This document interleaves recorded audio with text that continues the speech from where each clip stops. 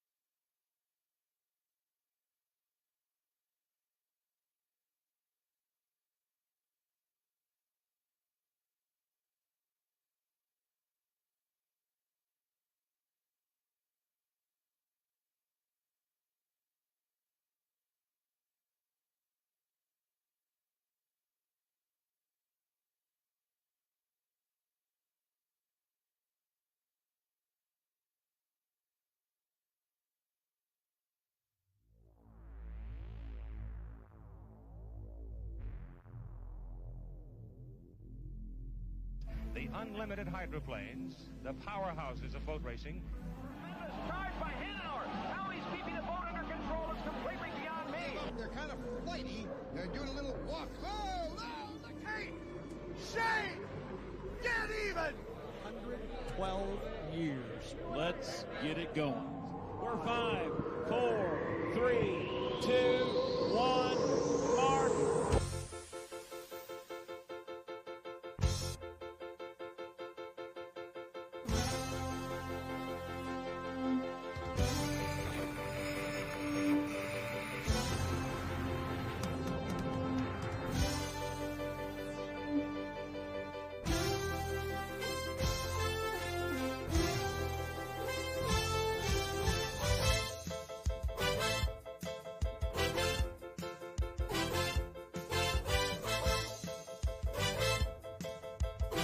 Turn number 1, the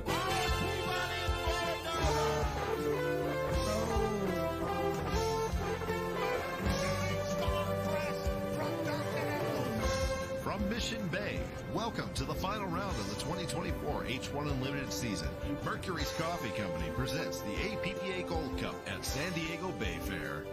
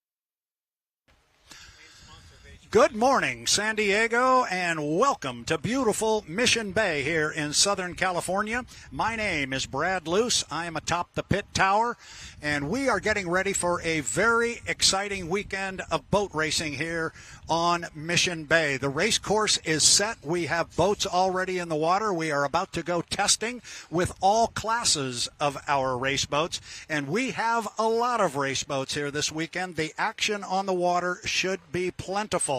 Talking a little bit about that, I mentioned my name is Brad Luce. I'm going to be joined up here at some point during the weekend by John Walters, legendary H1 unlimited hydroplane driver. He will come up and assist me when the H1 boats are on the water. I'm also going to welcome to our broadcast a little bit later a young man by the name of Jeff Conant. He's going to come up and give some help here on the announcing side of things. He is representing the Southern California Speedboat Club, and they have brought 5 classes of race boats here to San Diego and Mission Bay, and they are going to have all of their classes racing here. So it is going to be a very busy weekend. In addition to our H1 unlimited hydroplanes, we also have our Grand Prix America hydroplanes. They are going to be running on the water. They are presented by JJR Construction and Reliable Diamond Tool. We have our H1 unlimited hydroplanes, and then I mentioned the Southern California Speedboat Club. They are going to have here a couple or 2 or 3 of our flat bottom classes. They will have SE boats.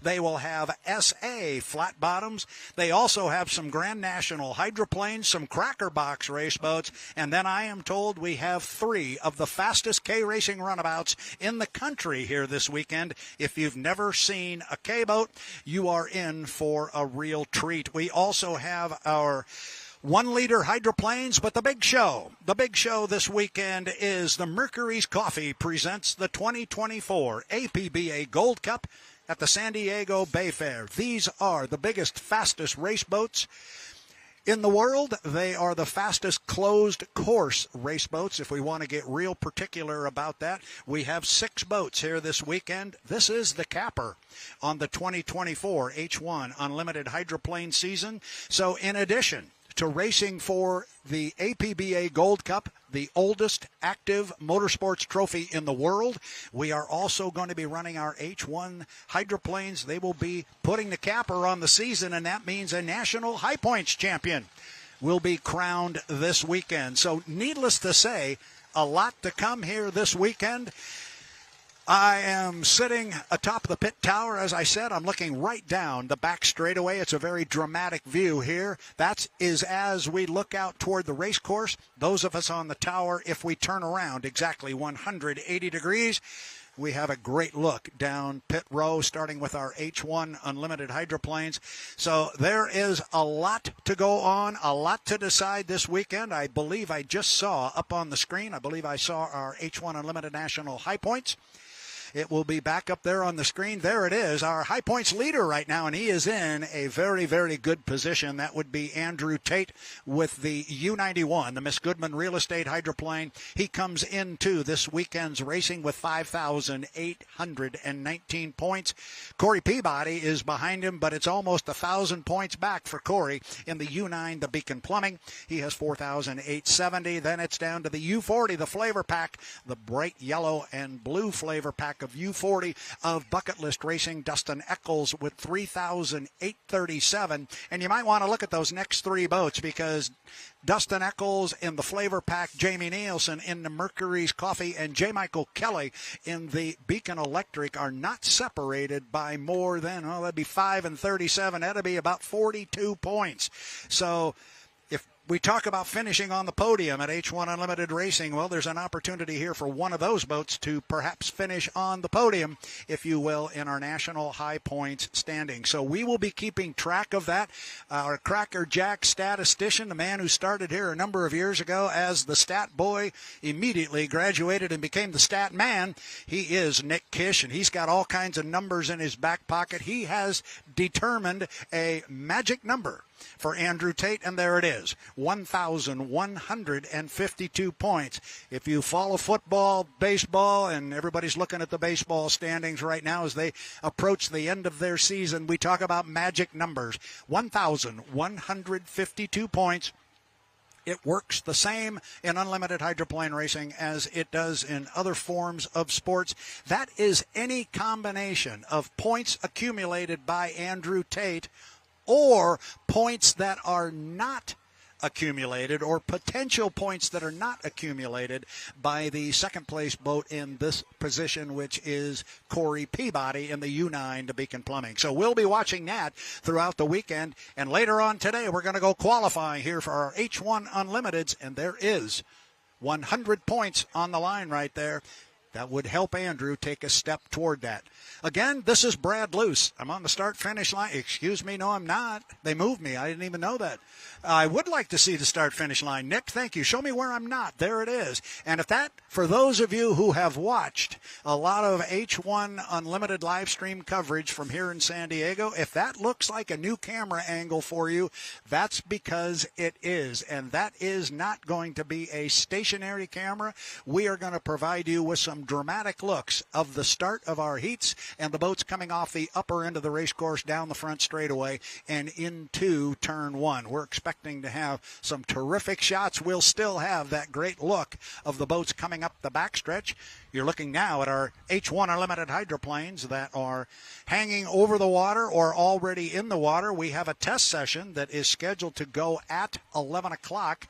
We have gone past that time, so we are just making sure our course is in order, and we will have H1 Unlimited hydroplanes on the water for a test session. I'm seeing lids now are going down on the boats. Those of you watching on the live stream are seeing the lid just went down on Dustin Eccles in the U40, the flavor pack. And the lid is down on Andrew Tate. In fact, Andrew Tate is already spooling up to 91. The Goodman Real Estate, our national high points leader, looks like he will be the first boat to come out on the 2.5-mile Bill Muncie race course here in beautiful San Diego, California on Mission Bay. It is the Mercurys Coffee presents the 2024 APBA Gold Cup at the San Diego Bayfair.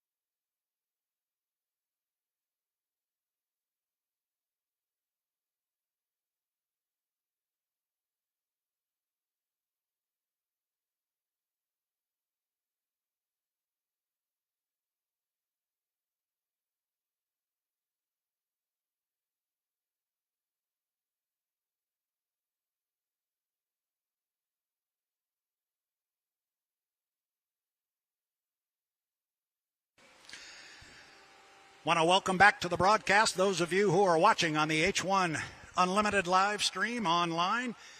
A beautiful look there. There is our new camera For those of you watching online, as Andrew Tate goes across start-finish line and heads down toward turn 1, we've got the U40, the flavor pack in Dustin Eccles.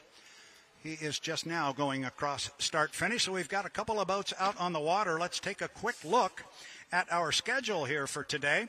And it is a busy one. I mentioned all the classes of race boats that we've got. Do this in my head. 5, 3. I think we've got 8 classes of boats here this weekend.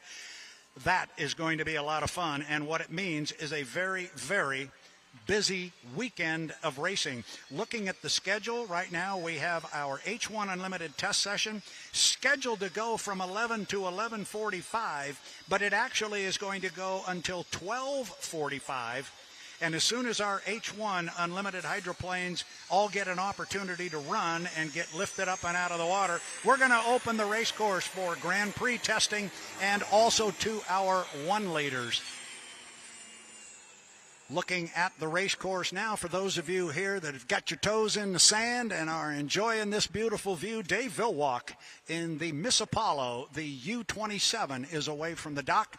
He is just now coming down the front straightaway as Andrew Tate goes through the top end of the race course, what we sometimes call the Sea World turn. And then they go down toward the bottom end of the race course, that which we sometimes refer to as the I-5 corner. So we got 3 boats out on the water right now. This is just a test session, and it's going to go here for the better part of a couple of hours, and we will have more than just H1 on the water. We will have all of our classes will be given an opportunity to come out and run. Dustin Eccles right now at the top end of the race course. He looks like he might be doing a little bit of a timing run. He got slow up the backstretch, and then when he got to the entrance pin of turn 2 at the top end up here by the SeaWorld turn, he put his foot in it, and he's now running hard down the front straightaway across start-finish line. Meanwhile, up the backstretch, getting a very good look at Dave Vilwalk in the U27, the Miss Apollo. This was a brand new boat for 2024. The boat is out of Rainbow City, Alabama. And this boat joined the circuit for the first time in Guntersville, Alabama. They went down there. Charlie Wiggins and his team put the boat in the water. They tested. The boat ran well. They then skipped the event on the Ohio River and showed up again in the Tri-Cities of Washington. And each time this boat runs, it just gets faster and faster. And I'm speaking of the U27 at the bottom end of the race course, the Miss Apollo. This boat was not only built in the great state of Alabama, it was completely fabricated. All the parts for this boat were fabricated in the shop of Charlie Wiggins in Rainbow City, Alabama. So they're very proud of this boat. They should be. Dave Vilwalk, the winningest driver in the history of H1 Unlimited hydroplane racing. He is behind the wheel. Dave has 10 Gold Cups to his credit. This is the APBA Gold Cup. This is the one every driver aims for. This is the driver at some point in their career, every one of them wants to win. Andrew coming through the top end of the race course smartly as Dave is slow through the upper end. Again, this is just a test session. We have 3 boats out on the water. That is the maximum allowable on this particular race course for testing. When we go racing and get ready to go in our final heat, come Sunday afternoon, we are going to have 6 H1 Unlimiteds on the front row. It should be a beauty. And as I mentioned earlier, it is the APBA Gold Cup. It is the oldest active motorsports trophy in the world. It was first competed and contested in 1904, and we're still going at it. This is the 114th running of this wonderful trophy that was fashioned by Tiffany's out of New York in 1904. Look at Andrew Tate blistering up the backstretch here as he sets it up at the entrance pin to turn number 2. Because of the other boats on the water, he's running out to about lane number 3, maybe 2.5. He's not tight on the buoy row, but that's because he had to go around Dustin Eccles, who is still out, and he was on an inside lane coming up the backstretch. Again, it's the Mercurys Coffee presents the 2024 APBA Gold Cup at the San Diego Bayfair. 3 boats out on the water right now, 3 of our H1 Unlimited hydroplanes. We've got, looking up and down pit row, we've got Grand Prix boats in the water. We've got Grand Prix boats in the water. I've also got, I thought I had a 1 liter or two. I do not. I've got Grand Prix boats in the water. And again, as soon as our H1 Unlimiteds are done testing and all of the boats are lifted, they will have another opportunity to come back out during this test session. But if all of them head back up on the trailer, which they will, we're going to open the course up and do our best to keep action on the water for you, the fans, at the 2024 San Diego Bayfair. I turn around and take a look behind me. Looking at our H1 pit area, we got 3 boats out on the water. I've got 3 of them either in the water here at the pits or hanging over the water. In the water right now is Jamie Nelson and the U11 Miss Mercurys Coffee. Their boat is laying dockside. I would expect they would be the next one out. And then the 2 boats from the stable of Daryl and Vanessa Strong. The U1, the Beacon Electric, J. Michael Kelly. He is hanging over the water, as is the U9, the Beacon Plumbing, the blue and white boat that will be driven by Corey Peabody. Got all 3 of our boats coming up the backstretch now. The one with the foot down, though, is Andrew Tate flying the 91 as he hammers it into the top end of the race course. Got a couple of boats off to his left and now quite a ways behind him. Andrew's been running hard. Dustin Eccles, on the other hand, has been taking it pretty easy. I think he's getting familiar with the race course and working on some timing marks. We will be talking about that, our start procedure, and so forth. But in short, it is all done on a clock start. And the idea is to put your boat on the start-finish line when the clock strikes 0. Don't be across too early. But to be on that line when the clock strikes 0 with a whole lot of boat speed, if you're too early and jump the start, get across before the clock hits 0, you're going to get a penalty, and you're not going to win. If you're a couple of ticks late, you're going to be way behind the field, and you're going to have the same result.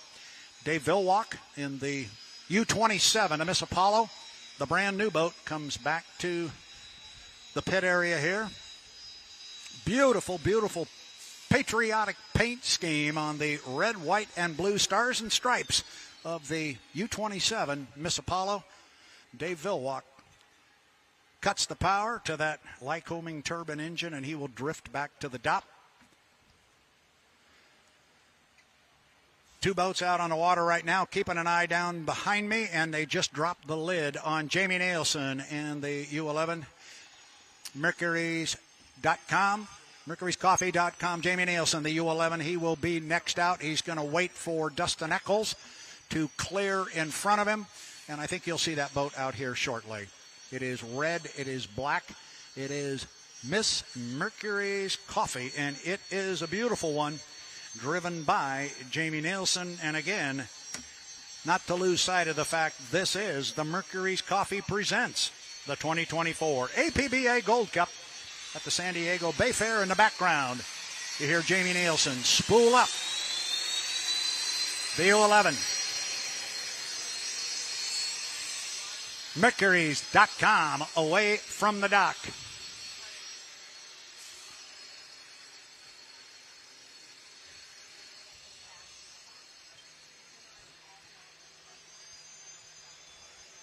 Don't normally do this, but I'm going to this particular time.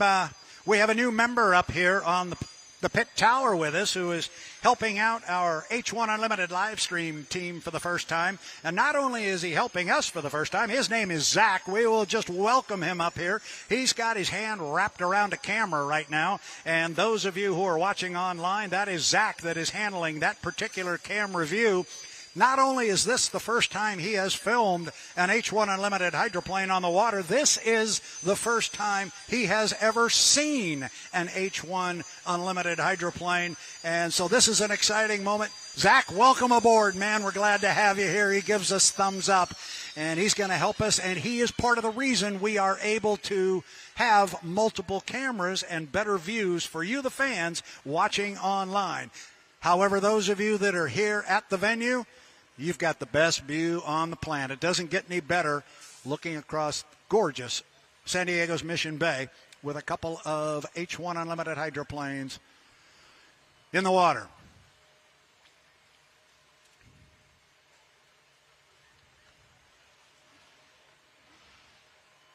Zach's pretty partial to this U11 Mercurys Coffee, and Zach, don't worry, he goes a lot faster than that. You don't need to worry about that. He'll get her up and running. Jamie Nielsen, young man out of the Pacific Northwest, as is Mercurys Coffee. It is all organic coffee. It is outrageously good coffee. It will stimulate your soul. So if it sounds like I'm reading some taglines, they're on the side of the boat. And Jamie Nielsen getting himself familiar once again with the San Diego Bayfair. We did get a couple of lap speeds.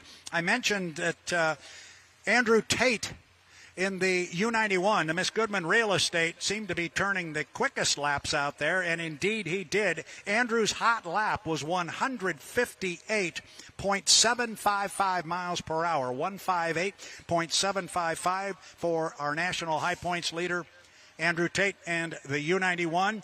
But right behind him was Dave Vilwalk in the U27, the Miss Apollo. He turned a hot lap of 152.905. So Andrew Tate the quickest at 158 and change. Dave Vilwalk second at 152.9. We mentioned that Dustin Eccles in the U40, the flavor pack, didn't seem to be pushing things too hard. Indeed, he was not. He didn't turn anything quicker than 110 miles per hour. That was clearly by design, not an issue they were having. Now keep an eye on Jamie Nielsen as he comes off the bottom end of the race course, got his foot in it a little bit, and it's a dramatic view as the young man from Gig Harbor, Washington, comes rolling up the backstretch. In our view here on top the pit tower, we're looking right underneath that hydroplane. You see him, he's got a good cushion of air as he flies the boat up the back chute. Now he turns it left, and you see that big wall of water come off the skid fin. That is a very large metallic piece on the trailing edge of the left side sponson on the left side of the boat, and he presents that sideways into the corner. It puts that big wall of water up in the corner, and that's what holds him on his line. He doesn't really slide through the corner. He carves the corner, and that's because of that skid fin.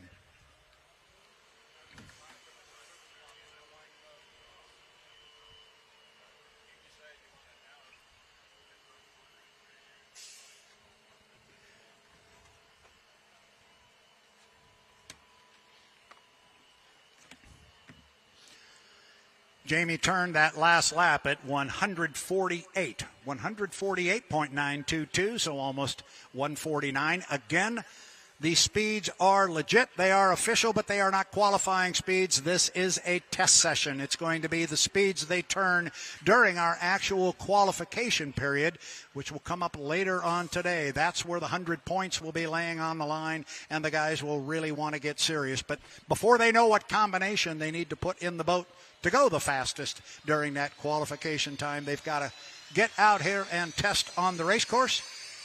Jamie Nielsen has had the course by himself. That's going to change because away from the dock now comes our defending national high points leader and champion, and our defending APBA Gold Cup champion.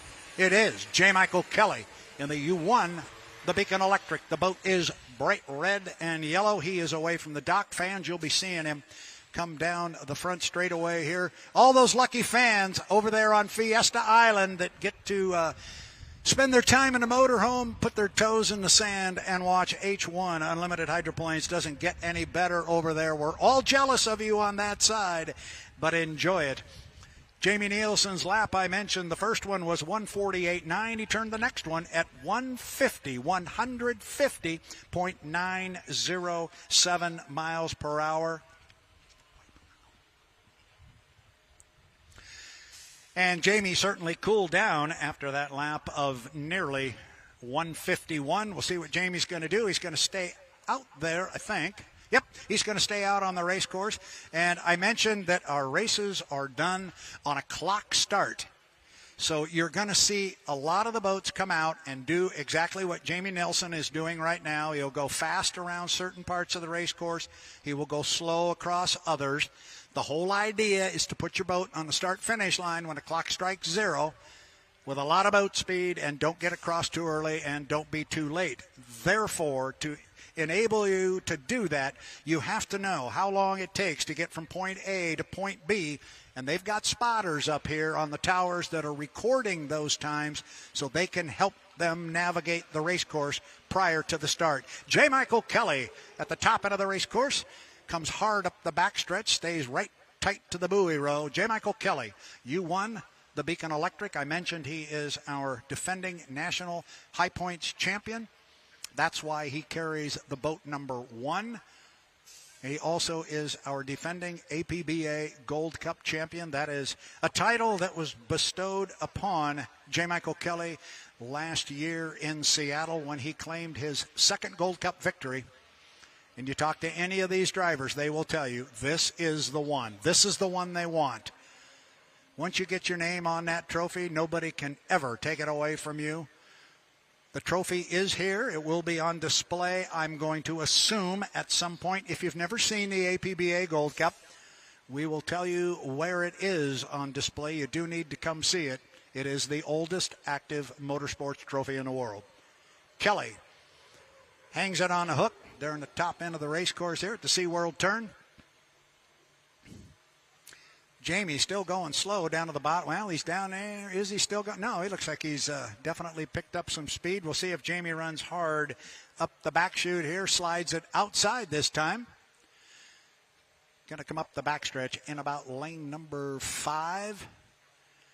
And he's not running too real hard. He may yield here. We'll keep an eye on him. He may be yielding here to J. Michael Kelly. We'll see if Jamie doesn't bring the U11 of Mercurys Coffee back to the dock.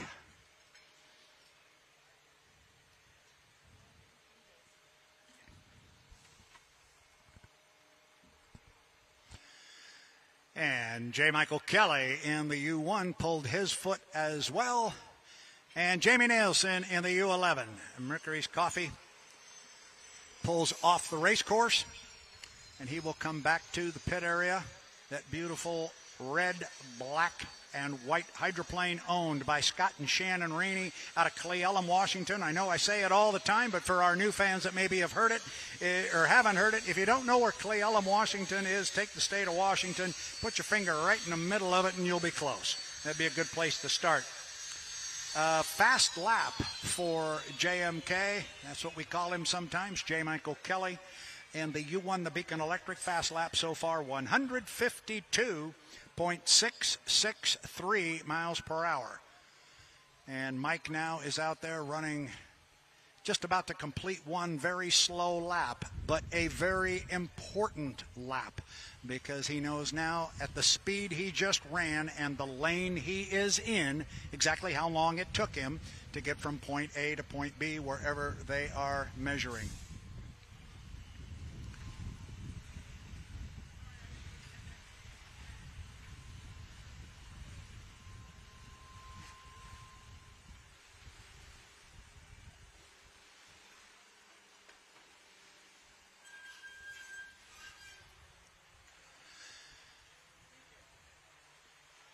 J. Michael Kelly, this time with the foot a whole lot deeper into the gas pedal as he comes up the backstretch.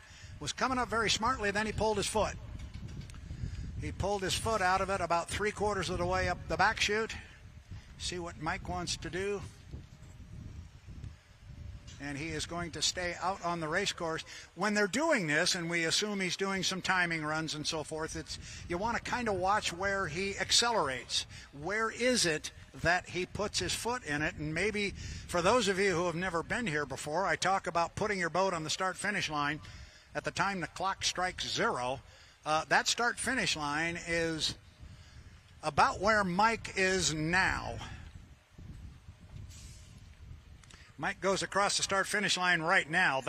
That's where the start-finish line is, and when we go racing, we will have 4-lap preliminary heats, but that's where they will all start, at least the beginning of the 4 laps. But we will talk about the race before the race and all the positioning that will take place with our H1 Unlimiteds, because when those boats leave the dock to come out on the race course for a heat of competition, they do not know what lane they will be racing in. They fight for lanes, and that's the 5-minute period leading up to the start. So lots to get to. It may sound a little bit confusing when we get closer to racing and begin describing it. It may sound a little confusing, and we've got some new rules this year. Trust me, once you see it, you've got it, and you'll understand it, and it will make a whole lot more sense.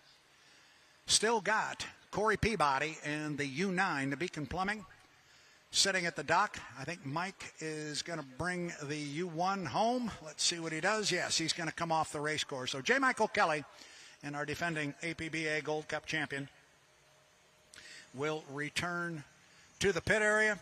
I mentioned the boat is owned by Daryl and Vanessa Strong. They formed Strong Racing when they purchased 2 boats in 2020. You see one of the boats there coming back to the pit area. That's J. Michael Kelly's U1. And the other boat that was involved in those purchases, the U9, the Beacon Plumbing, and Corey Peabody, the white one trimmed in blue, will come out. Those of you on the H1 Unlimited live stream are getting a great look right now from the dock right alongside the U9, the Beacon Plumbing. And that's our one of our cameramen down there, Mickey Washburn, getting a great look as the U9, Beacon Plumbing, Corey Peabody, about to come out on the race course. Again, those on the live stream just saw the line come off the front of the boat. Corey Peabody will be the next one out. He was our winner 2 races ago at the Tri-Cities of Washington in Eastern Washington.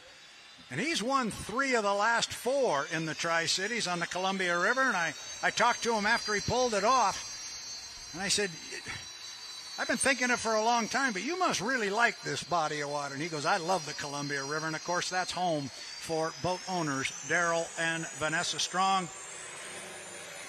That Rory here in the background is the U9, Beacon Plumbing, and Corey Peabody, young man out of Covington in the state of Washington, just south of Seattle. Corey not only drives the boat. If you see the U9 on the highway with being towed by the Strong Racing hauler, tap the horn, you'll wave at Corey Peabody. He drives the truck as they go across the country. He also is team general manager for Strong Racing. So this is a career for the young man, I said, out of Covington, Washington. Corey Peabody.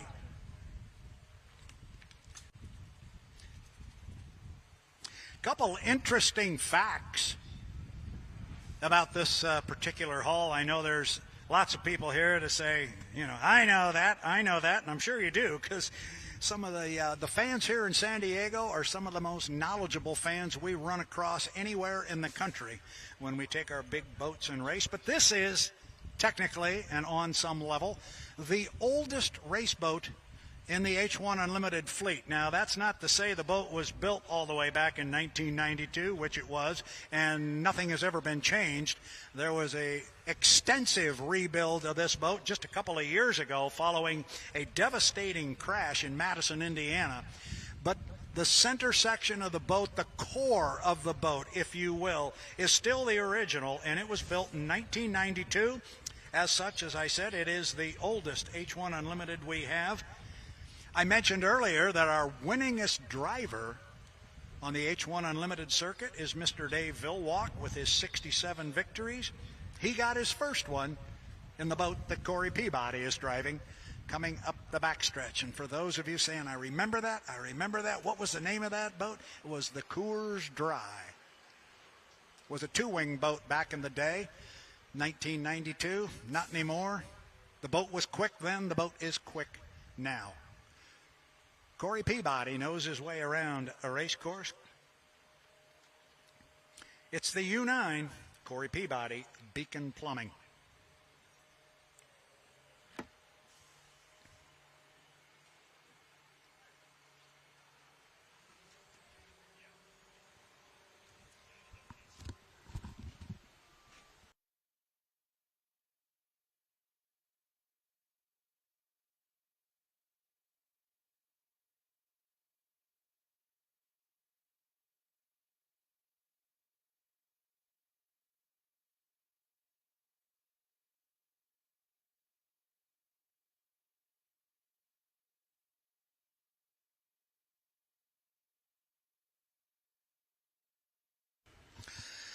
Those of you watching on the H1 Unlimited live stream are seeing Corey Peabody at the top end of the race course. Just kind of went silent there for a little bit, but again, Watching on the H1 Unlimited live stream, I want you to notice that new camera view. This is new for us here. You've never seen this before on San Diego's Mission Bay. And I, for the first time yesterday, got to go over on that side, over to Fiesta Island. I'd never been to start finish before. I was over there about 4 o'clock in the afternoon, and I had always been told that there is a late afternoon setting sun. You're looking across the race course, across the start finish line into a blinding sun. I got over there about 4 o'clock yesterday. I think we're scheduled for a 4:05 final. And I was amazed. The sun was not right above start-finish line. It was about 10 o'clock, and it was above maybe the three-quarter mark of the backstretch. And I thought, man, we can shoot from over here. And so I got with the – it's real easy for me to say that. And then it's Nick Kish and his team and they all work so very hard. They were here until dark making sure we could have a camera over there. But that's the view you're looking at right now on the front straightaway. You're in for a treat when we go racing and we put 4, 5, 6 boats on the start-finish line. It's going to be terrific. Corey Peabody in the U9 demonstrating that new camera angle. And as the sun does get low in the sky, where Corey is right now, down at the bottom end of the race course, the sun will be perfect for that. And the views we should get of Turn 1 that we've never had before should be very dramatic. So we're excited about that. We hope you, the H1 Unlimited fan, is excited about that. We've got a good show we hope to bring to you, and I think we're going to have some really good racing. Going to be a lot of activity on the water, and I'll tell you right now, with what I just saw up the backstretch, which was looking right down the nose of the U9, the Beacon Plumbing and Corey Peabody, he runs almost right straight at us up the backstretch. He had a spectacular boat ride. The boat was up and out of the water. We could look right underneath it all the way back to the propeller and the rudder. We'll get a speed on that lap. Corey, I think, ran it pretty good. On the screen there on the left, you'll see the speeds that have been turned in so far. It was looks like that one must have gone down about $1:55. I see Corey with the second quickest lap there at 1:55.252. Still, Andrew Tate. And the scary part there is, if I remember that, and if it's the lap I believe it was, that 1:58 that turned by Andrew Tate, I believe, was turned in about lane number 3. So we'll see if Corey doesn't do a bit of a timing run here.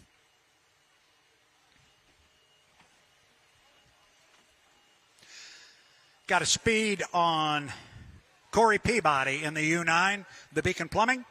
He's got it on the clock there so far at 155.252 miles per hour for Corey Peabody, and he's apparently happy with that. And what he has seen so far, he's going to bring the oldest boat in the Unlimited circuit back to the dock. Again, I want to reiterate, although it was almost completely rebuilt a couple of years ago after that devastating crash on the Ohio River at Madison, Indiana.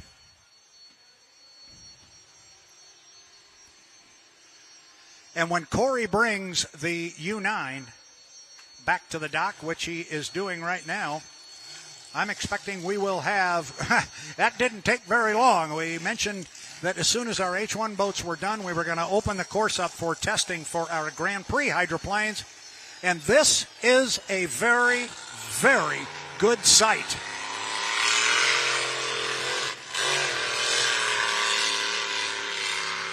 Away from the dock right now is the GP20 and Ed Preston, boat sponsored by the Truss Company. How good it is to see that boat back on the water. It was 2 years ago this weekend when they suffered a devastating crash here that really put the team back, but they stayed with it, they stuck with it, and here they are back out on the water. Big Ed Preston behind the wheel of the GP20. Boat is owned by Larry Lynn, sponsored by the Truss Company. And the driver is, as I said, Big Ed Preston. Also away from the dock is the GP12. Josh Harnack behind the wheel of that boat, owned by Bob Shellhays. That is the GP12, the Rapid Rabbit. They are away from the dock, and here comes the GP15. The Steiner Construction presents the Old Trapper Beef Jerky. The GP15, the very low-profile, bright yellow boat, owned by Jerry Hopp, driven by son Greg. We can put more than 3 boats out on the water when we got GPs out here running on the smaller course. And as such,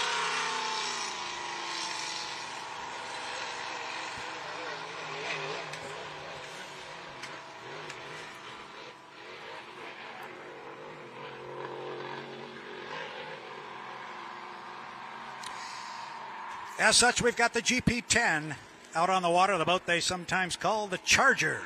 But it's running as Miss Marlene presents the Charger. The boat is driven by Kevin Ekrit, and as I mentioned, owned by Brian Richards. 1, 2, 3, should have 4 boats on the water. We do indeed. Couple of yellow ones, a blue one, and then a bright orange hydroplane. For those of you that might be new to hydroplane racing, new to the San Diego Bayfair, first of all, welcome. We are very, very glad to have you here. Our event this weekend is going to be a big one. It is the 2024 Mercurys Coffee presents the APBA Gold Cup at the San Diego Bayfair. We are going to have up to 8 different classes of race boats on the water. You'll notice we had our H1 Unlimited hydroplanes out earlier. They had a very different sound than the automotive-powered Grand Prix America hydroplanes on the water now.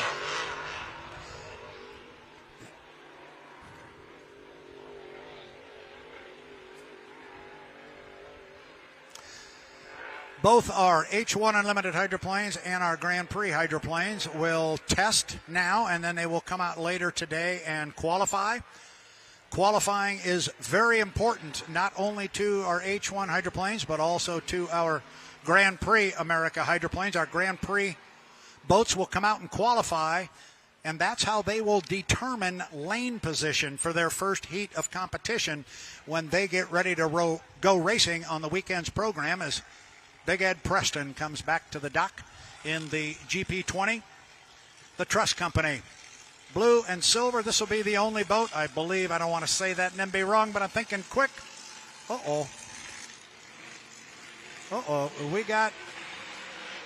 We may have.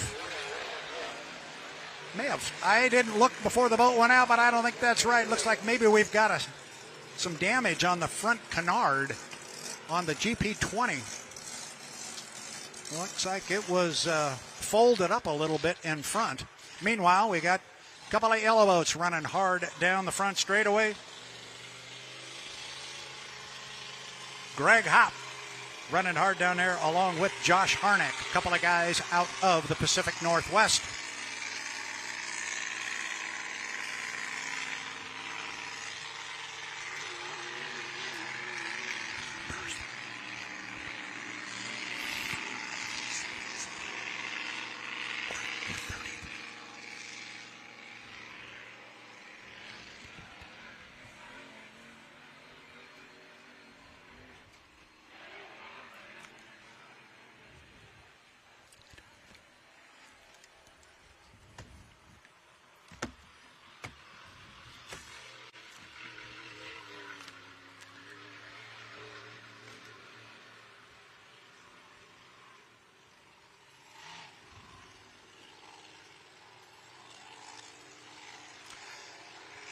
Got another GP out on the water. It is Ken Lupton out of Waverley, New Zealand, driving the GP 577 of Lucas Oil.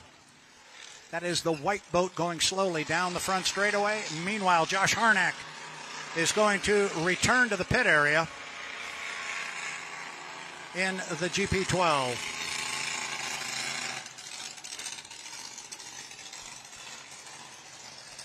And for those of you who might be, and I'm going to bet there's not a whole lot of them, but for those of you who might be Seattle Seahawk fans, you will notice that 12 behind the canopy on the GP12 is the 12th man flag insignia.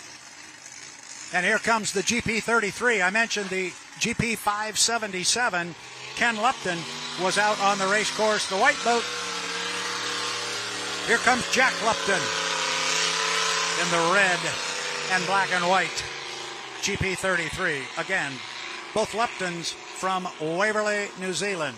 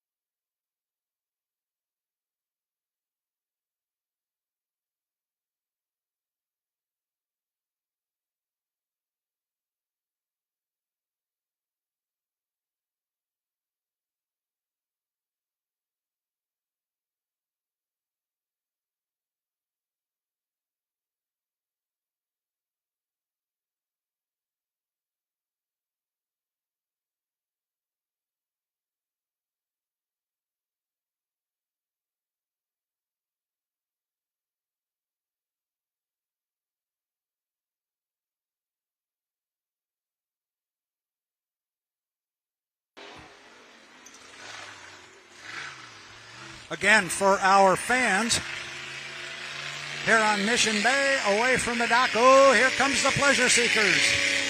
GP3 is away from the dock.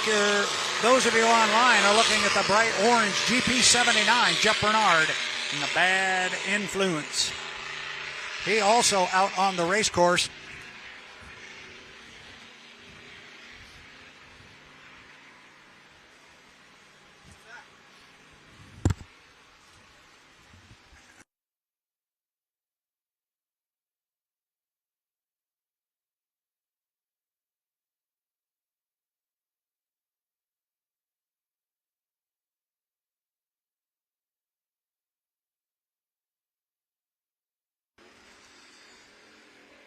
So again, just reminding our fans what we're watching here. This is a test session, and it is an open test session for any of our race boats right now. I should say any of our race boats that includes the H1 Unlimited hydroplanes, the Grand Prix America hydroplanes, or our 1-liters. We can get a 1-liter out here as well. I do not see any of them as yet in the water, but we could have one out here shortly. I shouldn't say most, but many, if not most, of our Grand Prix hydroplanes have made a visit to the water. The GP50 is in the water. That is the pressure measurement hydroplane, GP50. It's a beautiful boat. It is red. It is white. It's got a gold effect stars on it. You'll like this one when it hits the water. And it also is a quick one. Ken Brody spends time behind the wheel of that one.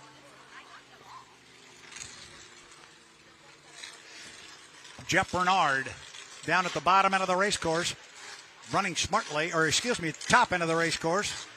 I'm going to get this right in a minute. He was down at the bottom end, looking at a monitor and didn't quite know where I was looking.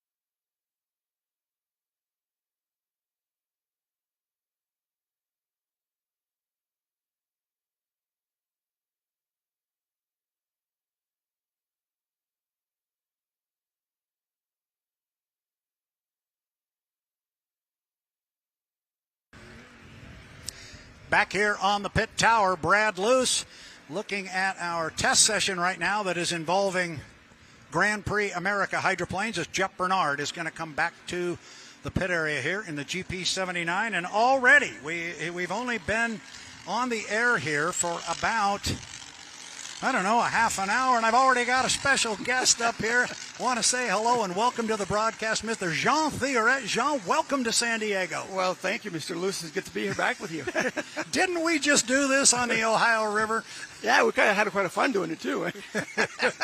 We did indeed, and I've had you assist with broadcasts on the H1 side of things, but I got a hunch you could talk about Grand Prix America. It's a big bunch, 13 boats, so it's good to be 13 boats in San Diego. That is, and gee, but I get you on the pipes, and now they're all going back in. What's that all about? We'll come back later. No problem. Now, this is going to be fun. Looks like we're going to get Ken Brody out here in the GP50. And anybody, well, I know there's one particular individual back on Rikers Ridge in Madison, Indiana. If he happens to be listening, he knows that if I have a favorite GP, it's that GP50. One of these days, I'm going to see him win. I hope so. So does he. Yeah, absolutely. I think he won. Didn't he win the last race? I believe he did. I think so. But the key was I'm going to see. Oh, you want to see it. That's the thing. Okay. Yeah.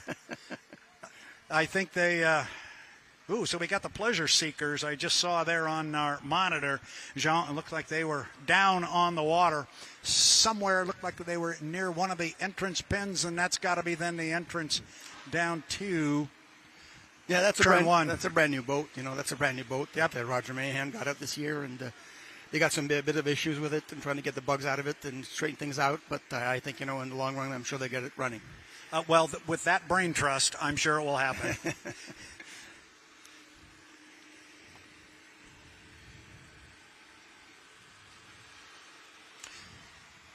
So all of a sudden it got quiet here for the first moment here since we've opened the course.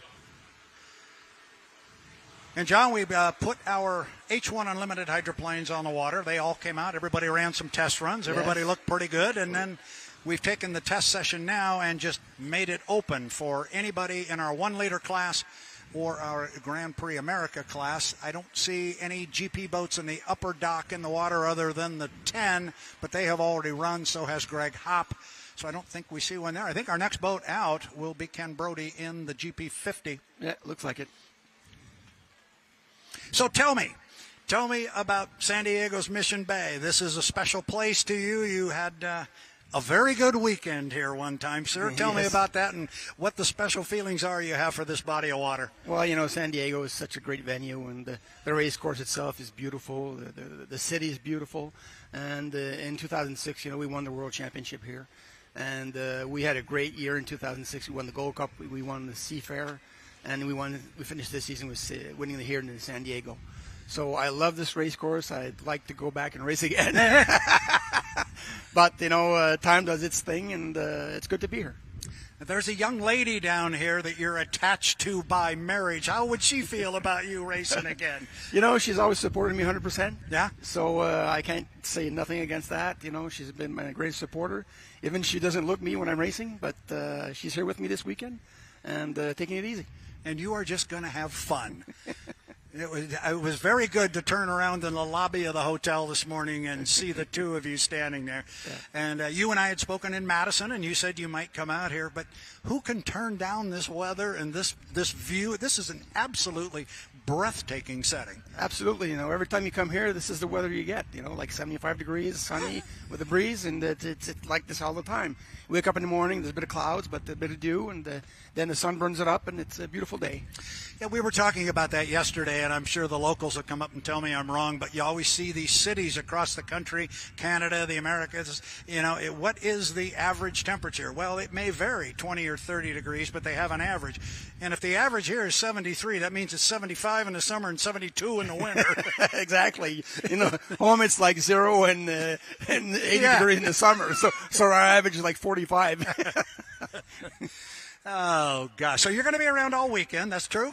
Yes, I'll be here all weekend. All right. So you can come up and say hello. John Walters is going to come up and take a turn on the microphone. But as I said in Madison, Indiana, you can share a microphone and a headset with me anytime you want, my friend. Well, I really appreciate it, and it's always fun to work with you. It's a joy, and you're a very professional person. I appreciate that. Don't go away yet. I'm waiting. Here comes, I think we got a little prop movement here out of Mr. Brody. Maybe you can hang with us here for a second. Talk Ken Brody around this race course.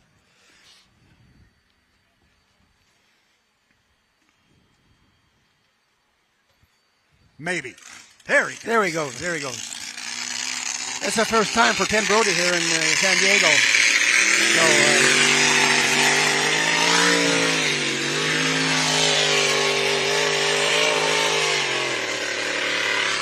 So, Jean, you've spent more time, I assume, in a Grand Prix than you have in anything else. Obviously very successful on the unlimited side, but you spent so much time in the Grand Prix. When you would go out, this is the first time for Brody to be on the race course. What's he doing? They've come across the country. I'm assuming they're making sure everything's bolted down and everything, all the systems are working. But what's he doing out on the race course first time in a test? Well, I think, first time he's going to feel out the race course, see how the race course is, see how the water conditions are. This is a big course here. It's a 1 2/3 course. So, most of these guys that come from the Canada or the East Coast, they run on a mile course now. So it's a very different setup for them, different gear ratio, different propellers. So I'm sure they're going to feel out the course, first of all. What course do you prefer? You like the big ones or you like them a little tighter? Well, I like the big ones, but of course there's always the Valleyfield Regatta, which is a very, very tight course. It's a driver's course, but, when you win Valleyfield, it's like winning the Indy 500. Someday. Someday I'm coming. I'm Someday. coming. That is on my bucket list to go up there. Everybody says it's the place you've got to see a race, and your racing fan career isn't complete until you've been there. Well, absolutely. It's been on for like almost 90 years now. And the thing that's so nice about it is a bit like Madison. There's a race course that's really close to the fans. So you feel the vibration, you feel the noise, you feel the excitement. And like there's like 50,000 people go to see the races there. So it's very well organized, and it's really, really a great course. And I've been told that if I come up there, hitch my wagon to Jean Theoret for about an hour, because I guess you're kind of a rock star up there. Well, I used to be. I hear you still are. I hear you still are. So for what you were just talking about, Mr. Brody here, taking it slow around the race course, just seeing how it's laid out, make sure he knows where point A and point B is. Exactly. He's warming up the engine, getting the oil warmed up, and feeling out the course and making sure there's no rattles in the boat and things like that. And, of course, here it's salt water, so it's a bit different also. But, I'm sure he's taking his time seeing what's going on.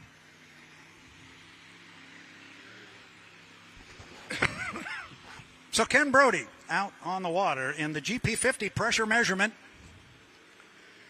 It's a fast race boat. For those of you watching online, there's our new camera view coming off the top end of the race course.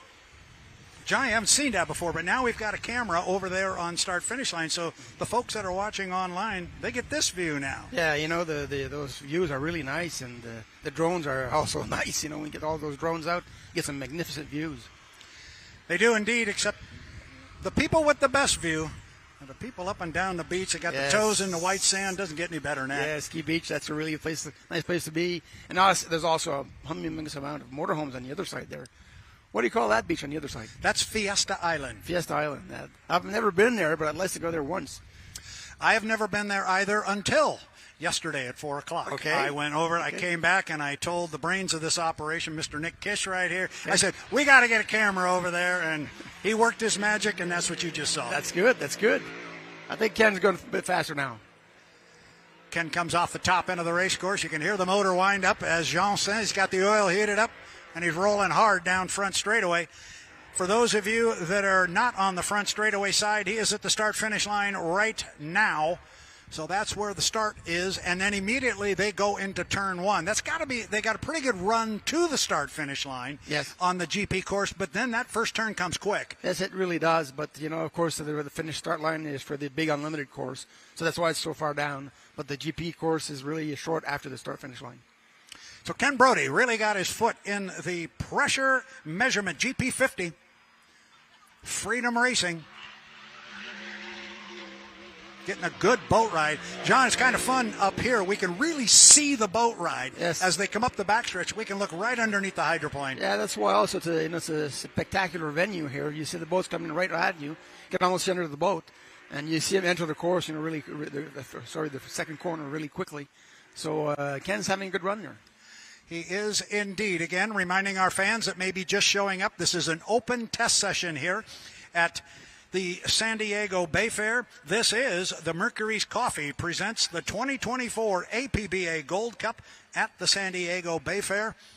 And it is much more than just H1 Unlimited hydroplanes. We've got 8 different classes of boats here this weekend. It's going to be a lot of fun, Jean. Well, I think it is. There's always going to be some boats on the water. That keeps the spectators busy and occupied. And seeing some good racing, and hopefully, everything will go well. Well, and that's exactly what the point is with this test session being the way it is. It's an H1 Unlimited test session on the schedule, but with none of those boats are in the water, why not take some of our GPs, put them in the water, put a 1-liter out there, keep the activity in front of the fan? Yeah, I think the fans really appreciate that, and I'm sure all the racers appreciate that, that the Unlimiteds are sharing their time with the other classes. It's the only way to do it. As Ken Brody, GP50. Pressure measurement, boat owned by Don Less, will bring that beautiful hydroplane back to the pit area. Now, I've noticed that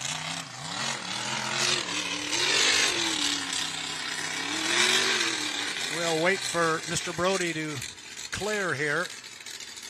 In the background, in our headset, I noticed, Jean, looking down pit row, that Jeff Bernard was already out in that bright orange GP79, but it looks like they have spun the boat around. They may be coming back out. And then we also have the GP35. Is that the 135, GP 135 is in the water. Yeah, I think that's Jack Shaw that's going to drive that boat. It is right? the Cool Cat Racing. So I think it's his first time in a GP boat. Think he ran in Guntersville. Did he? I believe he did. Okay. I believe he did. Okay. But you're the GP guy. Well, I'm not sure. You're creating doubts in my mind there. Uh-oh. That's not good. Oh, don't worry. If we make a mistake, you'll read about it on social media. Exactly. There's people just waiting for us to trip up. I believe he did run the boat, and I believe he also, I'm not going to go that far. I think he got a heat victory down there, too. Well, one thing's for sure, he's a rookie driver. That's true. In this class, right? In this class. That's in right. GP class. He's been racing quite a while in 2.5 liters in HRL. And he's been doing a great job. I think he's won a couple of championships. And now you understand, fans, why Jean Theoret is up here to keep me straight and keep me in line. Got one of our 1 liters headed into the water as well. A great weekend of racing. This is just Friday. We're going to go racing before the day is done. Yeah, here comes the GP 135. John Shaw behind the wheel of that particular boat.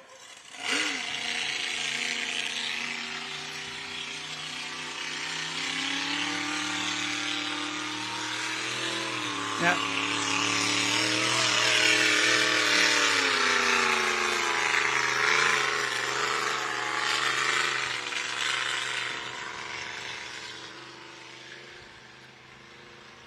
Somebody down there in Guntersville was explaining to me some of the career of John Shaw, and I'm just sitting here thinking about that running in Guntersville. I think he did because they were explaining it to me so I could talk about him. But heaven be the day that I try and correct Mr. Jean Theoret here.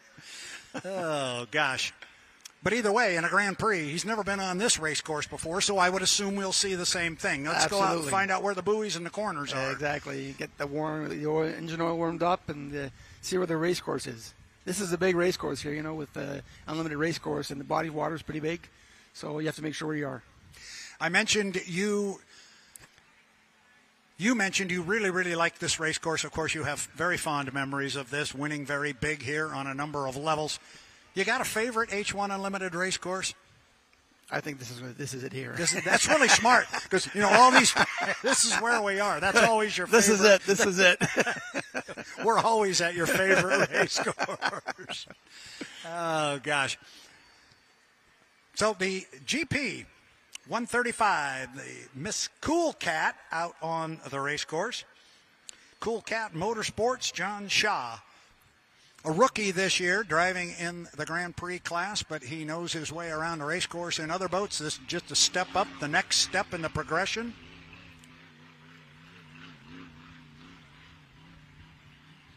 We get asked this question a lot, Jean, but you drove the Grand Prix for so many years. You drove Unlimiteds for many, many years. What's the biggest difference between the two? Well, the Grand Prix boats have a really, really good acceleration. That's what's so impressive of a Grand Prix boat. The Unlimited boats have really high top speed and very, very good cornering ability. So, with the Unlimited boat, you never get off the throttle and you just turn the wheel and turn the boat. Most of these GP boats, you have to get off the throttle a bit and then get back on it once they finish up top. So, acceleration, Grand Prix, top speed, and cornering Unlimited. Very good. And we thought perhaps Jeff Bernard might come back out in the reliable Diamond Tool GP 79. Jeff back out on the water. So we got a couple of our Grand Prix in the water. Got a 1 liter sitting in the water right now.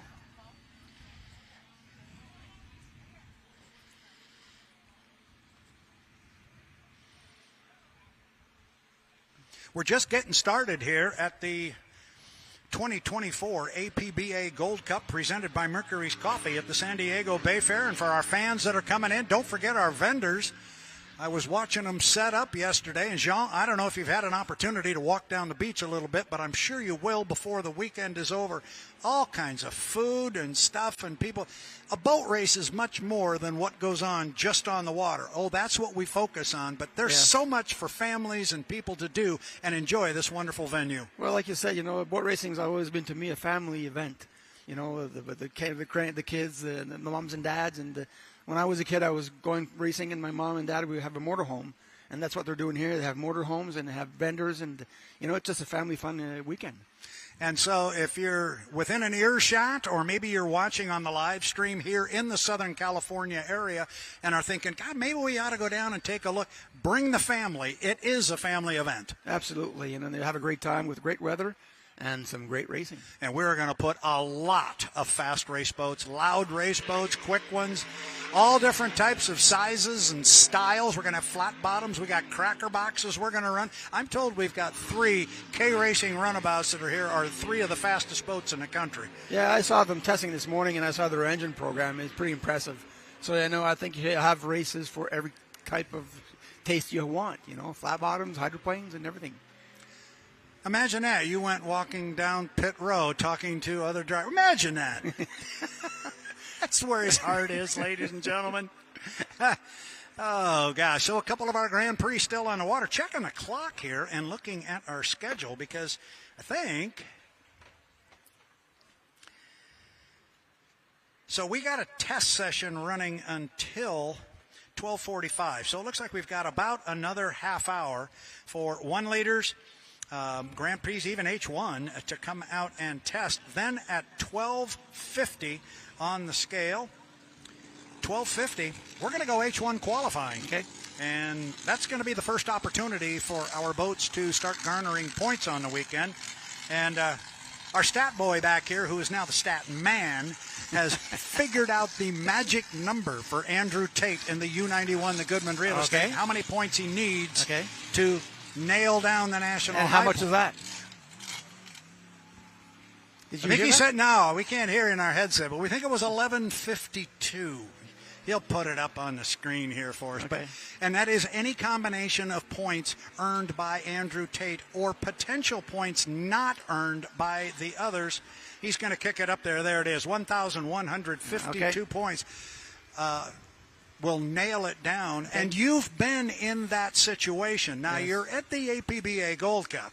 And job one, you would think, is to win the APBA Gold Cup, but you want that National High Points Championship. How does a guy like Andrew Tate and a team like Goodman Real Estate, how do they handle that? They want to get that national title, but they also want to make sure they get the Gold Cup. Well, I think, during the heat racing, you have to be smart. The important thing is that you finish your races. There's only 6 boats here. All 6 boats will go make it to the final. And then you bring all the thing up for the final and win the Gold Cup. And hopefully by then you've got everything nailed down. Exactly. So you can go it, or you're going to blow it, you're going to go out and let her rip and bring home the oldest active motorsports trophy in the world. That's a heck of a statement, isn't it? Absolutely. So, you try to finish and win the points championship before the final. Yep. And then you go all out for the Gold Cup. And then it's time to go race. Exactly. So John Shaw is going to come back in that GP 135. Cool Cat Motorsports. And I have a notion it's going to get, well, not quite. I was thinking it was going to get a little bit quiet here, and it is maybe kind of semi. But I mentioned along the way we have a 1-liter sitting in the water. I'm not quite sure who that is, but there's a 1-liter in the water. And we also have GP8, the Fraternal Order of the Eagles, an all-white boat, owned and driven by Eric Christensen out of the Pacific Northwest. That boat is in the water to our left. It's right in front of us, Jean. He's on the back of the boat right now, but that one is in the water, so we'll have them out shortly, and we'll also have one of our 1-liters is going to come out.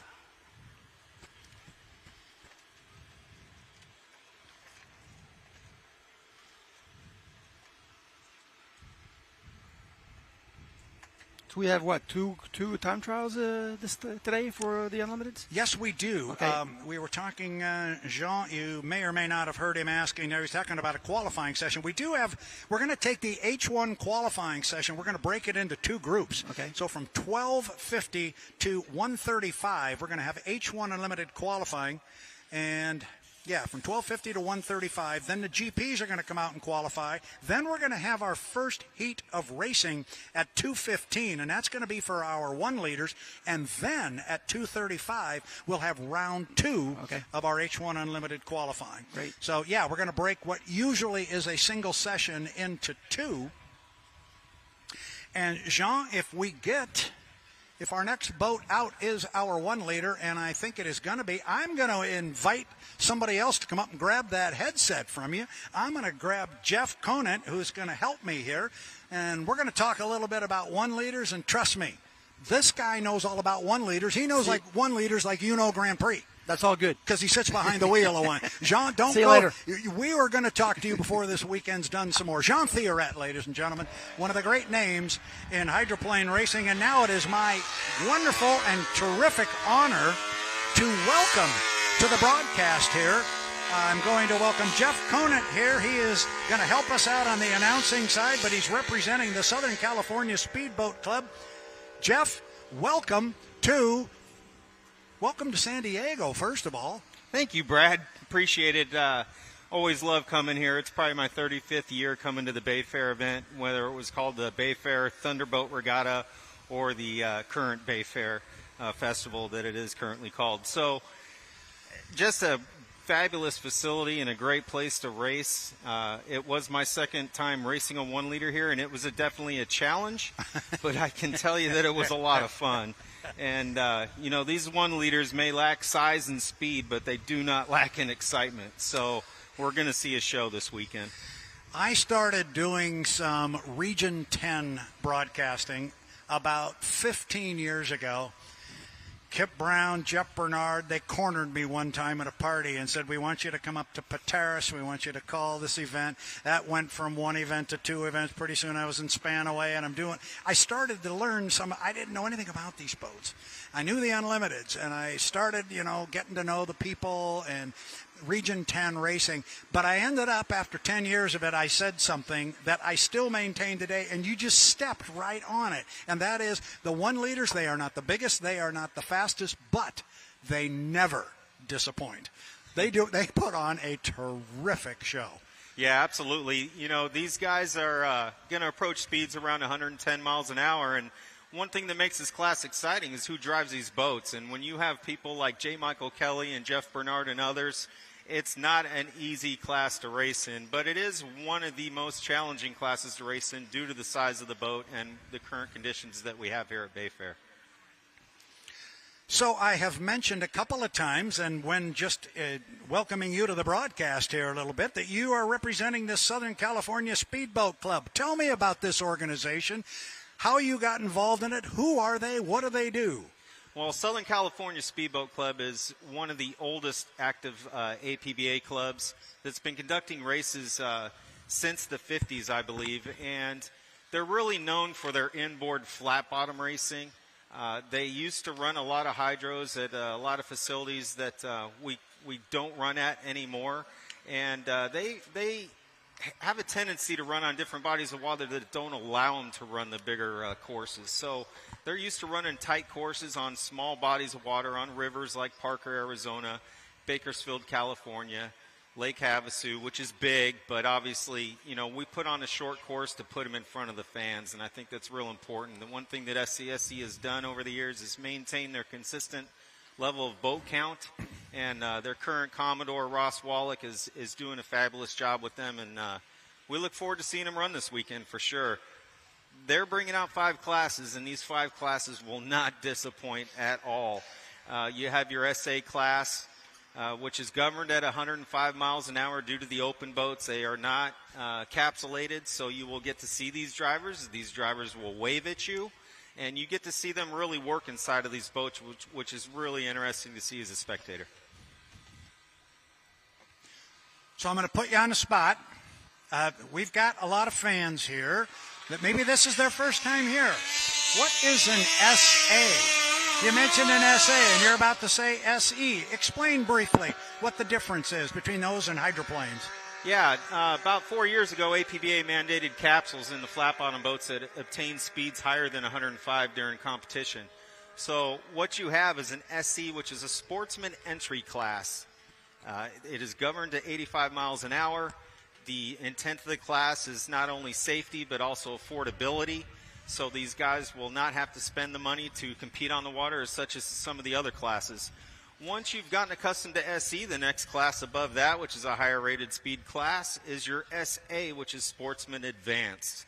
And the concept behind Sportsman Advanced is to let these drivers go at 105 miles an hour, but not over, which keeps the competition really tough and tight on the water. Not only are they bringing the SA and SEs, they're also going to bring what's called the Grand National class, which is an endurance class. It's a V-bottom class, but it is big block power. As we like to say, piston powered. So the old term here at Mission Bay was Thunderboat Regatta. These guys, along with the GPs and the other inboards, still bring the thunder. So if you like noise, you came to the right place? Absolutely.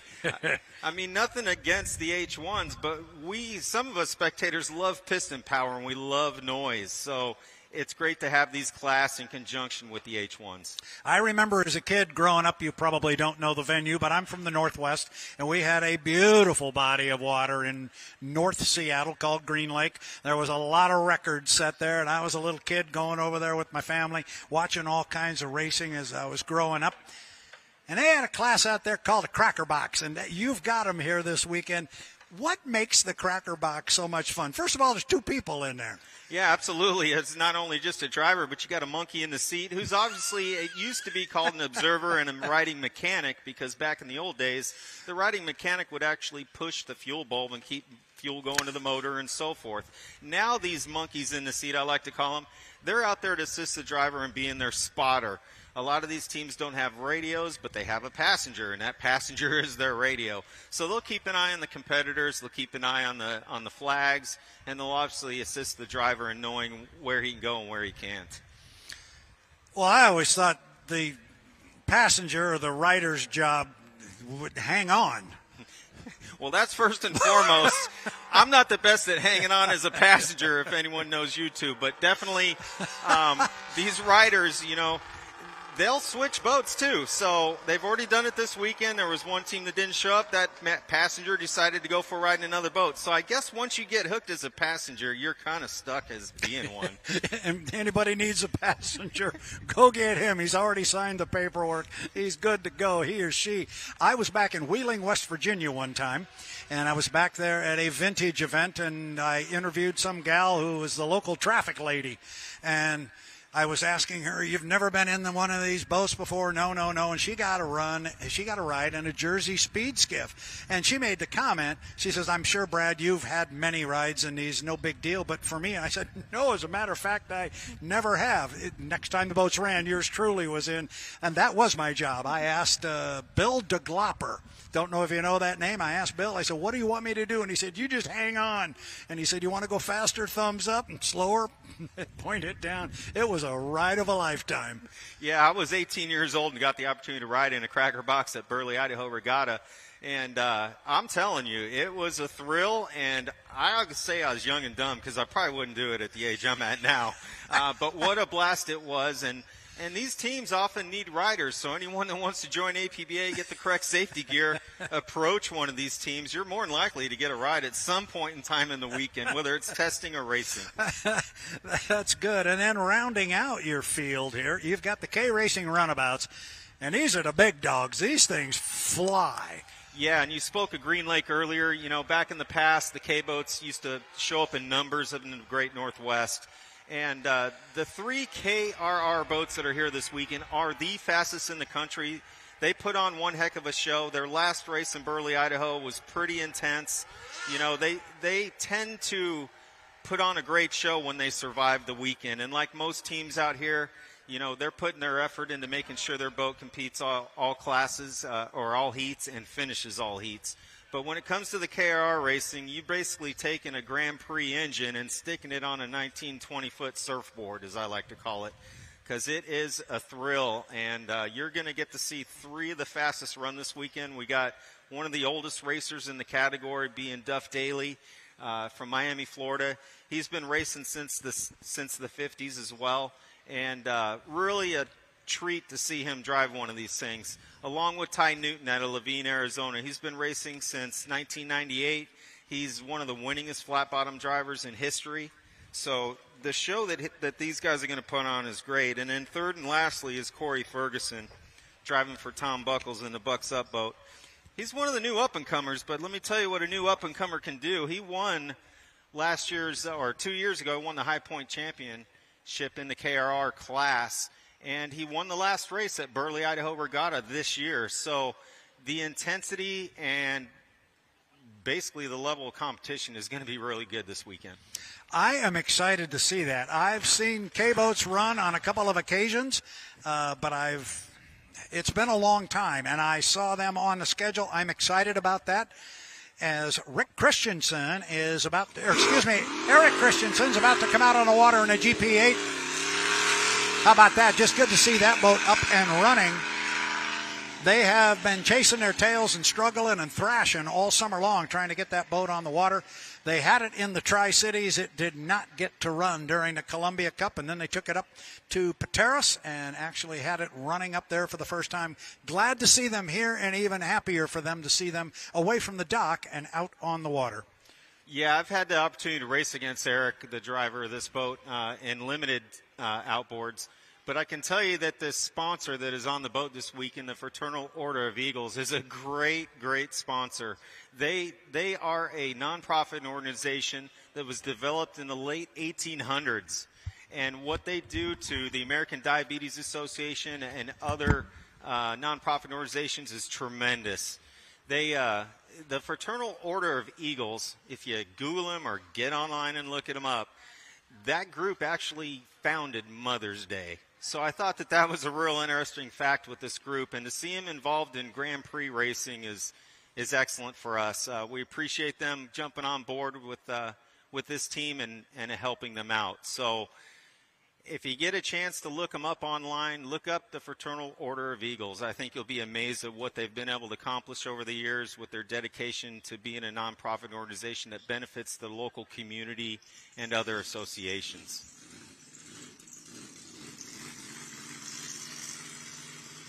Looks like we got Ed Preston leaving the dock in GP17 now. He's going to join the fun and get some hot laps in. And, you know, most of these guys under these testing, they're just not out running for show. They're out there setting up their boats, making sure that everything's shooken down correctly and running right. And they're also starting to get on some timing runs where they'll actually use the course markers to establish where they want to be relative to the start of a race.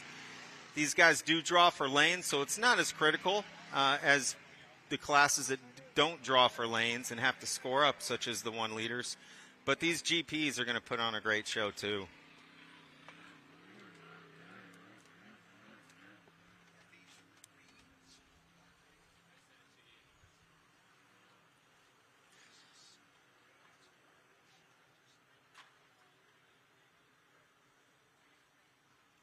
So Eric's going to be coming out of the turn 1. We call the I-5 turn.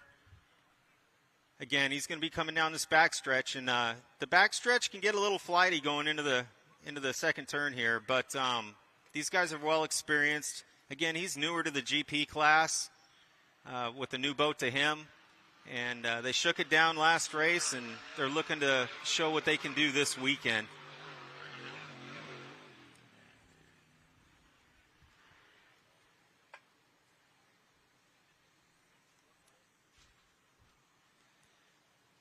Looks like Eric's going to have a little bit of a problem on the front stretch. He's going to shut it down. I can tell you that Ed Preston, he's pretty familiar with San Diego. And if anyone remembers 2 years ago, he had an unfortunate incident where the boat caught fire. And he had to withdraw from the finals on Sunday. But he's always a big competitor out there. And these guys are going to put on a good show.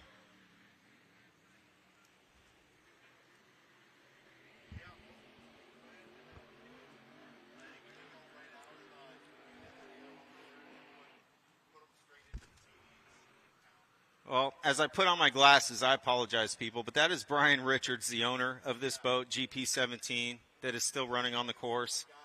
That is going to be Austin Eckert driving that boat, so I apologize, but we'll get Preston out there a little bit later. He's in the GP20. Very similar paint job, similar colors. My bad. But this boat here, again, owned by Brian Richards, is a very serious competitor. The boat used to be driven by Dustin Eccles, I believe.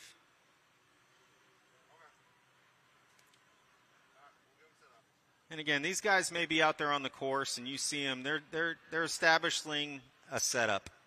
They're trying to get comfortable with the course, trying to get comfortable with the boat. There are 13 GPs here this weekend. They are going to run 3 qualifying heats a little bit later on, and then they will run 8 boats in the final.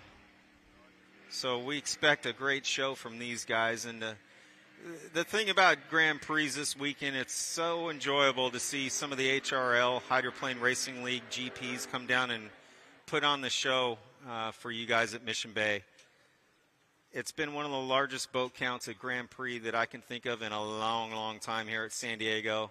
And it's definitely the largest fleet of GPs to show up at a single event this year. So really proud of that. Proud that Mercurys Coffee could help bring this class to Mission Bay this year in the strength that it has.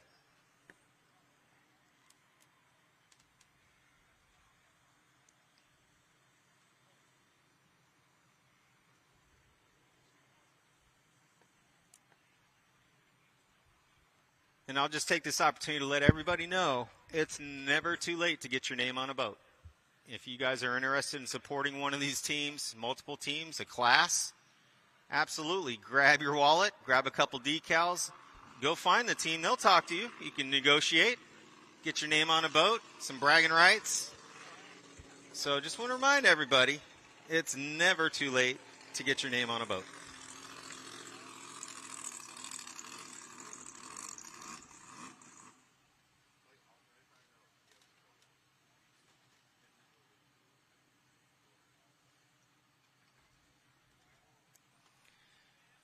So the GP17 made it back to the dock. Looks like we're going to have to tow the Fraternal Order of Eagles boat back to the pits. So I see a tow boat going out to get him now. And once we get the course cleared, I believe they're going to send out some 1-liter hydroplanes out to do some testing. And again, your smaller hydroplanes that are here this weekend will still put on a great show.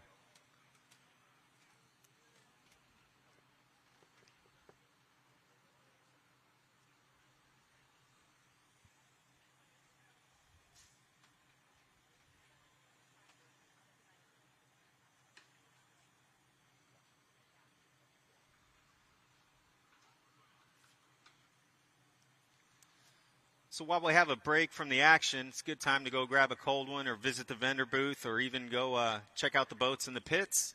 Again, every ticket includes a free pit pass. And these teams love talking about boats, so go bug them.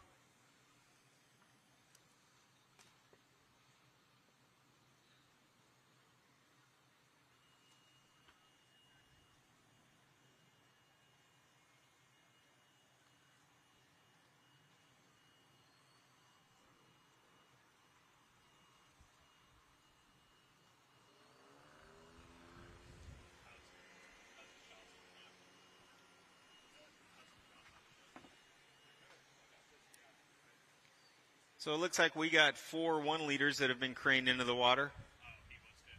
I'll go ahead and explain that why 1 is on the water, driven by J. Michael Kelly. It's a green and black 1-liter hydroplane. Again, he also drives an unlimited. So this class is not the easiest to win in when you have drivers like this competing against you, but they force you to be a better driver. And appreciate that they're part of the class and continue to be part of the class. I think if you ask J. Michael what's one of his funnest classes to drive, I think he'd say 1-liter. We've also got Brian Sanchez coming out in the Y45. Looks like Sean Bowser is in the water in the Y52. And Marina Bartels is also wet. So here we go from the dock. These are your 1-liter hydroplanes. Again, top speed approaching 110. They run a 3-cylinder, 2-stroke engine, so you're going to hear that whine. You're going to hear that exhaust pipe. You're going to know that they're a 2-cycle engine.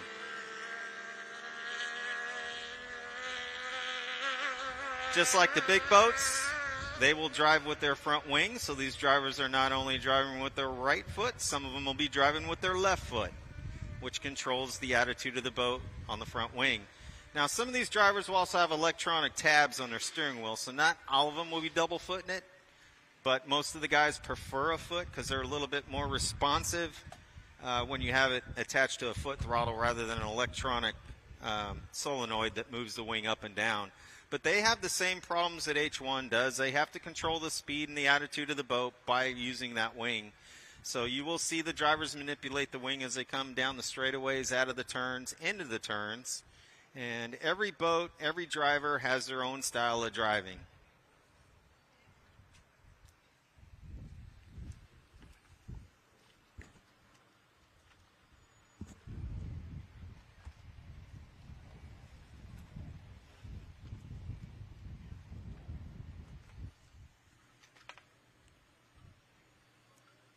So this class does score up. They do not draw for lanes. So as these guys test, they will be using their spotters to help assist in developing a game plan for their heat races coming up later today so that they get a good start. Again, it'll be a clock start. When a clock hits 0, that's when the race starts. But if you cross that start-finish line before it hits 0, you're DQ'd.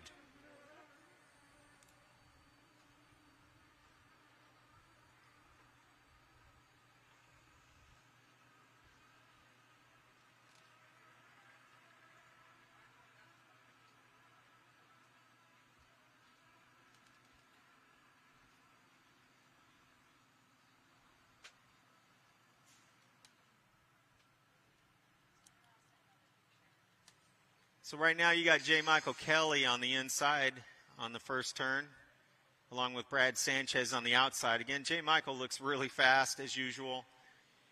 He's already working on timing runs, I would assume, where he wants to be. But right now they're probably shaking down the boat is their main concern, making sure that everything's good to go.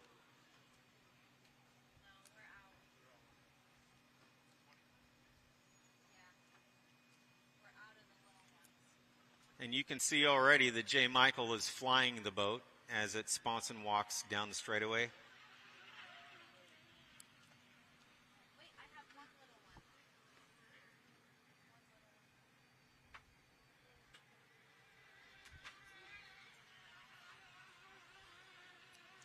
Sean Bowser out there in the green and white boat.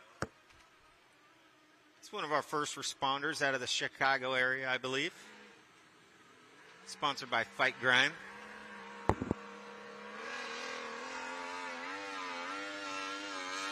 He's definitely known for putting on a show here at San Diego. He's been upside down, I believe, twice here in 3 trips. So he's one to keep your eye on too. It's not always the fastest boat that puts on the greatest show.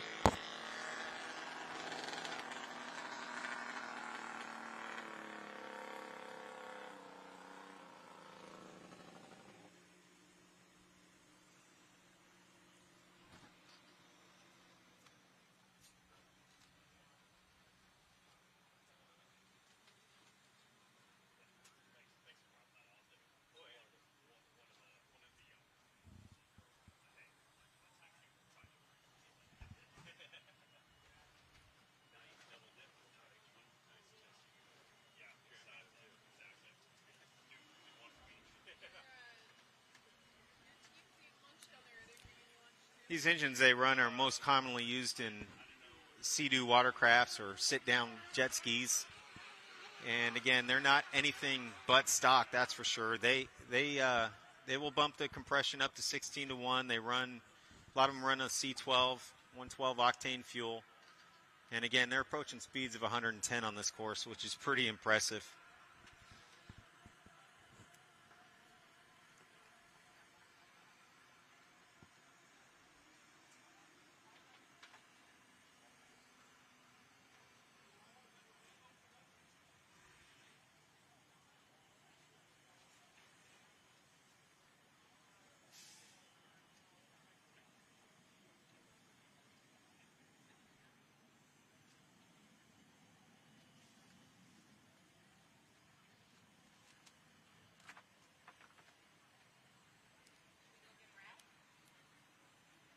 So entering into the SeaWorld turn, you'll notice that's a pink and white 1 liter, driven by a female this weekend.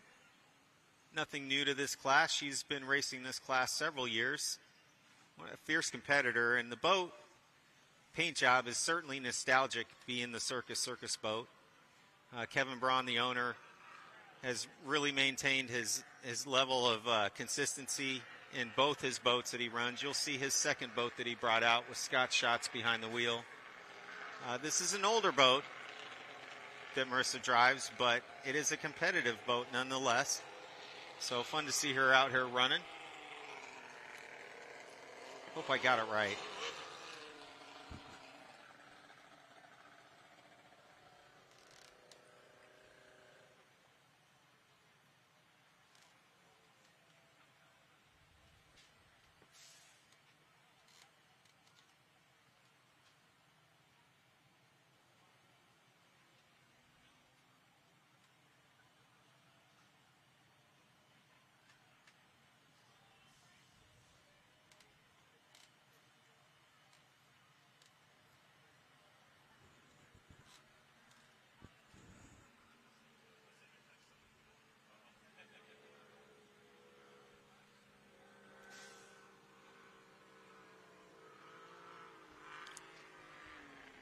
So Miss Circus, the Y31, brings her into the pits.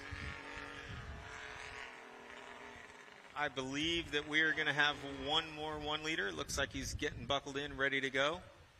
That will be Scott Schatz and Kevin Braun's second boat. So this is the teammate boat to Marissa, who just pulled off, the Y31. And the Y3, the boat that Scott's going to get ready to head out in, has been pretty much redone over the last 2 years. You guys may recognize this at Bayfair as the San Diego Charger boat. The boat was painted just like a San Diego Chargers uniforms, with the blue and the lightning bolt with the yellow. And really a crowd favorite here at San Diego. But since that team has left, the owner has decided to repaint the boat with a beautiful orange, black, and silver paint scheme.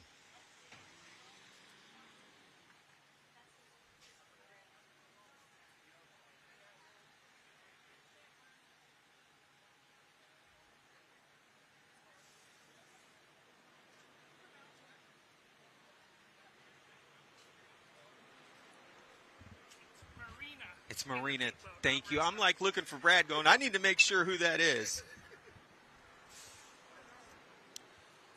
So Marina Bartels is driving the Y31. My bad. I will get used to this by tomorrow, folks. I promise. Again, I know her. I know her family. Great family in the sport. And she's a fierce competitor, just like her sister. So absolutely, it's going to be fun watching her race this weekend. It'll give something for the females in the crowd to cheer for as well, too.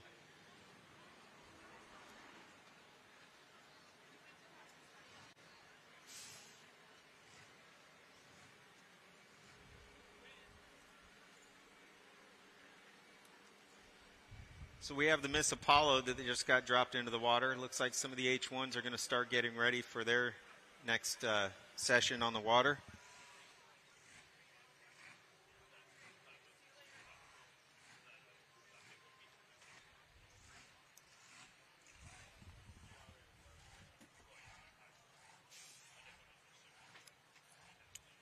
Next session on the water for H1s is actually going to be their qualifying runs.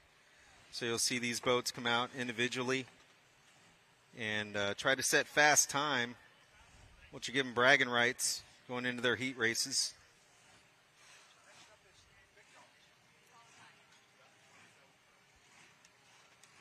Is that right? I believe the H1 course record is still set by Dave Vilwalk at 173 miles an hour, if I'm not mistaken. So we'll see if any of these guys can creep up on that speed this weekend or not. I know that rules and so forth have, affected everyone's ability to reach those speeds that Dave did back in the Miss Budweiser when it was on the water.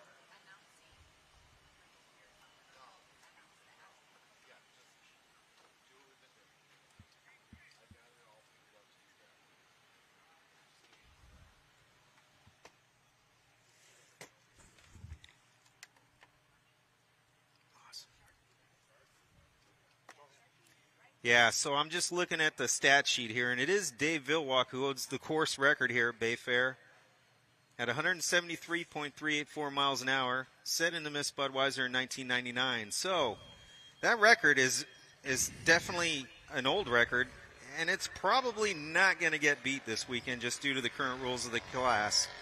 But nonetheless, pretty impressive that Dave is still racing for one, and two, still holds the record at Bayfair. Yeah, that's not only a San Diego Bayfair record. That is a record, period. That is an all-time qualifying speed record for a 2.5-mile race course, 173.384 miles per hour. Dave Vilwalk, as you said, in the Miss Budweiser in 1999. Taking that one little step further, because I know we got a lot of fans out there that really like all this kind of minutia. That was the T5 Budweiser. And I'm just waiting.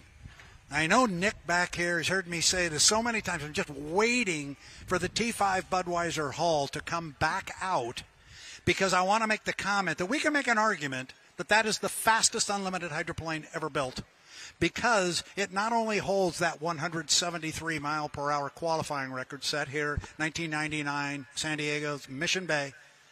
That boat also holds the kilo straightaway record at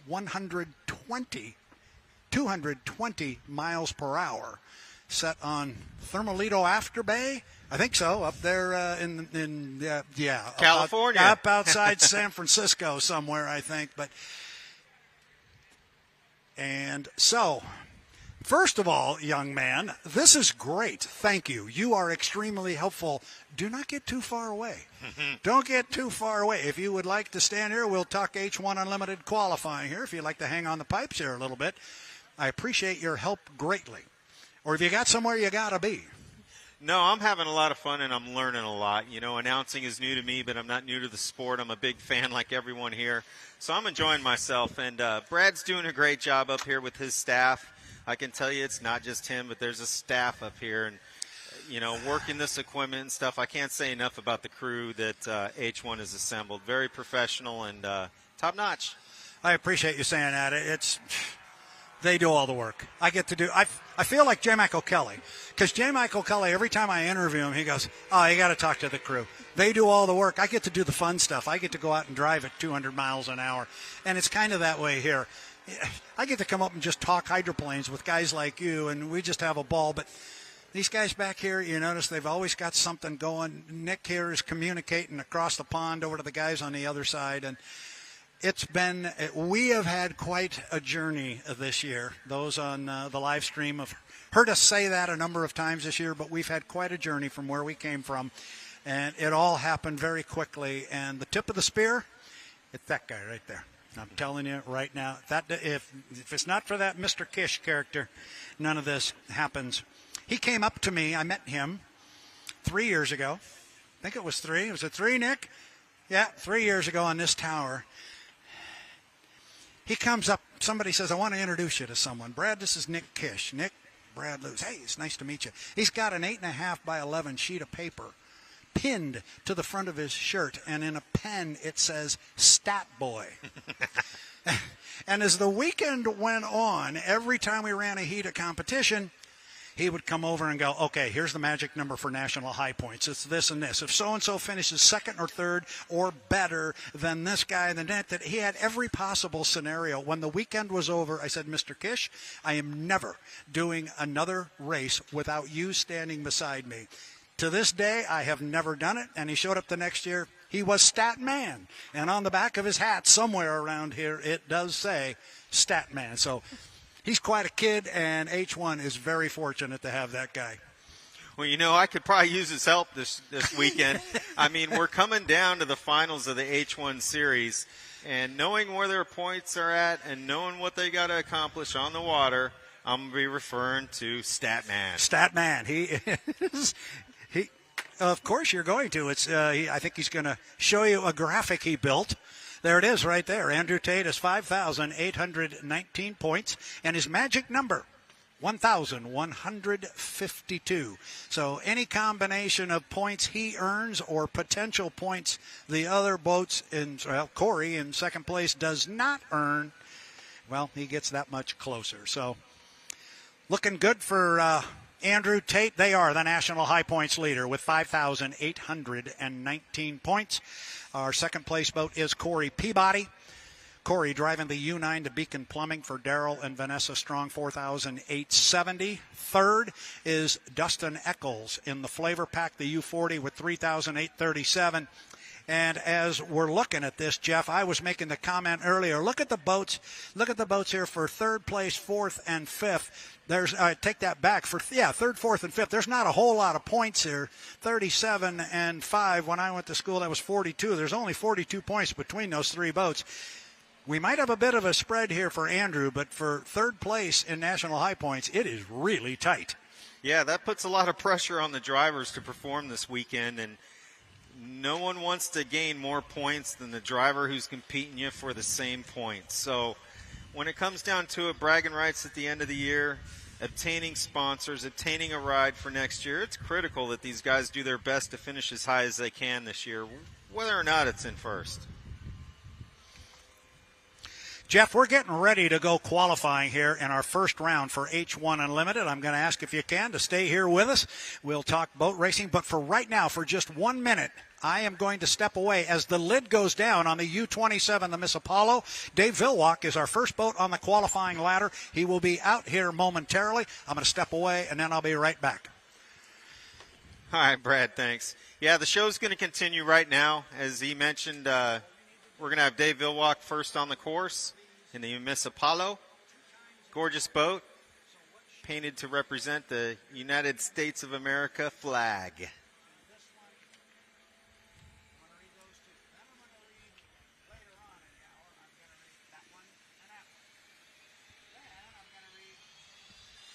As mentioned earlier, this is your course record holder.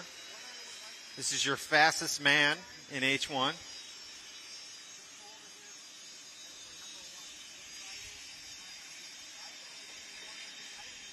I think Brad mentioned earlier, this is a brand new boat that came out first time this year. So the team is still working out, I'm sure, to get it where they'd like to get it, which is out front. But there's no doubt that with Dave's driving and the team working hard at the shop, we're going to see their results this weekend.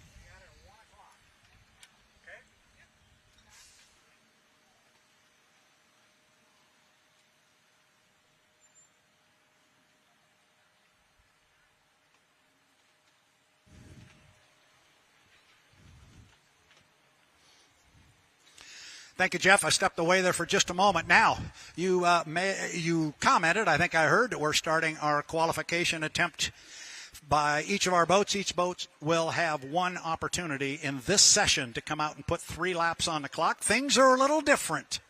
It's been the fastest lap. It's been our qualifying speed at all of our events. And this event, because it is the APBA Gold Cup, it's an average of your fastest 2 consecutive laps. So they're going to run 3 laps, and it's going to be lap 1 and 2 averaged or lap 2 and 3. Just a little different Gold Cup rule. Now, they get 3 laps to come out and run. We had a drivers meeting this morning. We talked to the drivers about how that's going to work. Dave is not yet on the clock. They're going to come out of the pit area. They're going to go down across the start-finish line, and then they will be put on the clock. So they get 1 free pass. That first lap does not count. So Dave Vilwalk is going to get on the clock here momentarily. He drives the Miss Apollo. It is the U27, and he is our first boat on the clock right now. So now we'll watch him, and it's going to be an average of his first lap and his second lap. That'll be his first qualifying number, and then perhaps if the third lap is quicker than the first, he will then use that average of lap 2 and 3. So his first lap's in the book at 151.222. Look at the air underneath Dave. He is rocking and rolling up the backstretch. Yeah, and as far as a crowd standpoint or a fan like I am, having them white-knuckle that steering wheel for 2 laps is definitely going to be more intense than what they're used to. So Dave's going to have to put two together. So here he comes off the top end of the race course. Got a first lap at 151.222. Again, I'm going to highlight that young man behind us because he's going to show us immediately on the screen here what the 2-lap average is once he gets that second lap speed. So the first lap was a 151.222 miles per hour. He is on the clock again now. Dave down at the lower end of the race course.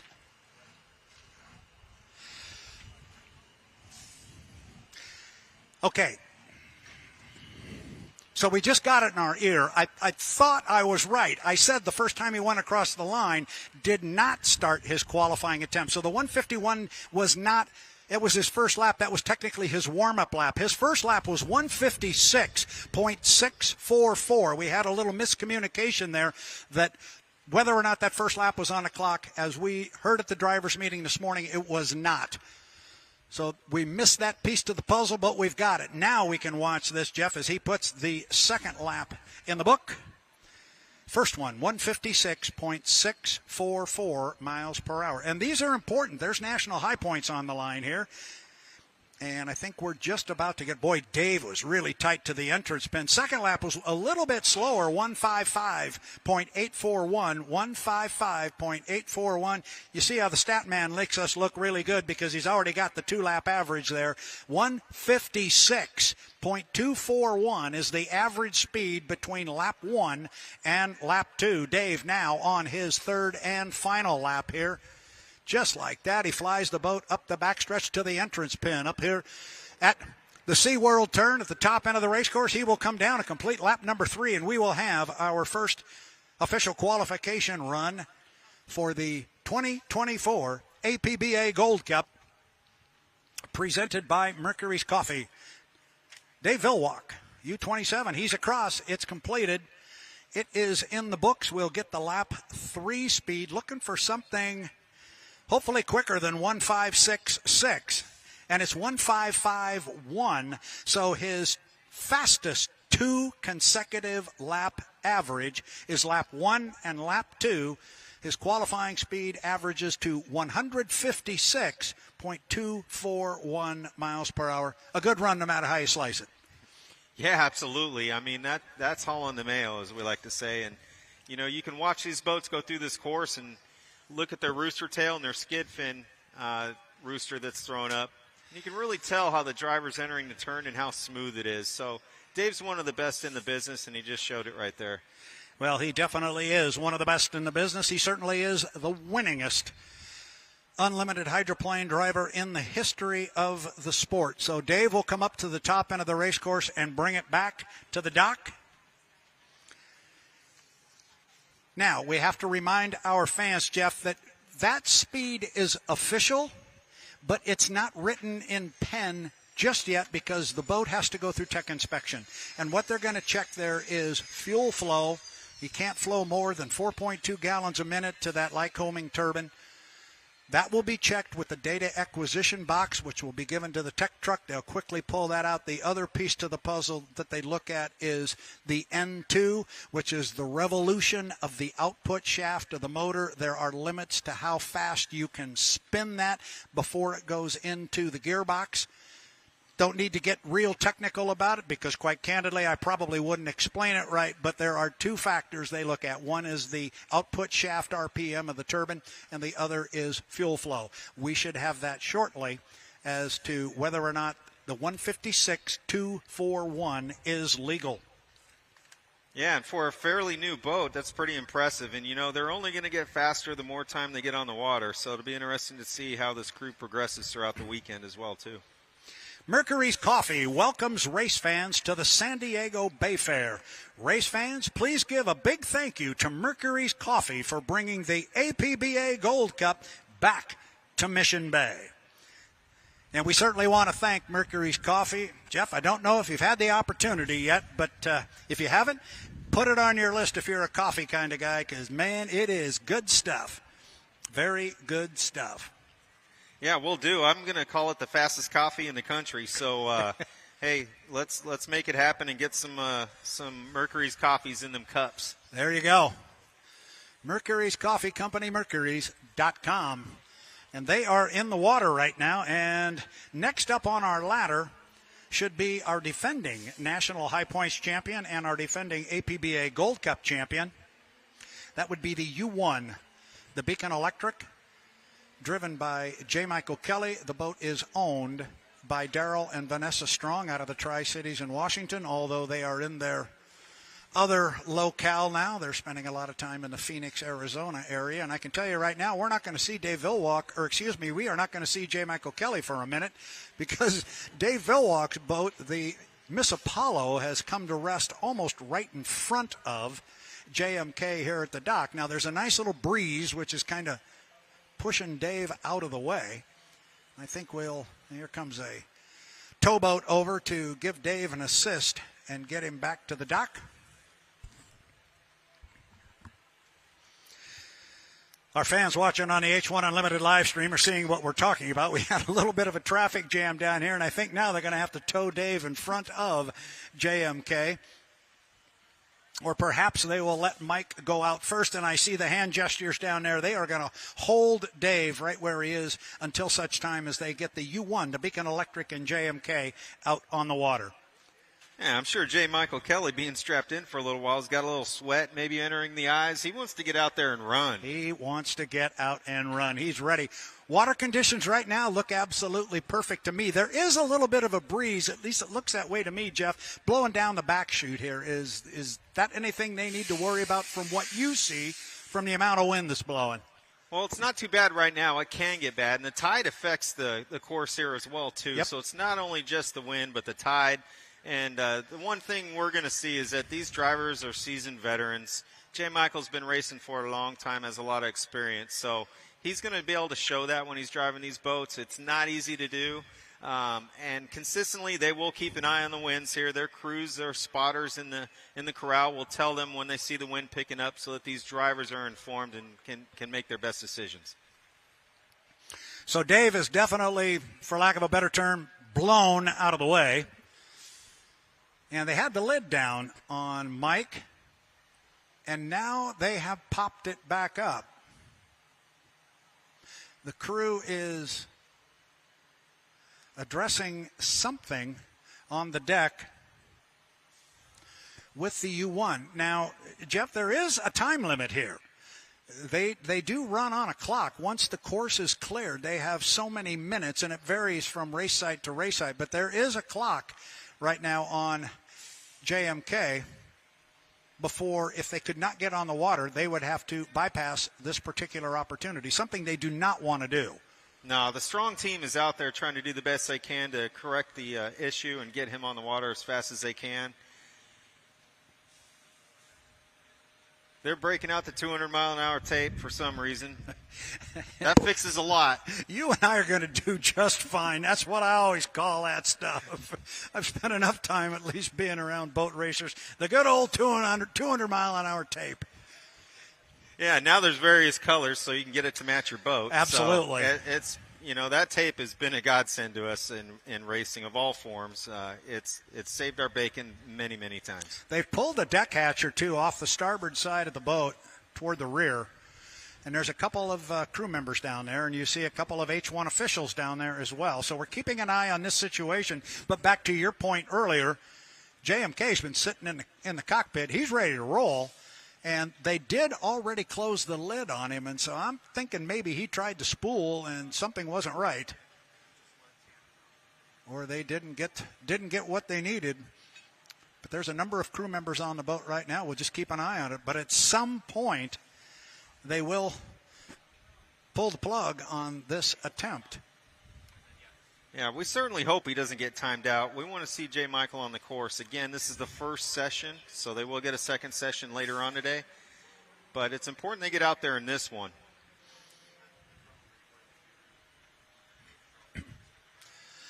The other piece to the puzzle here, we were talking about Dave Villwalk and the Miss Apollo and how that boat will have to go through tech inspection. I have to compliment the H1 officials and specifically the tech truck team, Seth Parshall and his group up there. They've done an amazing job all year long turning that information very quickly for us, especially during our heat racing. But I can tell you right now, it's not going to be so quick for Dave Vilwalk in the Apollo because he hasn't found his way back to the pit area yet. And it looks like now maybe they are going to tow him, albeit further offshore, across in front of J. Michael while the crew continues to work on that starboard side of the U1, the Beacon Electric. Yeah, as he takes a couple minutes to get towed back into the dock, he probably wishes he had a fishing pole. Maybe throw it out there and catch something. Absolutely. If not that, he might settle for a bottle of water.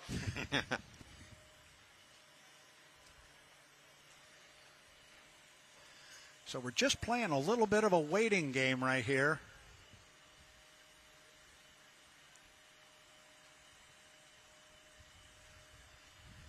And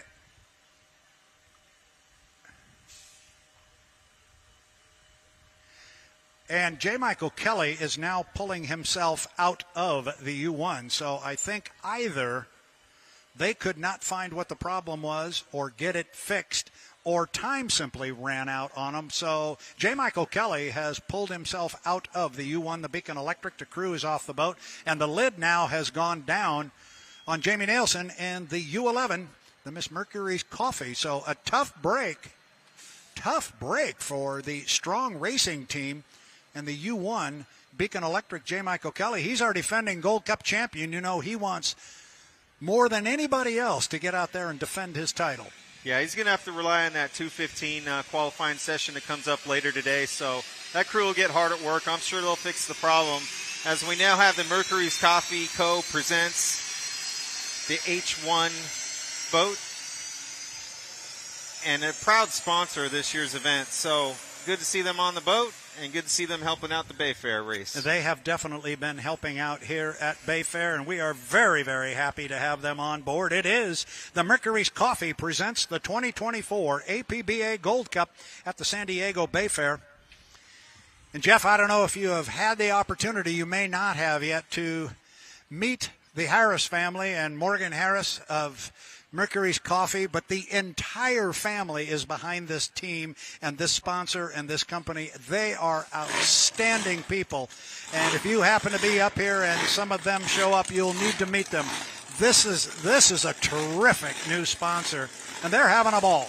They are having a ball. They're having a good time, but now they've got a taste of things, and now they want to win. And you got to like that kind of an attitude. Absolutely. There's nothing better as a driver than to have a team that is competitive as you are, and it certainly sounds like they are. I can't look forward to meeting to them.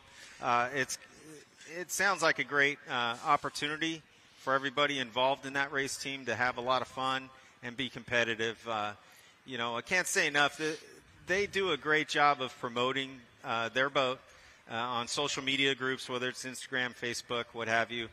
So it's really been enjoyable to see their progression as a team where I'm from in Arizona that doesn't have unlimited hydroplane racing anymore. So to keep an eye on them through social media has been fun. So here comes Jamie Nielsen and the U11, Miss Mercurys Coffee. He is on the clock right now, and he will start the first of 3 times around the race course. Again, we will take the fastest consecutive 2-lap average, either lap 1 and 2. We'll average those 2 laps together, and then we will average laps 2 and 3. Whichever is the quickest will be put in the books as his qualifying speed. The boat will then go through tech inspection. Dave Vilwalk's Miss Apollo still in the middle of a traffic jam behind us between the 2 Beacon boats, but they'll get that box out of that boat and get it tested, and we'll get those results. Meanwhile, it is all Jamie Nielsen in the Miss Mercurys Coffee, the U11, up the backstretch, boat owned by Scott and Shannon Rainey out of Cleellum, Washington. Got a great little spot over there off the side of kind of a back highway. It's really, really picturesque and pretty, and right in the middle of the whole show is a great big boat shop with an H1 Unlimited hydroplane in it. So here comes Jamie. Comes off the top end, comes down. He'll put 1 in the books, and it is in the books. We'll have that speed for you shortly. So far, our top speed, 2-lap average-wise, is Dave Vilwalk in the Miss Apollo at 156.241. First lap for Jamie, 151.105 miles per hour. Yeah, you mentioned the owners. I'm going to mention something a little bit about Jamie Nielsen, the driver. You know, that family has definitely been in boat racing a long time. Dad, brother, they all compete in limited outboards, and I've competed against them, and they're one of the best. So to have them teamed up with the Rainies, what a great combination it sounds like. Yeah, it's been really good, and I know it is a very good relationship between the Rainies and Jamie Nielsen and his family, and boy, nice corner there. He was really tight on the exit pin as he pulled it off to come down and put 2 in the books. I'm standing way up here atop the pit tower with you, young man, but I'm going to go out on a limb. I think this one's a little bit quicker. First lap was 151.105 miles per hour. 151. Can he improve upon that? And it is a little bit quicker, 152.420. So right now, if we average lap 1 and lap 2, it's 151.760. 151.760 is the 2-lap average between lap 1 and 2. And basically, Jeff, what this boils down to, can he turn lap 3 quicker than lap 1? Well, I believe so, and it also looks like most of the drivers are staying on the center of the turn, or what we call the apex of the turn, right on the buoy line, but they're letting the boat drift out to lane 2 or 3, so we'll see what Jamie does here coming on his final lap. Well, they had the drone. Sometimes we're fortunate enough to get a drone shot there. You can really see how they handle it going through the corner. But right now, Jamie Nielsen puts lap 3 of 3 in the books. The 2-lap average of lap 1 and 2 was 151.760. Oh, and there we go. The quickest one of the 3, 153.274. That's going to raise the average to 152.846. 152.846. Jeff, you thought it would be quicker. It was. Heck, I think if we gave him another lap, it might go even quicker. So it's great to see Jamie improving and progressing on every lap. That just shows that he's learning and finding the speed in the boat. So a very successful run. I am sure they will be pleased with that. Again, we'll put the 152.846 for the Miss Mercurys Coffee and Jamie Nielsen. We'll put it in pencil right now. The boat will have to go through tech inspection. That will happen quickly. But a good run either way, and I have a hunch they will be very happy with that. You want to go out, you want to score points, you want to learn every time you run. I had the good fortune yesterday. I made a comment to the Rainey family. I just happened to mention, I've put many, many people into the cockpit of these things, for photo ops and this. And I made the comment. I said, believe it or not, I've never sat in one. I said I've had rides in a couple of vintage boats, and I sat in Mark Evans' 4-seater and was fortunate enough to get a ride in that one when it was turbine-powered. But I've never really sat in one of these. Yesterday afternoon, the 2 Rainy girls were at the top of the tower grabbing me, and I went down and got in there. I'm fairly close to Jamie's size. I don't know how he does. I don't know how you guys get in there and just get sandwiched. And I wasn't strapped in, so I could still move around. But you guys get in there, it's tight.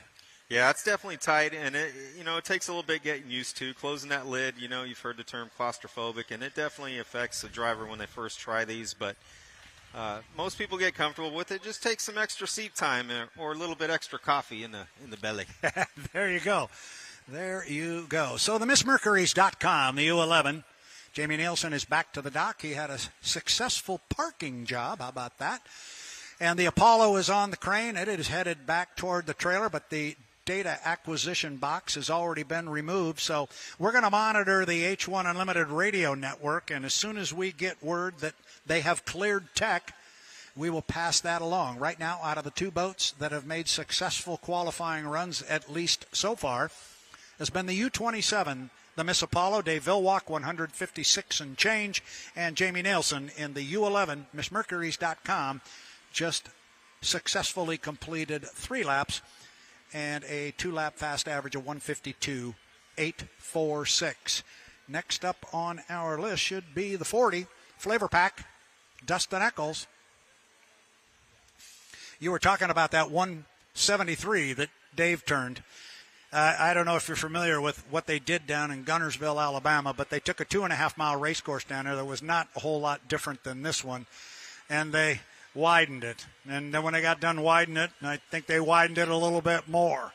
And oh, did the speeds go up, and they took a qualifying lap run, not this past summer, but the summer before, north of 171 miles per hour. And that actually was the first time I'd ever seen a 170-mile-an-hour lap, and it was pretty impressive. Yeah, I was watching that on the H1 webcast on YouTube, and it was really impressive. And good to see from Dustin. He's been a long-time racer, ran Grand Prix for a while, and then stepped up to the H1 class. And to have Flavor Pack on his boat, it couldn't be better for him. He's in a great situation. Yeah, and we had Kelly Stockland, the boat owner. In fact, he and Sharon Stockland both were up here at the top of the tower before we got going. And just Kelly, he's so involved with boat racing, and he has been for so many years, building propellers back in the day with Vilwalk for the Budweiser guys, and way, way back when he was working with the Squire Shop and all those names from many, many moons ago. And he's been around it. And I'm told in my ear that Dustin just popped the lid on the 40, and we can see him down there. Well, we can't see him, but here once again, what are the odds of this? This rarely happens, that we have a boat can't get away from the dock, and now we've got our second of 4 here that is having at least some issue trying to get out on the race course for a qualification run. Yeah, and like you mentioned, they're under a time limit here, so this crew's scrambling right now to get the cowl off and see if they can determine and correct the issue that's keeping him from leaving the dock. We wish him luck in getting that fixed, because we definitely want to see Dustin out there turning some laps. And they had the bonnet up, and they just set it back down, and I think they're ready to roll. We'll keep an eye on them down there. Clearly, they did not have the bonnet, and we're talking about the engine cowling. They did not have it off for very long. The officials are down there, and I'm sure somebody's got a stopwatch. Here goes the lid, and the lid goes down on Dustin Eccles. In the U40, the Flavor Pack, I mentioned Kelly and Sharon Stockland, so involved in boat racing. Kelly's on the board of directors, and I've really gotten to know him very, very well because of that, and he's just a terrific advocate for the sport. And he came up here this morning and brought Sharon with him just to say, have a good weekend, have fun, and you love guys like Kelly Stockland. And one day, he's going to get his first race victory as an owner, and I'm telling you, I just hope I'm at that event, because there's going to be a good party in the pit area after that one. Well, let's hope it happens this weekend, because I like a good party, that's for sure, as a spectator. Well, and to put it at the APBA Gold Cup, it probably couldn't get any better for him. So now we've got a hot start coming here, a lot of smoke out the back of the U40, but he's away. He is away. Dustin Eccles. So a little bit of drama down there anyway. They had it covered the whole time. A little speed clip of something, get her connected, and off she goes. And that, ladies and gentlemen, is why Jeff Conant is up here on the tower. Yeah, give us that driver perspective. No big deal. We're good. We are good to go. Dustin Eccles, and that is just, I've got to admit, I love the Tennessee orange of bucket list racing, but that blue and the yellow with a Flavor Pack really pops on the water. Spoken like a colorblind guy would do. I'm colorblind as a bat. No, I'll agree with you. That's a great looking boat, and Flavor Pack getting involved in NHRA racing with Brittany Force and coming out here to the Unlimited scene. Yep. Couldn't have teamed up with a better combination with Kelly and Sharon Stockland. I mean, they've definitely earned the right to have this sponsor, and they're having fun. They are having fun. I read some comments made by Kelly Stockland from the Tri-Cities Columbia Cup that was at the end of July, and he said, I am absolutely having as much fun as a boat owner this year as one can possibly have. So good for Kelly. We hope it stays that way. He's a great guy. But right now, it is his driver. You're talking about Dustin Eccles, one of the truly great guys in boat racing, and he's one of the better interviews in boat racing. He's very articulate. He loves to talk. He does a great job. And this, although it looks pretty hard through the top end of the race course, Jeff, this is just his warm-up lap. We'll put him on a clock here momentarily. Yeah, he's going to fly it down the front stretch and come for a start of his first lap. We'll see what he can do. And watch his line, importantly, coming out of these turns. Let's see where he keeps his boat at. Well, he is on the clock. He is a cross-start finish. He will head toward that big yellow, right? The buoy. Seriously, I never get that straight. So the big yellow buoy there, he's already passed it fast. He's already gone through the apex, and now he's finding another one of those big yellow buoys, sliding it out wide. He's definitely staying out, almost lane 4, maybe 4.5, taking a wide line through the bottom end of the race course. Dustin Eccles, U40, the flavor pack, on the first of 3 times around the course. Yeah, I feel that wind picking up a little bit on the backstretch. It's going to free up these boats a little bit and give the drivers a little bit more of a chance to fly them. So we'll have to keep an eye on this. Looked like he tightened things up as he came up the backstretch, kind of angled toward more of the inside. We'll see. He comes off at about lane number 2 there off the SeaWorld turn and heads down to put the first lap in the books. We'll get the speed as soon as we get it from the H1 Unlimited officials. Dustin Eccles got 1 down, 2 more to go on this, his first qualification attempt for the Mercurys Coffee Presents 2024 APBA Gold Cup. I heard it in our ear what the score or the speed was there. It was 151.502. 151.502. Yeah, I think that's 3 boats now we've seen clip 151 on the first lap. So I anticipate he's going to pick it up and get a little more speed out of this as he gets used to what the boat is doing in the current conditions. He still took that wide line through the lower corner. We get a good look at the line he takes there. He wasn't quite as wide as he was the time before. Yeah, he's definitely dropped down now. Yep. Not sure if he's pulled his foot, if he's had a problem, but definitely the speed that was there is not there. Yeah, let's just hope they wanted to do a one and done. And I know that they're taking an average of 2 laps, so he'd really like to get the second one in. But it looks to me like he's having some problems. So he is across now. His first lap was 151. This one's going to be substantially slower. And he's still dropping down. He's not picking up speed. We'll check it here in a moment.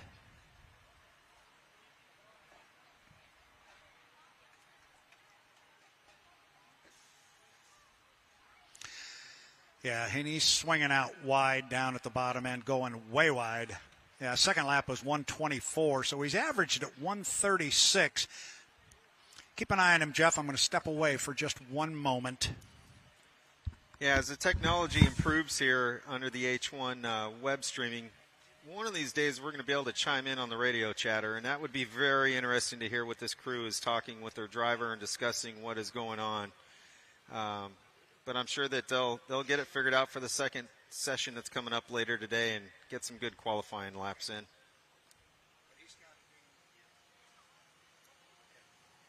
So his qualifying average over the 2 laps is going to be 136.548. 136.548. Certainly looking to improve in that in the second session. Oh, boy. So I think you just heard that in your ear. This is turning out to be a difficult qualifying session. And it just got worse, but we just got it in our ear, Jeff, that the U-27, the Miss Apollo, did not pass the technical inspection that we were talking about. They had a fuel flow violation.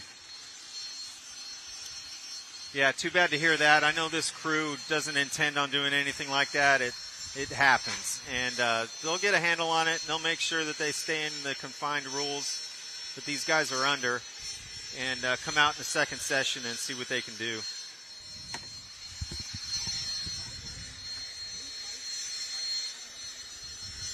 So as Dustin pulls out into the dock, looks like we got J. Michael Kelly's teammate, Corey Peabody, in a Beacon Plumbing Unlimited. Corey is your defending Gold Cup champ from 2 years ago. So I'm sure he'd like to add a second this weekend. But another gorgeous boat by the Beacon Cruise. Again, strong racing.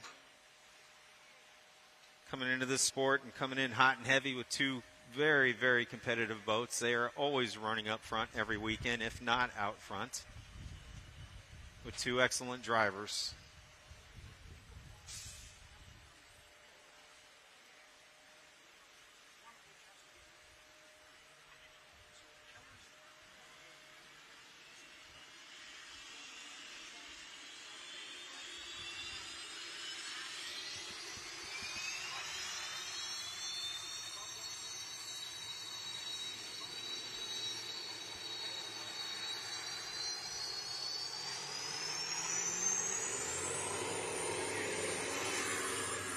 So Corey leaves the dock in the U9. Beacon Plumbing, owned by Daryl and Vanessa Strong out of Tri-Cities, Washington. Corey Peabody from Covington, Washington. He's your 2023 National High Point finish in second with 5,200 points. Looking to improve on that.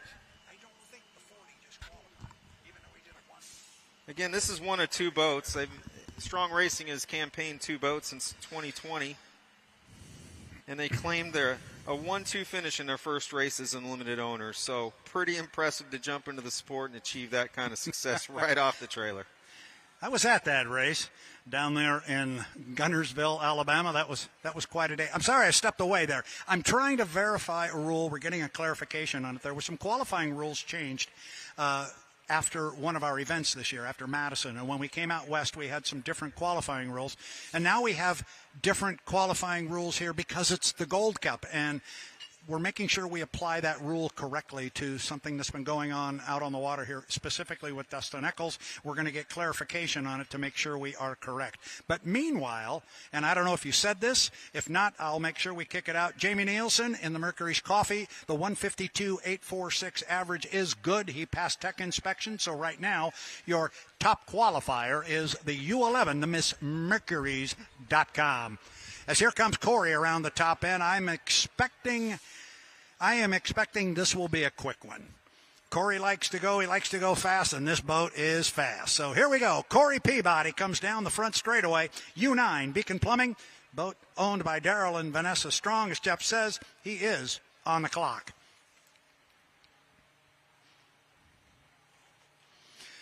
As we said earlier, Corey was our winner on the Columbia River in Tri-Cities, Washington at the end of July.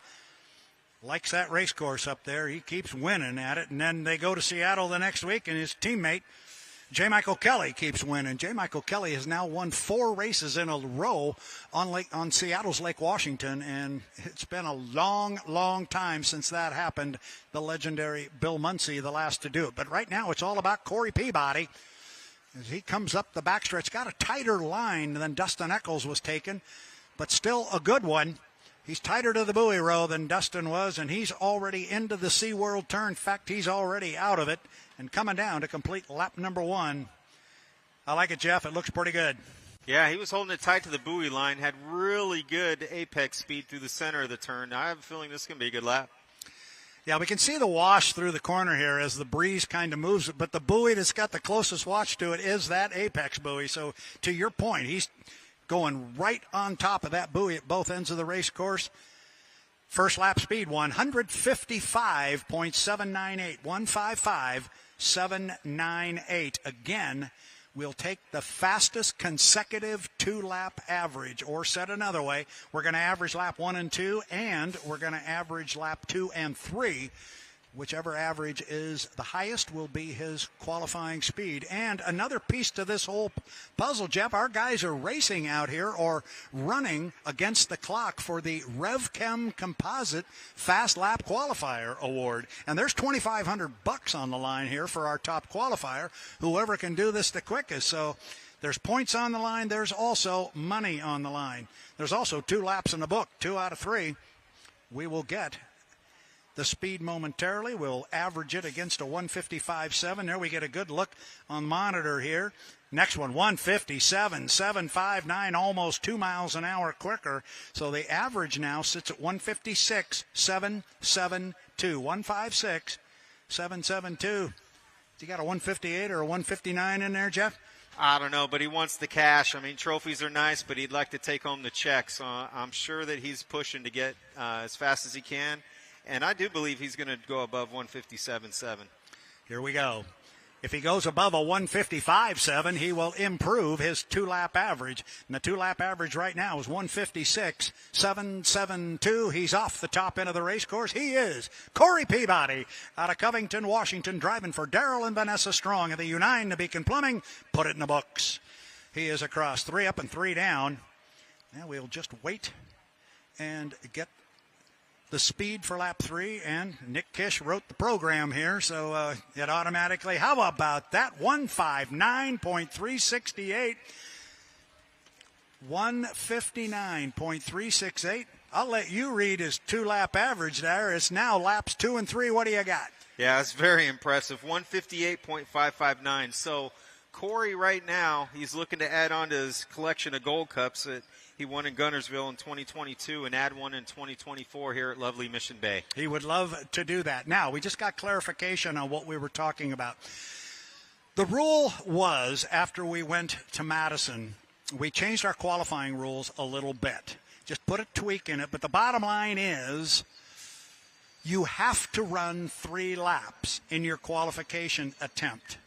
And so Dustin Eccles ran 2. They averaged him. It was north of 130, so it's legal, but he didn't finish the 3rd lap. And that's why when he pulled off, I said, oops, and we got another one going right here because he pulled off. Now, had he run 3 laps, just as an example, had he finished all 3 laps and then went out again in the second session, he could get away with only running 2 and taking maybe a higher average. But that first time to get a time recorded and be legal, he's got to run 3 laps. So Dustin does not have a qualifying speed. He gets a time not recorded. So does the U-27 and the Miss Apollo. And J. Michael Kelly was unable to get out on the race course. So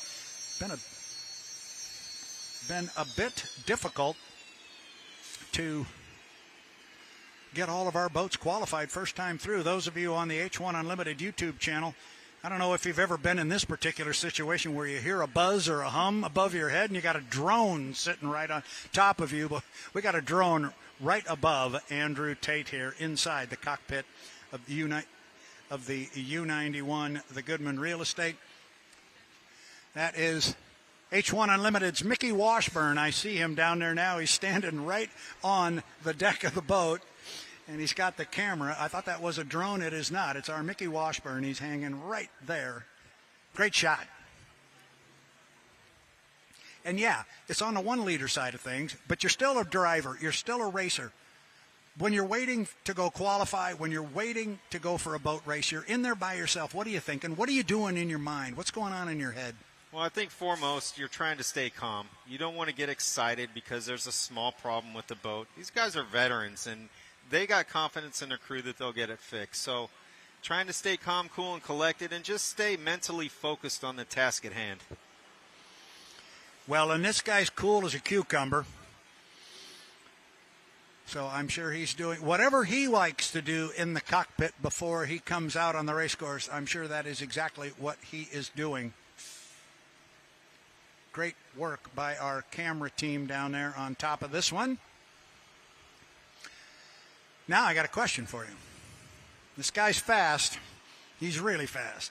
I've given away the Fast Lap Qualifier Award, the RevChem Composite Fast Lap Qualifier Award. I've given it away, I think, 4 times to him. He didn't get it in Madison, Indiana, but he's got it everywhere else. Are we going to see a 160? You know, odds are that Tate's going to go out there and pull this off. He's going to show a 160. He may not show all of his cards in this first test session, but he is going to go for it. He's a very hard competitive driver, as are all the other competitors. But Tate has done a fabulous job in his H1 career of getting the most out of the boat, and I expect we're going to see that here. Like to take this opportunity to welcome everyone to the Mercurys Coffee APBA Gold Cup. Stop by Mercurys Coffee along the boardwalk on East Vacation Island and thank them for bringing the APBA Gold Cup to San Diego. And Mercurys Coffee fans, make sure to root for the U11 as they try to win the APBA Gold Cup. Thank you to Mercurys Coffee.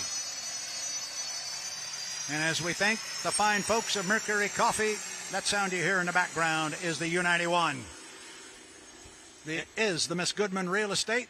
Sorry, Jeff, the Goodman Real Estate with Andrew Tate behind the wheel. Heading over there. Maybe he wants to go for a roller coaster ride there. He was headed to the right and headed over to SeaWorld, but he bends it off to the left, and he will begin his warm-up lap. Yeah, you know, as a fan of the H1s, the citizens of Madison are the ones that own this boat. So Madison, Indiana, long-time city involved in hydroplane racing. To be able to be a part of that is very special to that city. And to have Goodman Real Estate as their sponsor, pretty good combination along with the driver being Brent Tate. Have you ever been to Madison, Indiana?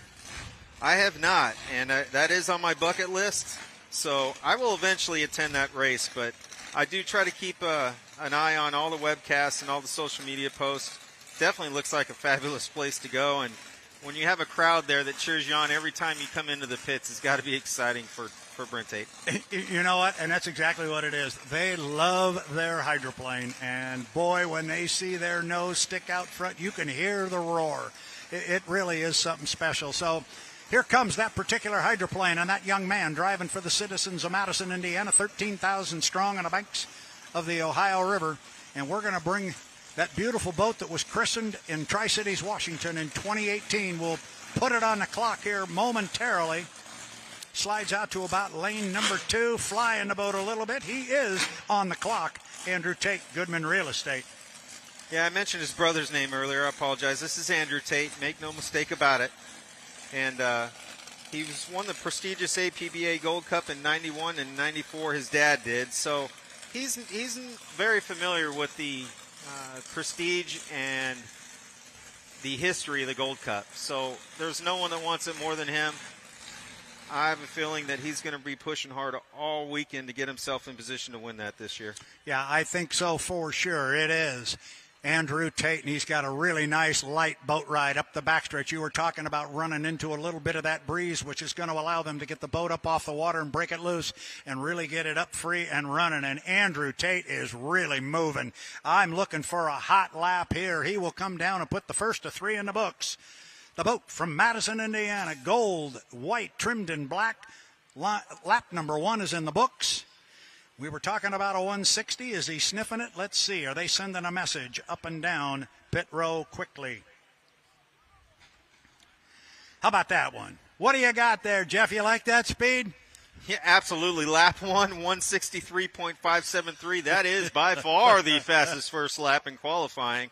So we'll see if he can continue this string across 2 or 3 more laps. Holy cow, we were wondering if he's going to bust 163s at 163.5, and he is already back up here to the SeaWorld turn and past the entrance buoy. And just like that, he's at the apex. He will come down and complete lap number 2 of 3. This boat was fast right out of the box. They tested it 2018 in the Tri-Cities. They raced it in Seattle a week later, and the boat has just been a rocket ship its entire career, and it continues here on San Diego's Mission Bay with the fastest lap we've seen so far. Will lap 2 be any better? 163.5. How about a 164.832? 164.832. You average those out to an even 164.200. 164.200. Yeah, when you put a driver nicknamed Hydrofish in some good equipment, you know he's going to be fast. Yeah, and what does this do? This sends a message up and down the beach. Boys, we came to play. Look. Yeah, shot across the bow to everyone else in the pits. They mean business this weekend. I think they do. They were the winners of our first couple of races of the year down in Gunnersville, Alabama, and then in Madison, Indiana on home waters. They got beaten the Tri-Cities in Seattle as he completes lap number 3. I think they're anxious to get back on track and show everybody who's boss. They just, as you said, and I like that comment, put a shot across the bow to everybody. Oh, there's the quickest one of the 3. I'll let you call it out there in the average, but it's a good one. All right, well, Andrew Tate, known as the Hydrofish, just ripped a good lap of 165.401. So, with that being said, according to Statman here, his qualifying average, 165.116 miles an hour, the fastest qualifier as of now. And he just dropped down in the water, and I believe that is down off of, that him right there off the exit pin of turn 1? I've lost him. Is he way down there? Yeah, that's him. Yeah, okay. He has not yet popped the bonnet on it. He's still in there.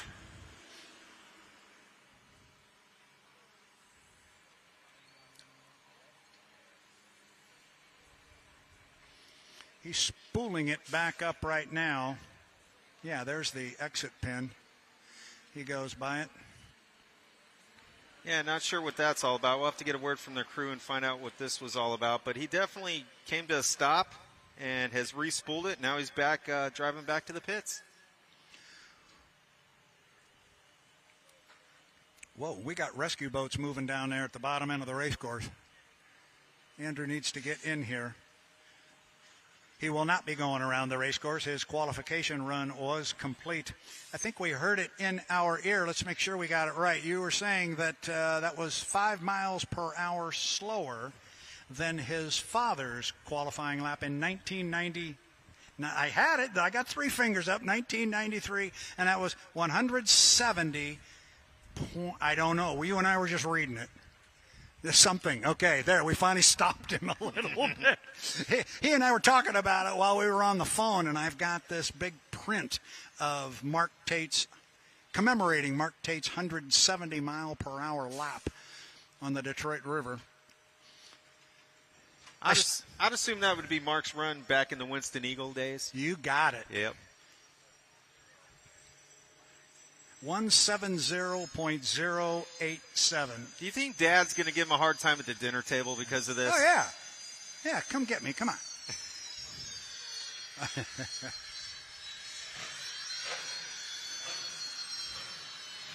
There you go. He's 2 miles. Nick's throwing so many stats at us, I can't keep the number straight. The boat's number 91. I got that much. And he just qualified. I'm not sure of his speed, but I think it was really fast. How about that?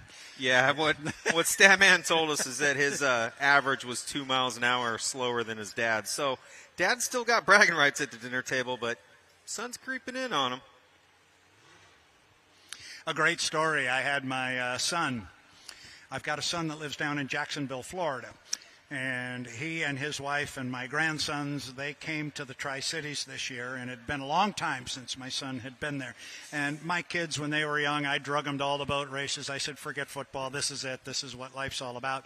My kids are very good hydroplane racing fans. And I took my grandson through the pit area with his father, my son, and we're walking through, and I'm introducing him to people, and we're getting autographs. And my grandson, who's 7, is having a ball with all of this. And I introduced him to Andrew Tate.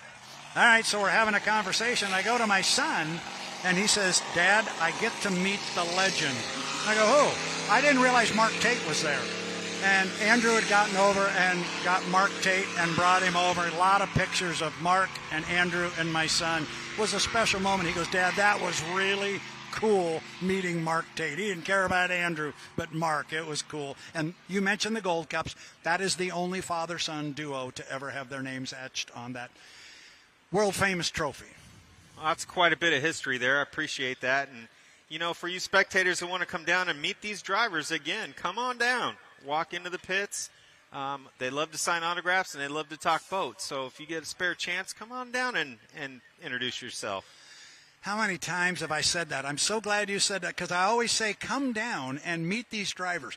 It's the best part about our sport is everybody is so approachable. And I always say you can get an autograph. They will stop for pictures. But what I always say that you just did is they love to talk boats. Just ask them about their boat and sit down. They'll talk for 10 minutes. Yeah, exactly. You want to get them in a conversation, start talking about their boat, they'll tell you about it.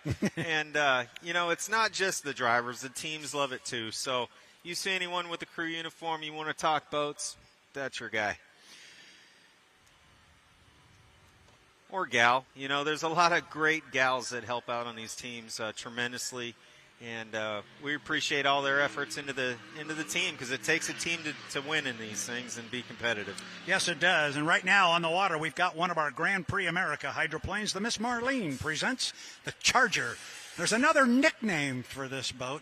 If you look real close on the engine cowling toward the back, it says the Freak. You're nodding your head. Is there a story there that I don't know? I just know they call it the Freak. You know, we'll have to get a hold of Dean Rojas, who originally put it on there, and that's a question I need to ask him. But he did sell this boat, and obviously the new owners are bringing it out and being competitive, even though it hasn't been out here in a while. I do know Dean brought it out 2 years ago, but it was a one-and-done race.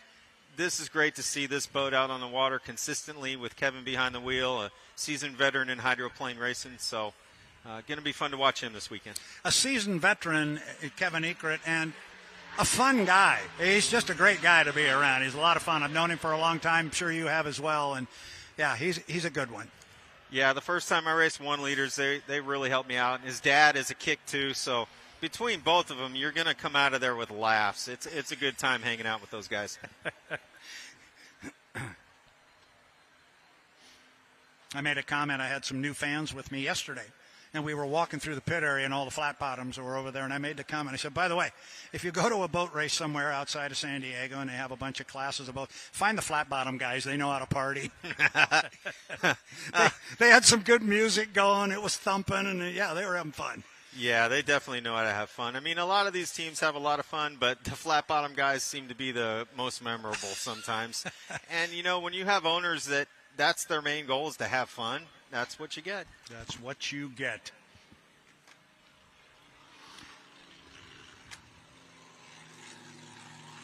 So the story behind the boat name of the Freak, GP10 that's pulling off now, is a pretty interesting one. I understand it's a birthday celebration for a long time enthusiast of boat racing, Grandma. So hence the name on the boat this weekend.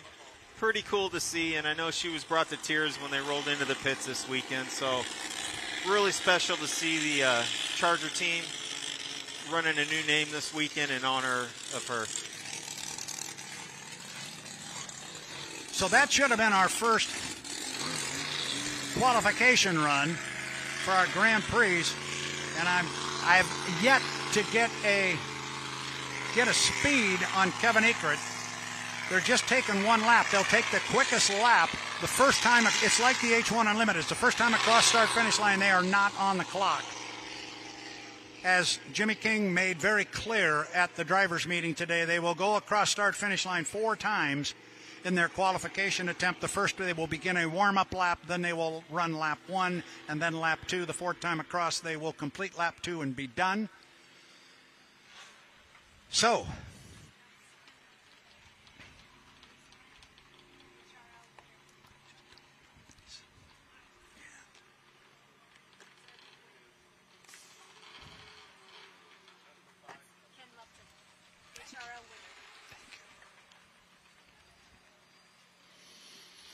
you know, by the end of this weekend, I'm going to have enough spotters and helpers for me up here. I cannot tell you, young man, how much you are helping me. Young lady, do not go away.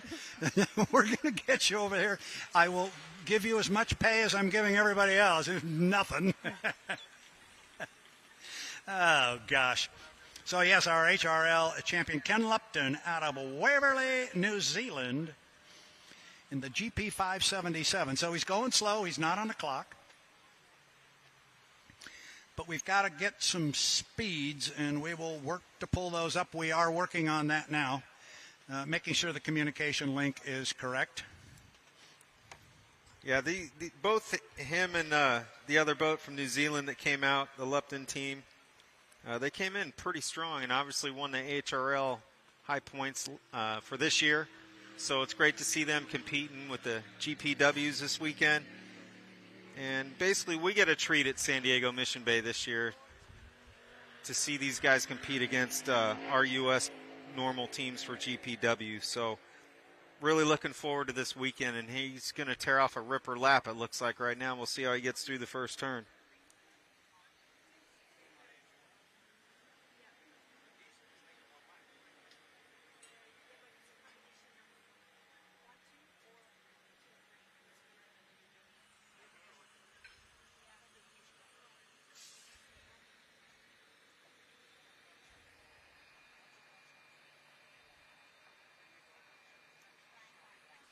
So Ken Lupton's going to bring it into the SeaWorld turn here pretty hot and heavy. He does fall right on the buoy lines, holding it pretty tight. Slides out to about lane 2 or 3 coming out of there, carrying his speed. And again, they're from Waverley, New Zealand. Nice and close.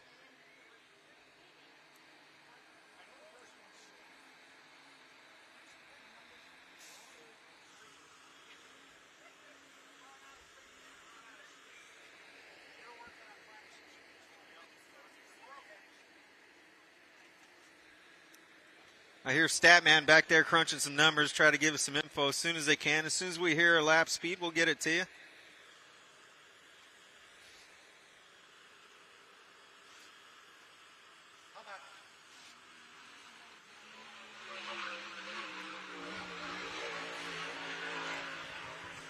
I got to say, just looking from the tower here, Ken looks pretty stout out there. Boat got through the SeaWorld turn really well on this lap. We're confirming right now exactly how they are being scored. But the understanding was, and it was pretty clear at the drivers' meeting this morning, they will go across start-finish line 4 times. The first one would start a warm-up lap. So I think there is only 2 laps being put on the clock. The question is whether or not it's being averaged as Ken Lupton slows down at the bottom end of the race course. That boat is really, really quick, and it has been all year. They've been very dominant. The HRL champion, Ken Lupton, these guys, they're a fun group of people. Got to know them a couple of years ago in Madison, Indiana. They're just good folks, and we really enjoy having them around. And we're so glad to have Grand Prix America here, especially with all the boats and all the hardware they brought. They are intending to put on a good show, and somehow I tend to believe them. Again, we're working to get the speeds in our qualifying session here, and as soon as they are available to us, we will have them. We're monitoring the radio. Yeah, just imagine the logistics this team goes through to get all their equipment to the States, go run up in Canada and East Coast of the United States, and then travel all the way out to great San Diego Bayfair to help put on a classic show. It's going to be great. I can't wait till these guys actually start running some heat races. It's going to be incredible. It will indeed.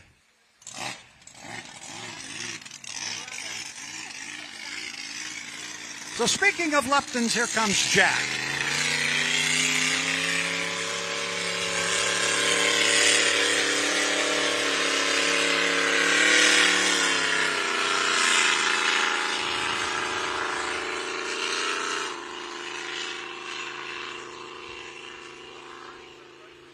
Yeah, my wife and I were talking about, we drove to Guntersville, Alabama from the Pacific Northwest, and she goes, man, this is a long run.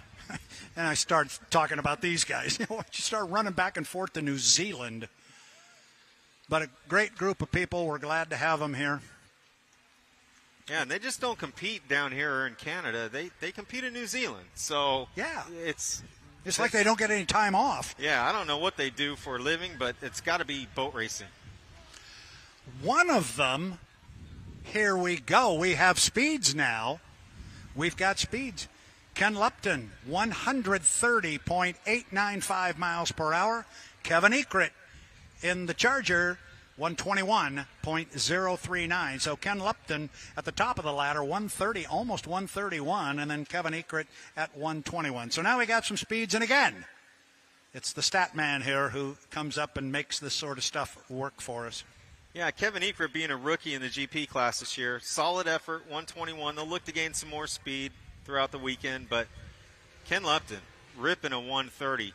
We'll see here if Jack can outdo the other Lupton and bring it home, because maybe he wants bragging rights at the dinner table tonight. We'll see. That's always important. So he will come off the top end of the course and come down and put it on the clock. Jack Lupton in the GP 33.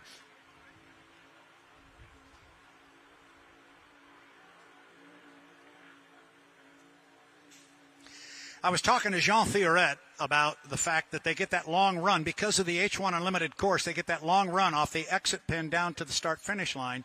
But, boy, once they cross start-finish, boom, they are at the entrance pin to 1.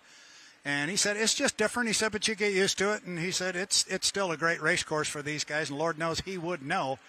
And this looks like a mighty hot lap. Jack's really got the wick turned up on this one. He'll come down and put the first one in the book. We've been told we won't see speeds pop until they get the second of 2 laps in the book, so we're probably not going to get a first lap speed. Yeah, it appears he's trying to carry a little bit more speed by driving a little bit wider course. He's not right on the buoy line through the apex, but lane 2 or 3, he comes out really solid, though, so I think his boat is set up to do what exactly he's doing. And that really is a big part of it, isn't it? Because I've talked to the H1 guys many times. I say, why were you able to qualify so much faster this time than that time? What did you change? And he goes, absolutely nothing. He said, but what we did was find a different line on the race course. Now, he's pulled his foot. But again, I think we're okay with just 1 lap. I think, yes, and that has been confirmed. It's just one lap. Now he is going to bring it back in. So apparently he was happy with that first lap. We'll get the speed here on Jack Lupton. I'd imagine the crew chiefs or the engine builders are happy that it's only one lap, because if the driver feels really good about it, he can click her down, bring her in, and work on some more speed. But the main thing is keep these boats alive so that we have a great show for Saturday and Sunday. That is the name of the game, and here comes Jeff Bernard. Bad Influence Racing, reliable diamond tool.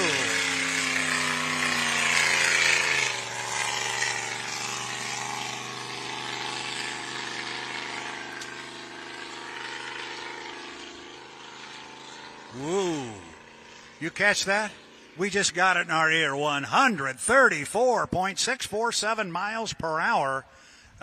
Right now, we know who's going to be bragging at the dinner table. Yeah, it's definitely going to be Jack, and that's a stout run, 134.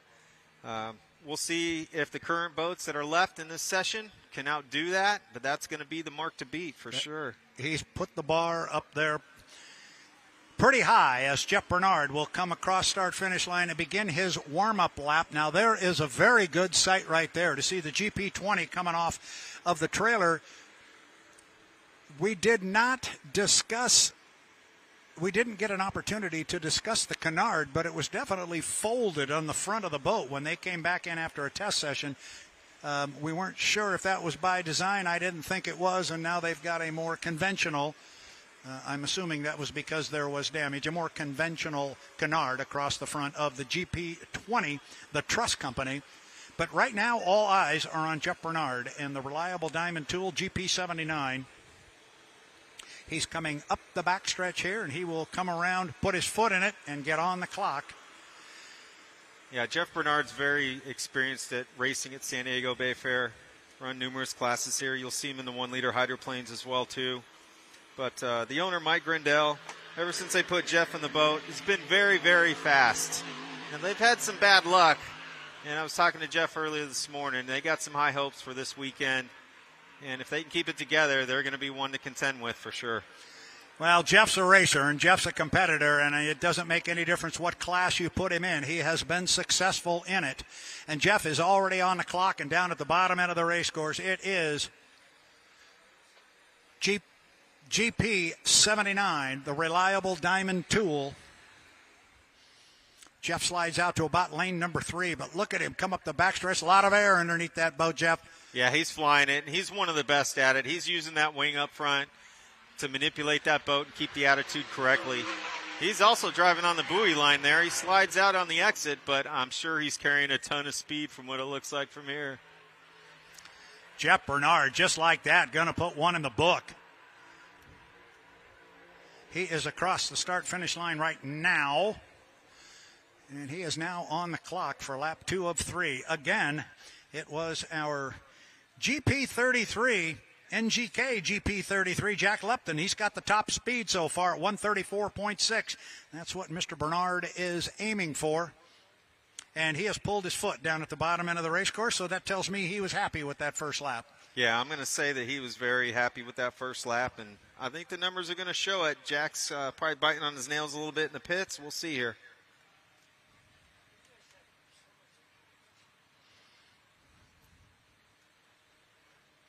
We're showing only 4 minutes left in this qualification session for our Grand Prix America boats. Not sure if they will push that out, but obviously we've got more boats still to come. Jeff coming back to the dock now, looking for Josh Harnick and the GP12 Rapid Rabbit. I don't know if they are up next on the ladder, or it could be Mr. Brody. But here comes Jeff back to the dock.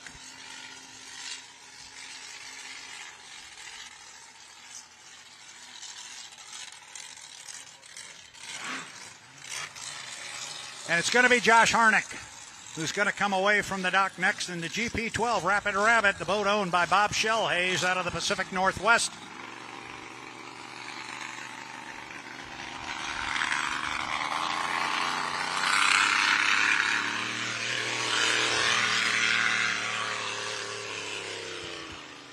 Yeah, the boat owner, Bob Schellhaus, he's been a long-time GP owner, and Bayfair is not new to him, but I do believe this is Josh Harnack's first time competing at Bayfair.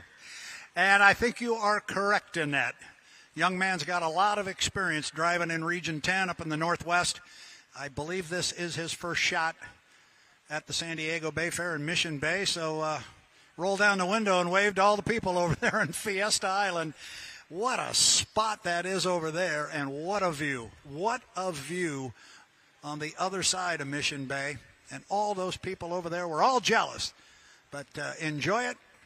It is the 2024 APBA Gold Cup at the San Diego Bayfair, presented by Mercurys Coffee.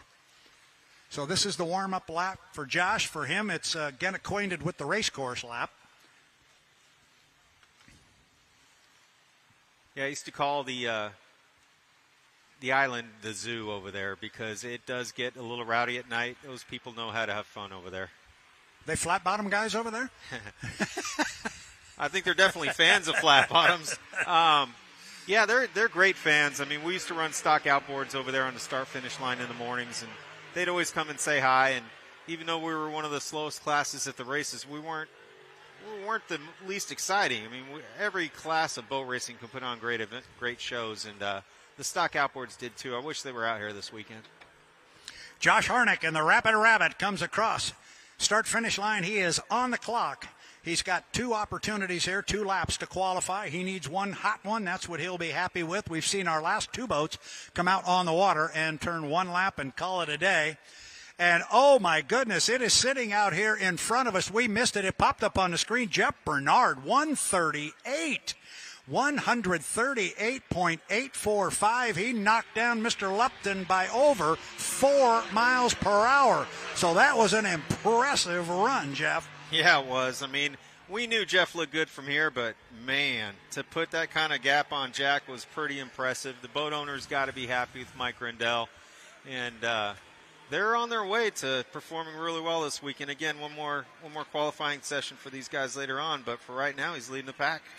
Looking good. Josh Harnack looks like he's going to run hard for a second lap here in the GP12, the Rapid Rabbit. He slides out to about, lane number 4, maybe 5. He's way wide on that. Maybe he's going to pull the foot, and I think he just did. He did, and he will come back in to our pit area. I think he's happy with the speed. We'll have it for you as soon as we get it. Yeah, so I misspoke. Looks like the GPs are only doing 1 qualifying session today. So right now, Jeff's looking pretty good. Well, and on our clock, that GP qualifying session has come to a close. However, I've still got a couple of boats sitting in the water behind us. We've got the GP 135 Cool Cat Motorsports in the water, and the GP 50 Ken Brody. He is in the water as Josh Harnack will come back to the pit area. And we've still got the GP 20, the Trust Company, sitting in the water with Big Ed Preston. I don't know, I can't say Ed Preston without saying Big Ed Preston. He's a pretty good-sized boy. Yeah, he's a pretty good-sized boy, and he's got a lot of hair. Yes, he does. Josh Harnack, he posted a speed there. They just put it up for us, 125.959, 125.959. So that puts him number 4 on our ladder. Top qualifier, Jeff Bernard, so far at 138. Jack Lupton at 134. Ken Lupton at 130. Then it's Josh Harnack at 125, followed by Kevin Ekert at 121. Still got 3 boats in the water.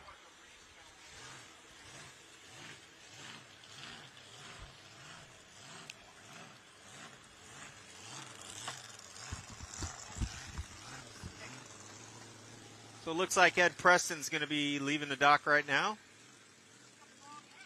They got the front canard wing fixed earlier in the morning. It was a little cattywampus when he came in, so good to see him back out there.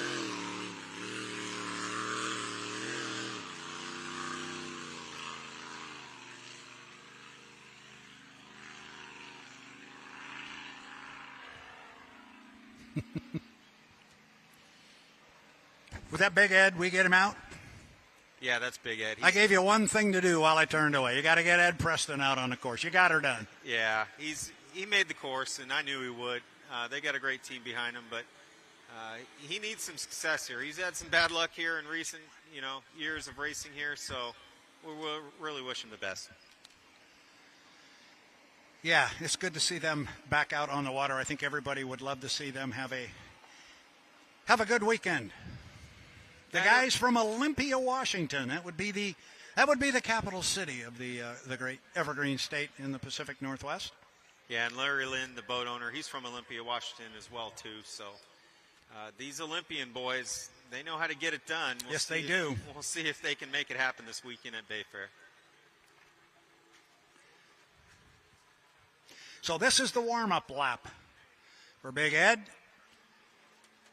You see his crew down there on the dock. They are all very anxiously awaiting that boat to return. I am sure they would be extremely pleased if they could go out and lay down a hot lap and bring it back all in one piece. That would be a happy crew.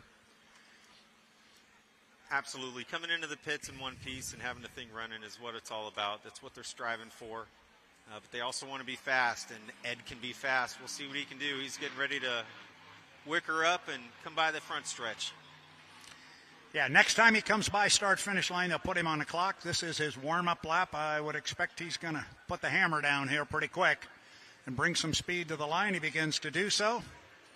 Ed Preston, driving the Trust Company for Blown Income Racing and Larry Lynn.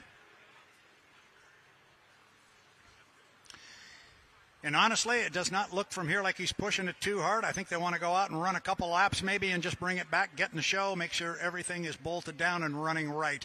But now he's moving smartly through the lower corner. You've been good at calling out the line. He doesn't slide it out too far. He's staying pretty close, at least to the exit pin. Tough to see from here how he did through the corner. Yeah, exactly. He looked really good, though.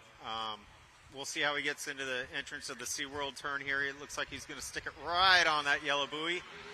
Keep it on the buoys through the apex of the turn. He slides out a few lanes. But again, if he can carry the speed the longer way around, could be the fastest. Yeah, he definitely brought some speed up the back chute. I thought maybe he was backing off a little bit when he came across to begin this first lap, but he had it rocking and rolling, and he's got the first lap in the books right now. He is across. See if he wants to turn another one. From here, it looks like he's still running hard down at the bottom end. Ed Preston, the Trust Company, driving for Larry Lynn and crew of Blown Income Racing. Yeah, he's got his foot in it. He's running into a little bit of a breeze there. Flies the front end. A lot of air underneath that GP20.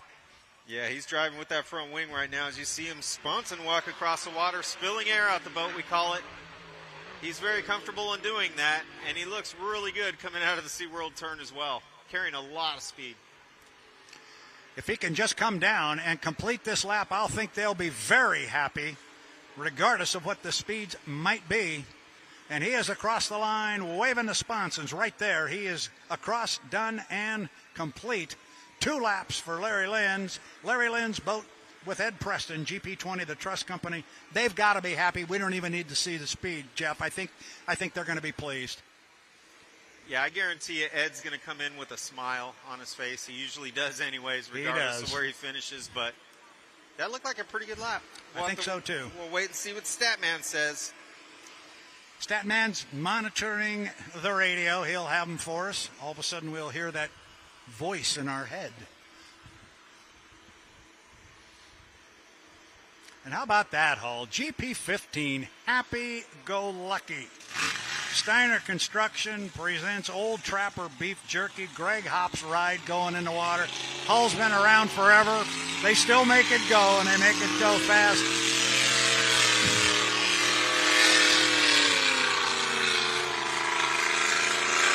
John Shaw, GP 135, Cool Cat Motorsports. He's away. Yeah, Thompson family, the owners of this boat, been involved in boat racing a long time and very competitive in the HRL series. They're giving John a chance to drive this boat this year. He is a rookie in the GP class, and he's been very successful in a lot of the other limited classes. So it's going to be really fun to watch him run this race this weekend. He's never, ever competed a race on a 1 2/3 course. So this will be new to him, and looking forward to see what he can do. Speed, boat ride, motor prep, crew, anything. It's just a good-looking race boat. I like that, GP 135. It's a good-looking boat. Yeah, the Thompsons have always had really good-looking boats. They take pride in that, and it shows for sure. And, you know, this team has worked their butt off this year to keep John in a consistent ride and finish all of his events. It's great to see him out here this weekend in San Diego. It's a long way from where they're at, too. And if you watch Ed Preston get out of GP20, the truss company, you'll be looking at a 126-mile-per-hour smile on that thing, 126.835. So as you and I talked, not the quickest, not the slowest, but they went out, they ran, they looked good, they brought the boat back. They've got to be happy in that camp. Yeah, they'll come back to the pits. They'll look at the data. You know, they may make a prop change or something else, but they got to be content with that. It puts them right in the middle of the pack. Meanwhile, on the clock now, we've got John Shaw driving the GP 135, Cool Cat Motorsports. Boat is owned by Ed and Andrea Thompson. And look at that boat ride up the backstretch, looking good, sitting solid on the water.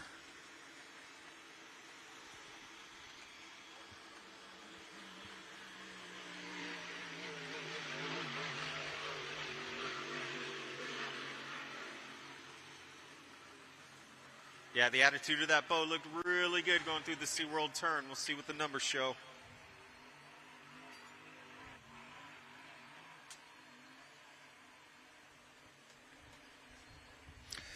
Well, he's across, so he's got the first lap in the books.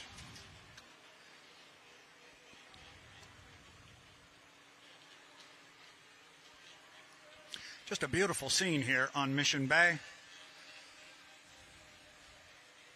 Yeah, you couldn't ask for better weather. I mean, this little bit of chop definitely helps us out sometimes, free up the boat. So what we got here today is awesome racing conditions. And as the locals would say, gee, welcome to every day in San Diego, right? Yes, sir. Well, he's going to complete two hot ones here. He being John Shaw. He will come down. Cool Cat Motorsports, GP 135. He's a rookie in the GP class, but not driving race boats. He knows what he's doing, knows his way around, and he's got two in the books. We will monitor the radio, get a speed, but he will be the seventh boat that will land on our qualifying ladder so far. But everybody's taking a swing at that Jeff Bernard character. 138.845 for the GP79, the reliable diamond tool. Jeff's just sitting down there watching and waiting right now. Yeah, they got to be pretty proud, though. That team and everybody has got to be proud of what they accomplished today and look to keep the string of good luck continuing throughout the whole weekend. He'll be definitely a fierce to be dealt with when it comes time for the heat races and the finals. Absolutely, he will be. I'm trying to figure, well, I guess it's going to be the GP50. GP50 should be out next. GP50 pressure measurement, owned by Don Les, driven by Ken Brody.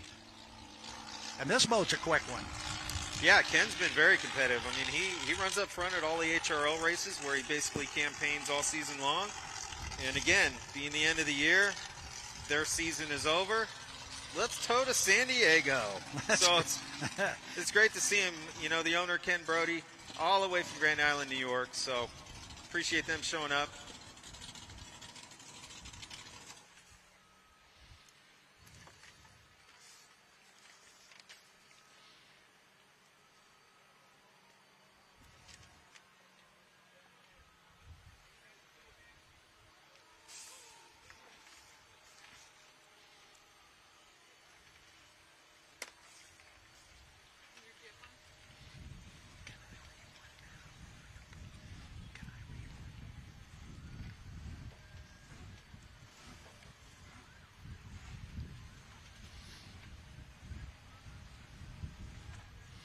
While we await the arrival of Ken Brody on the Bill Muncie Racecourse here in beautiful Mission Bay, we take this opportunity and thank Mercurys Coffee. Mercury Coffee is thrilled to be the official title sponsor of Bayfair 2024. Our Gold Cup sponsorship commemorates 25 years of dedication to coffee, culture, and community. Start your day right and pick up Mercurys Coffee, the official coffee of San Diego Bayfair. And enjoy a cup of Mercurys Coffee on the H1 Unlimited hydroplanes this weekend on San Diego's Mission Bay. Mercurys Coffee, thank you very, very much. Have you had your cup of Mercurys Coffee yet? I have not. I'm not a huge coffee fan, but I'll tell you what. I'm going to start, and I'll probably start with a cup because I heard it gets you 2 miles an hour when you drink that stuff. It does indeed. It's got to be the fastest bean ever. Well, I thought we were waiting on the GP50, but no, we're waiting on the hopper. The hopper is away. I'm going to tell you, back east, we had more Old Trapper beef jerky. Jerry just kept bringing up bags of it to us. Hey, that's the only jerky I like. I mean, that is some great stuff. If you haven't tried it, definitely get it. It's widely sold in a lot of grocery stores. So, Old Trapper beef jerky. Good stuff. This is Stettner Construction presents the Old Trapper beef jerky. And all we had to do was mention that, and now I know it will happen, that within the next hour, hour and a half, Grandpa Jerry's going to come walking up the steps with a bag. He'll have some up here for us. Can't wait. We'll enjoy that with some Mercurys coffee. Absolutely. The jerky sounds real good when you're chewing it and you're trying to talk on the pipes. So bottom end of the race course in one of the more famous Grand Prix hydroplanes ever built. I'm going to go out on a limb on this one. I'm going to say it was built in 1998. I think that was correct. It's a very, very famous hull. It's a very, very fast hull, especially in a straight line. The boat's not as wide as some of the more current hulls that have been built, but you put it in a straight line, and this one can really go. And if anybody can make a boat win, it's Gregor. Greg can really drive, and he's going to come hard off the top end of the race course, and he will come down and start his two-lap qualification attempt. It is Stettner Construction presents the Old Trapper Beef Jerky. Greg Hopp out of Snohomish, Washington. Get him on a clock here shortly.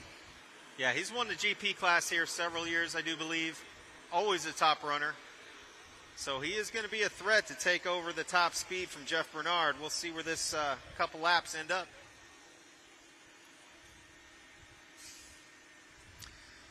He is off the lower corner and now starts his way up the backstretch. Greg Hopp. Yeah, he came off real tight to that exit pin, but let it slid out in the straightaway, catching that wind, going into the SeaWorld turn. He's right on the buoy line. Looks really good. Almost looking at his line up the backstretch there, almost like he just made a very gentle arc all the way up the backstretch and just brought it right into the entrance pin at the top end, as you pointed out. The Hopper's got one in the books. That bright yellow, low profile. A Jamie Auld hull from back in 1998. Is this the old Alamo boat? Bowshide? Bowshide in the Alamo. Ready, set, go. Alamo. Something like that. Anyway, the Hopper on his first lap up the backstretch. Very familiar profile. Oh, and he's pulled his foot. He is down. Let's see what he does. He's going to come in. And that was his first lap, I believe. First lap after the warm-up. I think that was it. Here comes Brody.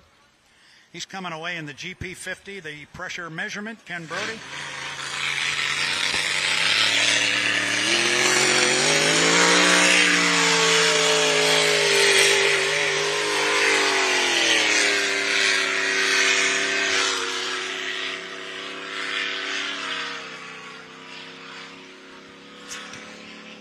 Yeah, it looked like he got on plane a little bit faster this time than before, trying to keep that salt water from being ingested down these injectors. It's very critical that you try to keep as much salt water out of the motor as possible.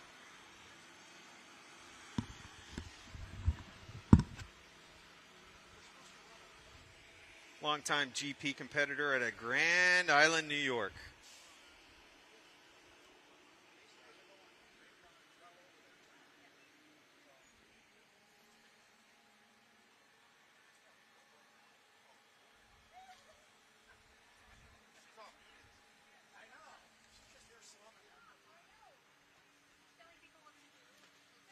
So again, first lap is going to be their warm-up lap. Looks like Ken's getting everything up to temperature and where he likes it.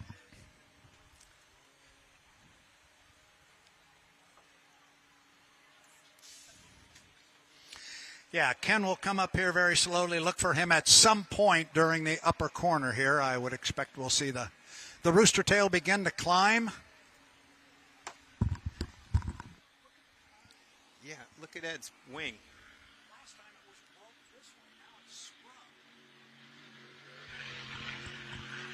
That's not comfortable as a driver, I can tell you that.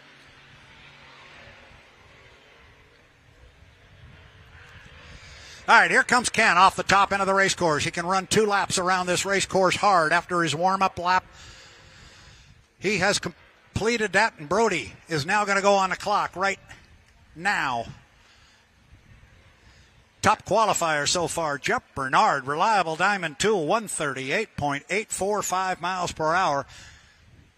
Similar to our Andrew Tate on the H1 Unlimited side, he sent a bit of a message, or as you like to say, put a shot across the bow. Hey, guys, I'm here, and you're going to have to deal with me this weekend because I came to win. But right now it is Mr. Brody driving that GP50.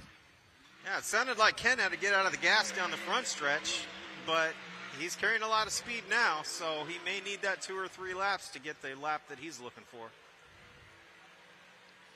What was that? That looked like a piece of his cowl going flying up there. It certainly was, and it went a long way up in the air. It's floating there, and he's pulling to a stop. You can see the cowling just past the exit pin of turn 2 up here. It's still floating out there in the water.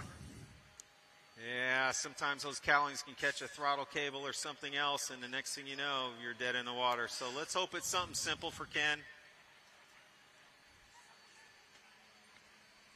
He's got the hatch up. He's looking in the back. Up, I see some smoke back there.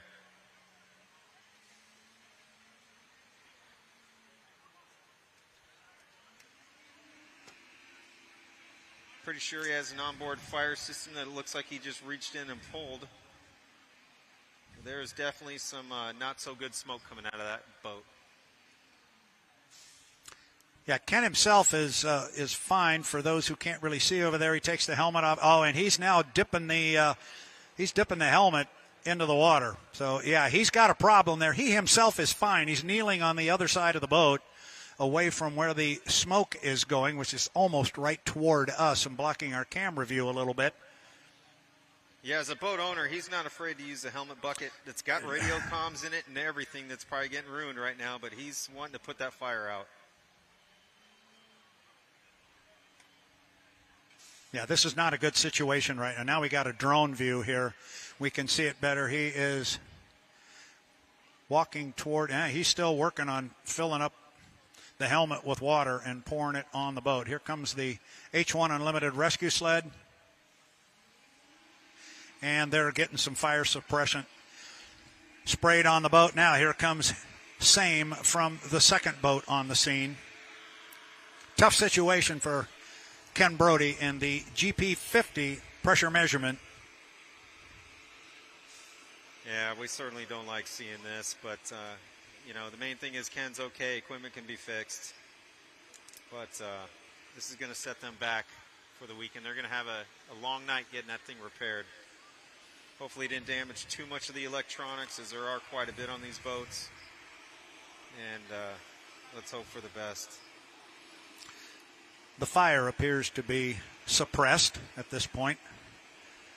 Ken handed the extinguisher back to the patrol boat and now walks back up toward the cockpit. Tough break. Oh, and you just saw him slap his hand on his hip there. That was pure frustration right there. He is definitely not a happy camper right now to look into that engine well and see things are not well. Yeah, as an owner and driver, it breaks your hearts more than once when you're an owner to have this happen. So he's looking around. He's going to get an assessment. Hopefully they get back to the pits and they can get this boat able to compete tomorrow.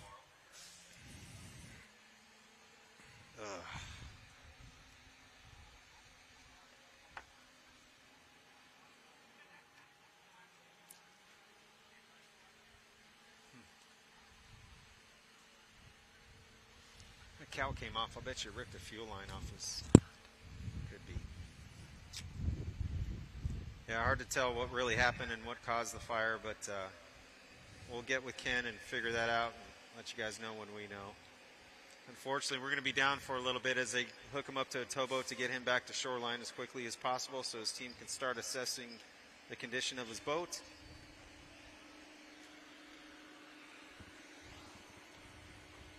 And I believe we are done with the GPs. I believe we are. I believe that's the end of our Grand Prix qualifying session. I see our 1 liters are being dipped into the creek here, so we've got a couple of them in the water. And I'm going to lean heavy on you on this one, on these 1 liters. No problem. We've got 2 of them in the water. We've also got J. Michael Kelly, the U1, the Beacon Electric, sitting dockside. I know they are anxious to get back out because they never left the dock in the first qualifying session, so they are anxious to go when we are ready to go qualifying in our second session. And the boats on the H1 side, I was advised by the officials, can come out when we get to that test session. They'll be able to come out in any order whenever somebody's ready, but you're going to get one last shot at it or one more shot at it. But in the case of the Beacon Electric, the last shot, this is it. If they're going to get any qualifying points, and that is the name of the game. So we'll keep an eye on them. But first up, it's going to be 1 liters. Yeah, Jay Michael's got the 1 liter in the water too. Owned by Tim Collins, Strong Racing sponsorship. A busy guy. Yeah, absolutely. You know, nothing's new to Jay Michael. He's hopped from boat to boat for many years. I've seen him compete in 12 different heat races in one day in the stock outboard category, and he's definitely an Iron Man of boat racing. And not get tired and be competitive in Heat 12. Exactly. I mean, he's definitely a brutal competitor to run against. But if you want to be the best, you got to beat the best, and he's one of them. Yeah, he is indeed. He is just a true boat racer. I've made the comment, I've known Mike for many, many years, and I've made the comment about him being a boat racer and just a racer pure at heart, that you probably don't want to run into him at the grocery store because it's going to be a race with the cart to the frozen foods. He'll race anything, anytime, anywhere, and be competitive. Yeah, for sure. And his kid, Carson Kelly's following in his footsteps. You know, I'm pretty sure the kid's fast in anything, just like his dad. So really fun to watch them go through the progression of Carson's career with Jay Michael's assistance and Strong Racing, of course. Helping out both dad and kid. So I'll tell you what, we are going to step away from the microphones for a couple of minutes and take a break while we get our 1 liters in the water and get ready to go racing here. Our first heat of racing is coming up shortly. It will be 1 liter hydroplanes. Stand by. We will be back.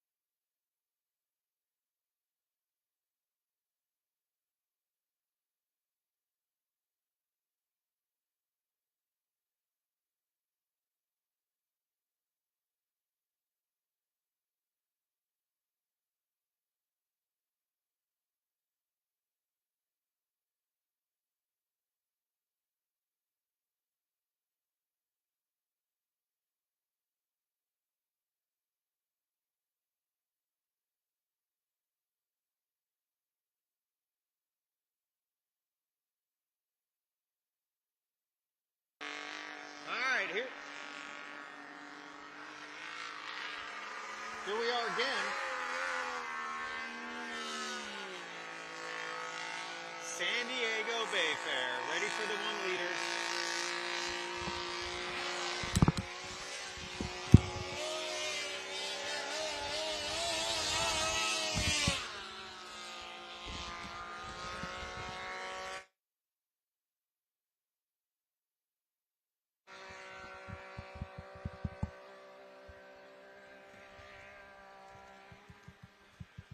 Yep.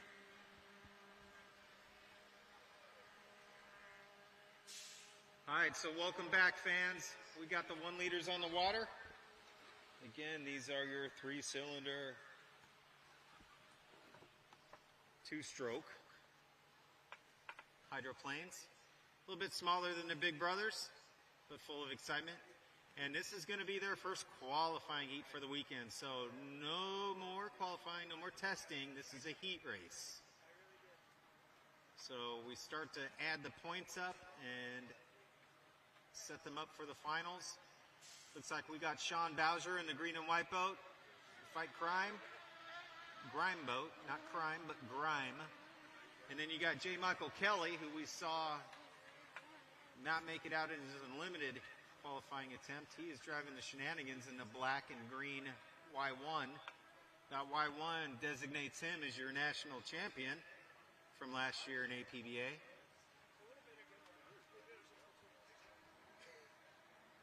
We have Marina Bartels in the Circus boat. We have Brad Sanchez in the fluorescent orange and blue, cutting the course right now, going to the front stretch. And we have Jeff Bernard entering the SeaWorld turn. So again, 2 of our H1 boys are out there to compete in the 1 liter class.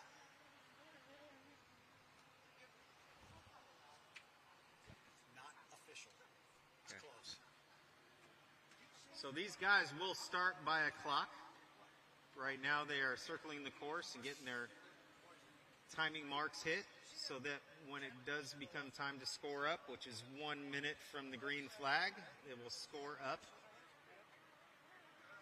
in turn 2 and establish their lanes. They do not draw for lanes, so right now they are positioning themselves the best they can to possibly get the inside if that's what you prefer.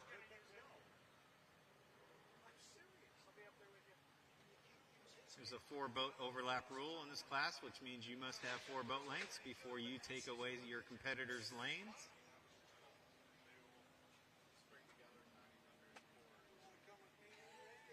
They do run the shorter course, the 1 2/3. Looks like Brand Sanchez is trying to protect the inside lane. Sean Bowser considers them way too early. He's going to cut the course. We got to get it in. So as soon as this heat's over. Roughly 1 minute to the start.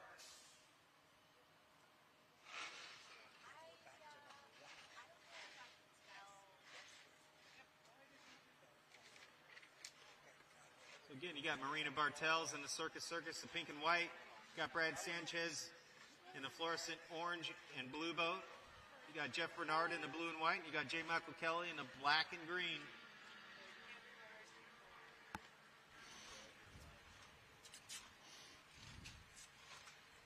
These guys are getting in position to come for the start.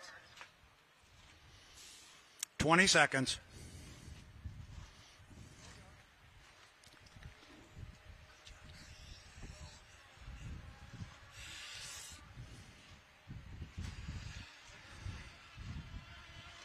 Looks like Jeff Bernard is on the pipe. He's going to go across start-finish line with some speed.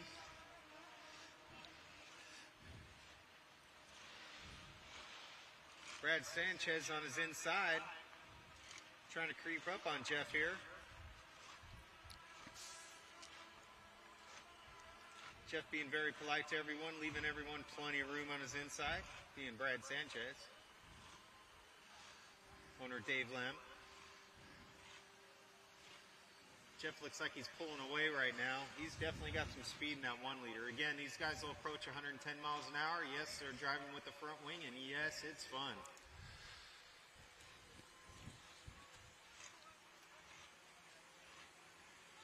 So Jeff Bernard looking a lot like his GP qualifying run. He's starting to get a good lead there. Brad Sanchez in second. J. Michael Kelly running in third at the moment. Usually he's a little bit further up there, contending for the lead, if not leading. Again, this is a qualifying race, though, so Brad, they're going to get a chance here just to basically establish themselves for the heat races tomorrow and on to the final. Yeah, keep an eye on our boats running in second and third right now, because you got Brad Sanchez currently running in second place, but in his right side rear view mirror, it is full of one J. Michael Kelly. They're going to be dead even as they get down to the bottom end of the race course, and I think you're going to see Mr. Kelly stick his nose out, and there it is. He's got a couple of boat lengths on Sanchez. Bernard's already gone and up the backstretch with lots of clear water, but it is J. Michael Kelly now moving into second place, although he's going to drive a much bigger race course, Jeff. Yeah, sometimes a bigger course doesn't really matter when you have speed, and J. Michael's definitely airing out. You see him sponsoring walking down the backstretch.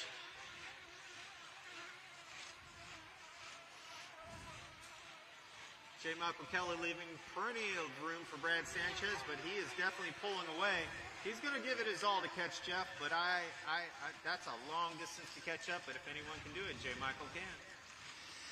Yeah, I think that's going to be a fight to have on another day. I think Mike, now that he worked himself into second place here, will let Jeff go.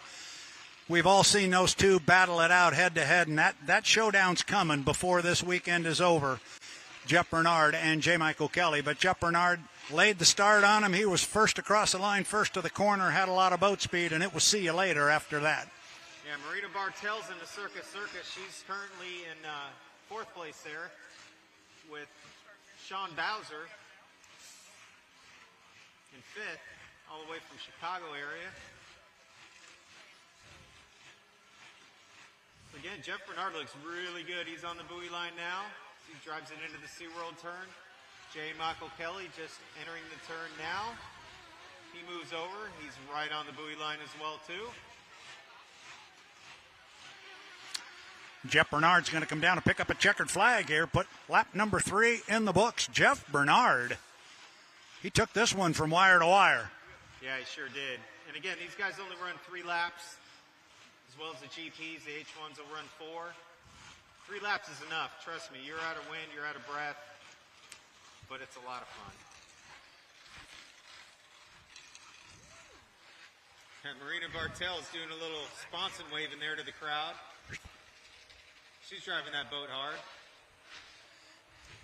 along with Brad Sanchez.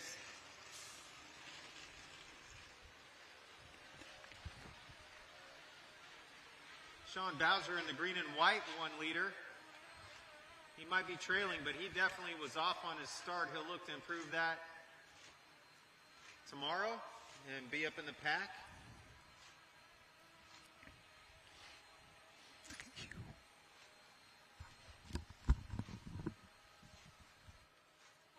Five boats hit the course, 5 boats finish. It's a good sign for the weekend. Again, these guys will come in, look at their data, maybe make some changes, try to find some extra speed. But don't think that that's the way this whole weekend's going to end up right there, because these guys will get tight and close when the money's on the line.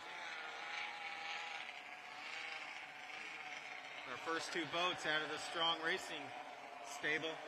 Jeff Bernard, Y18, your winner. J. Michael Kelly and Y1 named Shenanigans finishes a second. Brad Sanchez third in the fluorescent orange and blue. Rita Bartels, the pink and white, Miss Circus, owned by Kevin Braun. And in fifth was Sean Bowser in the Fight Grind boat. I made a comment earlier when you and I were talking, Jeff. I said, the 1 liters aren't the biggest, the fastest, the strongest, but my Region 10 part comes out of me and says the 1 liters never disappoint. Okay, that wasn't the greatest heat we're going to see. I'm telling you, don't go away. Yeah, it's going to 1 liters are going to put on a show. They definitely will, and they're not afraid to rub sponsons. So these guys will put on a show, and I can guarantee between Jeff and J. Michael and the rest of the class, no one wants to win more than everybody on the water. No, that is exactly right. So 1 liter's a lot more to come on that. We are now going to move into our H1 Unlimited second qualifying session. But we've got a very short break here, and it gives us an opportunity to thank Mercurys Coffee. Mercurys Coffee welcomes race fans to San Diego Bayfair. Race fans, please give a big thank you to Mercurys Coffee for bringing the APBA Gold Cup to Mission Bay. We'd like to give and add our special thank you to Mercurys Coffee as well, as this is the Mercurys Coffee presents the 2024 APBA Gold Cup at the San Diego Bayfair. Mercurys Coffee, thank you very, very much. I'd imagine if these drivers haven't drinking enough coffee, their adrenaline's going, because this is an important qualifying session for several teams who, let's just say, didn't have good luck in the first session. Yeah, it absolutely did not play well. It did not go well for the U-27 Miss Apollo with Dave Villwalk. They had a very good run on the water. However, they lost their speed to a, what was it? It was an N2 violation, I believe. Fuel flow. Okay, it was a fuel flow violation, as Dustin Eccles is going to be the first one out on the race course. I thought perhaps we'd see J. Michael Kelly, but I think the yield there just happened from Dustin Eccles, although Kelly was in the water first. Kelly had to get out of his 1 liter and run down the dock. So Dustin Eccles is going to come out first, and he had a tough run and did not get qualified in our first session. So he, along with J. Michael Kelly and Dave Villwalk, will all be looking to post positive times here in our second qualifying session. Our boats must go 3 times around the race course, and when they do that, we will take the fastest consecutive 2-lap average for their qualifying speed. It will either be lap 1 and 2 or laps 2 and 3. You cannot average 1 and 3. They have to be consecutive laps. So Dustin Eccles, U40 flavor pack, out on the water. Dustin from Monroe, Washington, which is north and a little bit east of Seattle, Washington. Dustin comes off the bottom end of the race course. We were talking about 2 races ago, a year and a half ago, down in Gunnersville, Alabama. This boat was north of 170 miles an hour. They turned a lap down there on that race course of 171.294 miles per hour. So if you're questioning whether or not there's enough speed in this boat, trust me, there's a bunch of it. Kelly Stockland can set one up to really roll, and this one can move. He is off the top end of the race course. We'll come down and put him on the clock. Shortly, he goes very wide off the exit pin to get a good long run. He's almost running up against the outside course markers here. He is Dustin Eccles, U40 flavor pack. He's on the clock now, looking for a successful qualification attempt. 3 times around the race course, a 2-lap average, 2 consecutive laps, 1 and 2 or 2 and 3.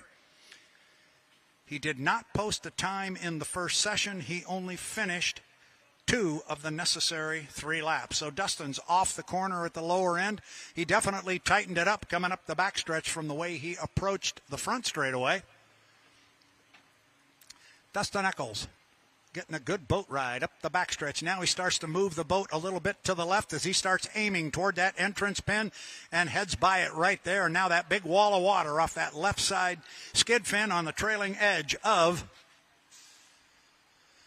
the sponson on the left side, Dustin Eccles.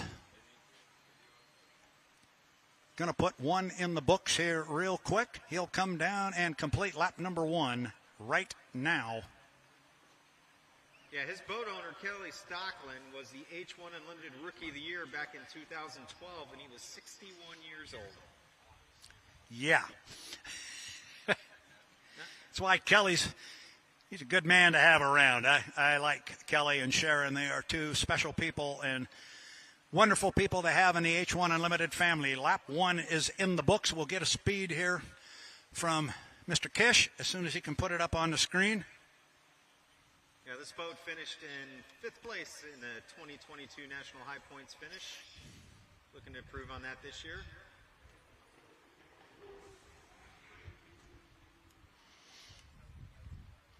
$157.585 miles per hour, 157.585 for lap number 1 for Dustin. Those of you watching on the H1 Unlimited live stream will get the graphic up on the screen momentarily to include the other boats that qualified in the first session. But that one was a quick one for Dustin. See if he can.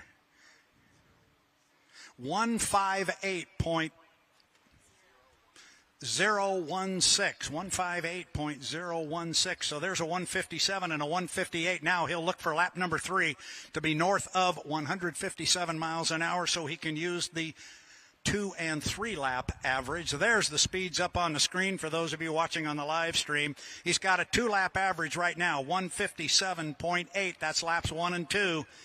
Can he improve on that 157 he did in lap 1 on his 3rd lap? He's tight on the buoy row as he comes off the top end of the race course, heads down to complete his 3 laps around the Bill Munsey race course on San Diego's Mission Bay. Dustin Eccles, the flavor pack. Mighty good run. Jeff, I like that one. Yeah, it looks like their team did their homework because if they got busted for a fuel violation using too much fuel, they actually picked up speed in this session. So good job to that crew. And that 3rd lap was indeed quicker than the first one. In fact, it's his quickest of the 3. It's 158.492 miles per hour. So averaging laps 2 and 3, Dustin Eccles at least on the water at 158.254 miles per hour. That would put him number 3 on the ladder. But again, don't put it in pen just yet. We've got to get the boat through tech inspection. But I liked it. It looks good and certainly much better than their first effort during the first session when they were unable to complete the 3 laps. Yeah, it's a good run for Dustin. He's going to be, I think, content with that and looking to improve as the weekend progresses, but showing some impressive speed so far today. And speaking of impressive speed, there's a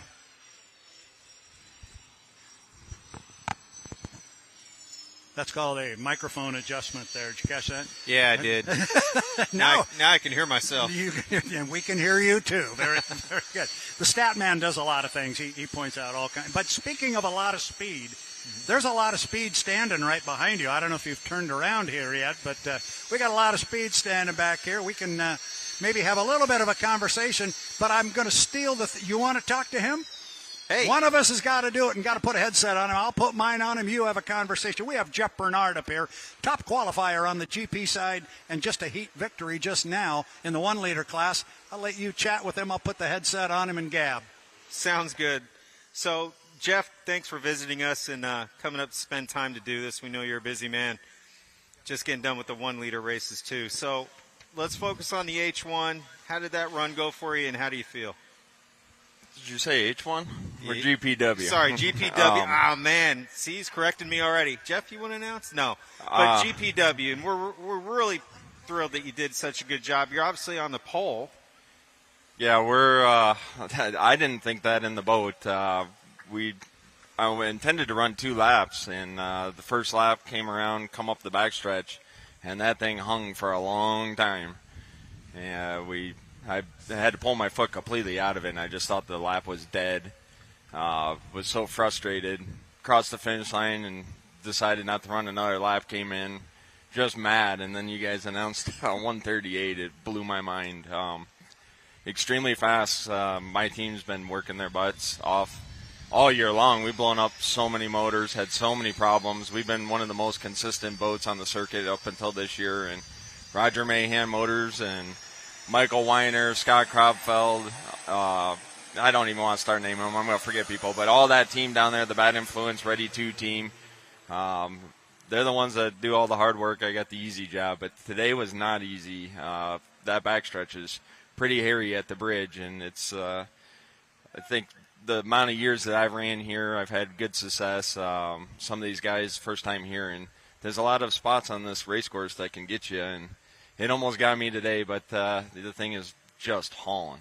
Well, boy, for a pissed-off driver, that sends definitely shout across the bow to the rest of your competitors. Just a fantastic effort by your team and you to pull this off. And obviously we wish you continued success with your program this weekend.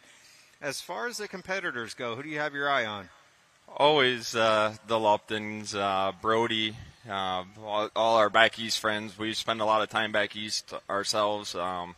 They're always fast. The New Zealand guys run these bigger courses, so they're a little bit more used to it. But the turns are bigger and the straightaways are a little bit longer than what they're used to. I don't know. Brody got towed in. I don't know what his situation is, but he's always a good competitor. Our West Coast friends, there's a lot of fast boats. Kevin Ekerit's dominating points now that the 35 didn't show up this weekend. Probably going to win the high points this year. Been consistent, fast all year long. Greg Hopp's always fast. And in the 12, they run good on these big mile and 2/3 race courses. But that's what we worked really hard for on our team, was to be fast on all race courses, not just the mile little ones in HRL or back east the mile and a quarters. We got a really good boat ride. That's normally my boat spills air and walks, and it hung for a long time. So we're gonna tame it down for tomorrow's heats a little bit more, and we're on pole, and then we're going to be stuck on the outside if we keep doing good the rest of the weekend until the final heat. So we're going to have our hands cut in heat 2 and 3, but we're going to keep making it faster. I can guarantee you that. Wow, that's scary for the rest of the GP teams. But speaking of carrying your front end, are you going to go home tonight, watch the live video, some recaps of it, and see how far you were carrying that front end? I definitely want to look at it. I was full wing, and when it popped up and started to burp, and it wasn't coming back down, so I had to completely get out of it.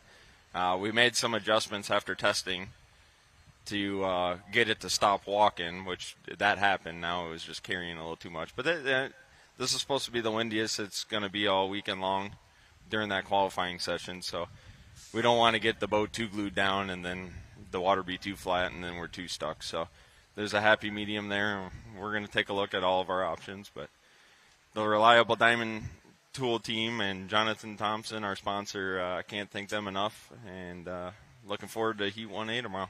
Yeah, I ran into Jonathan Thompson in the pits this morning. He's very excited and upbeat for this weekend. So you're off to a good start, Jeff. Let's switch gears and go to the 1-liter. You just won your qualifying heat. How'd the boat feel? Yeah, that was kind of a gimme. Mike must have fell off the pipe there on the front stretch. Got a huge lead at the start and didn't look back. We had to make some adjustments with that boat after testing, change the rudder, tame that boat down a little bit for this backstretch wind.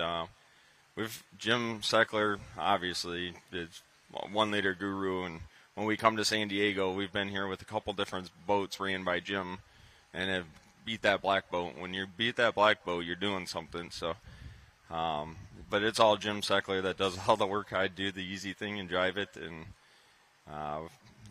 we're looking to continue our winning streak here in San Diego in the 1-liter class too. Yeah, you look pretty dominant in that 1-liter, and we know that's not going to be the case as we start getting closer to the finals. The starts get a little more edgy. People want to get up there and get up front, and it's definitely going to be exciting to watch for the rest of the weekend. So we really appreciate you coming down and talking to us, and we wish you all the luck in the weekend. Thanks, Jeff. Yeah, thank you, Jeff. All right, so that was Jeff Bernard. Again, he just left the 1-liter course. Won his GP qualifying. He's now got bragging rights at the dinner table tonight. And that's going to be interesting if he can find more speed in that GP. Absolutely. And we got J. Michael Kelly out running hot on the H1 Unlimited race course right now. First lap, 156.092. Second lap also at 156. This one, 156.176.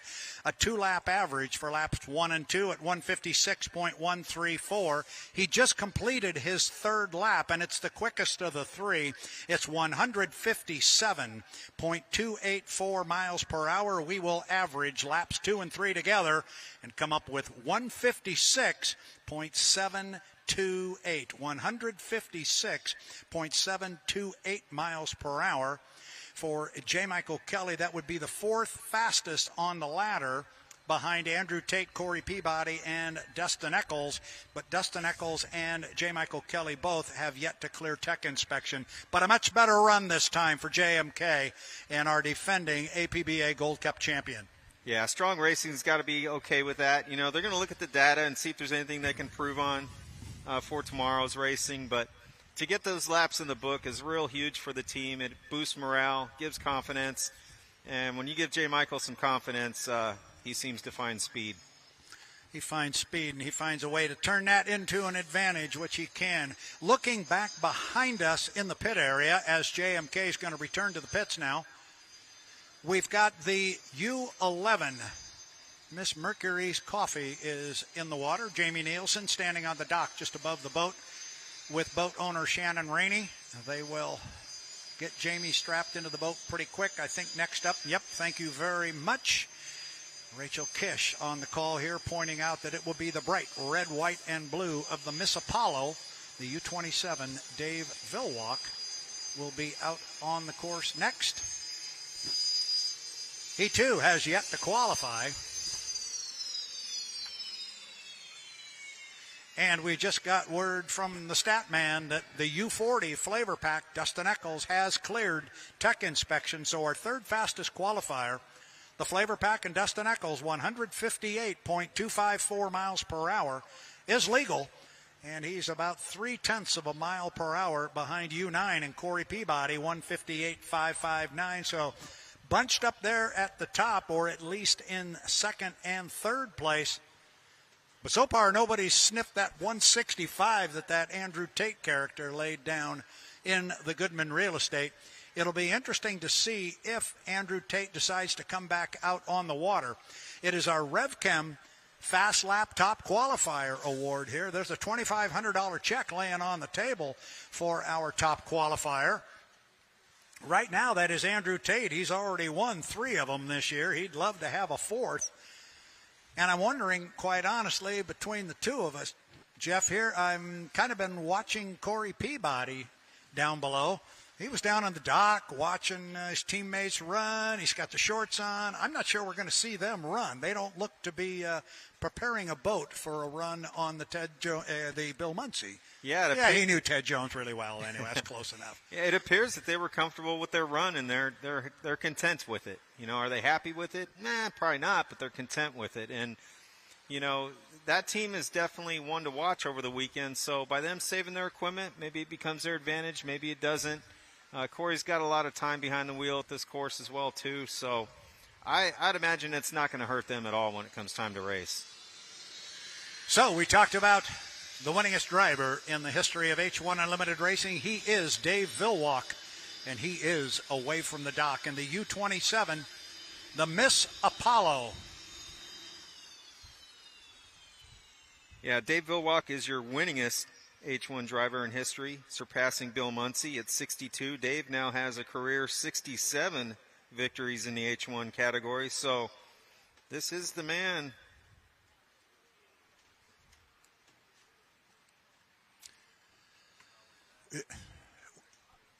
We're being told Dave Vilwalk got away from the dock in the U27 to Miss Apollo and then immediately shut it off. And we're getting word now of a buoy being loose in turn 2. And, Jeff, looking from where I am here, I don't think we have an apex buoy out there. Yeah, that apex buoy's being a bad buoy. It's kind of moved off its course, pinching off towards the outside course markers here in the SeaWorld turn. You can clearly see it now. That'd make an interesting course if they decided to run them right now, that's for sure. So Dave has shut off the 27, and he's a couple hundred yards offshore here. Drifting now in the U27. You were talking about guys sitting in the cockpit at the dock, and, they get anxious and they get hot.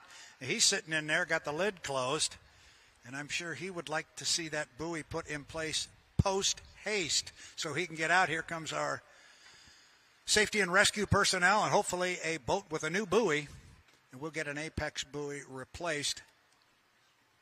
Meanwhile, Dave is drifting further away.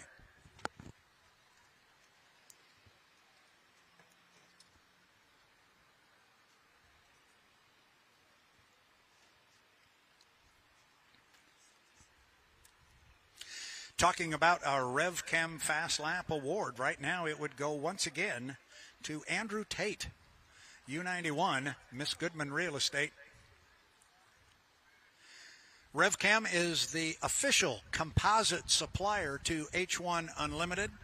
They've been with us all season long, and it's been terrific having their participation with our 2024 H1 Unlimited series. Yeah, we like to see some, coin being thrown at this qualifying, and thanks to RevChem Composites, it adds a little bit more excitement. It certainly puts a little bit more emphasis on the teams to do well, because these boats don't run on thank yous and oohs and ahs. No, they do not. Uh-oh. Stand up straight. Here comes the boss. Okay, here he comes. You can tell by the shirt. Holy Toledo. Oh, you know what he's got? He has work in his hand. You were just talking about sponsorship and how important it is and all this and that. Here he comes. We have sponsor copy. And I'm glad he gave you the work, because I was going to turn it down. Is it okay? 2 copies of same.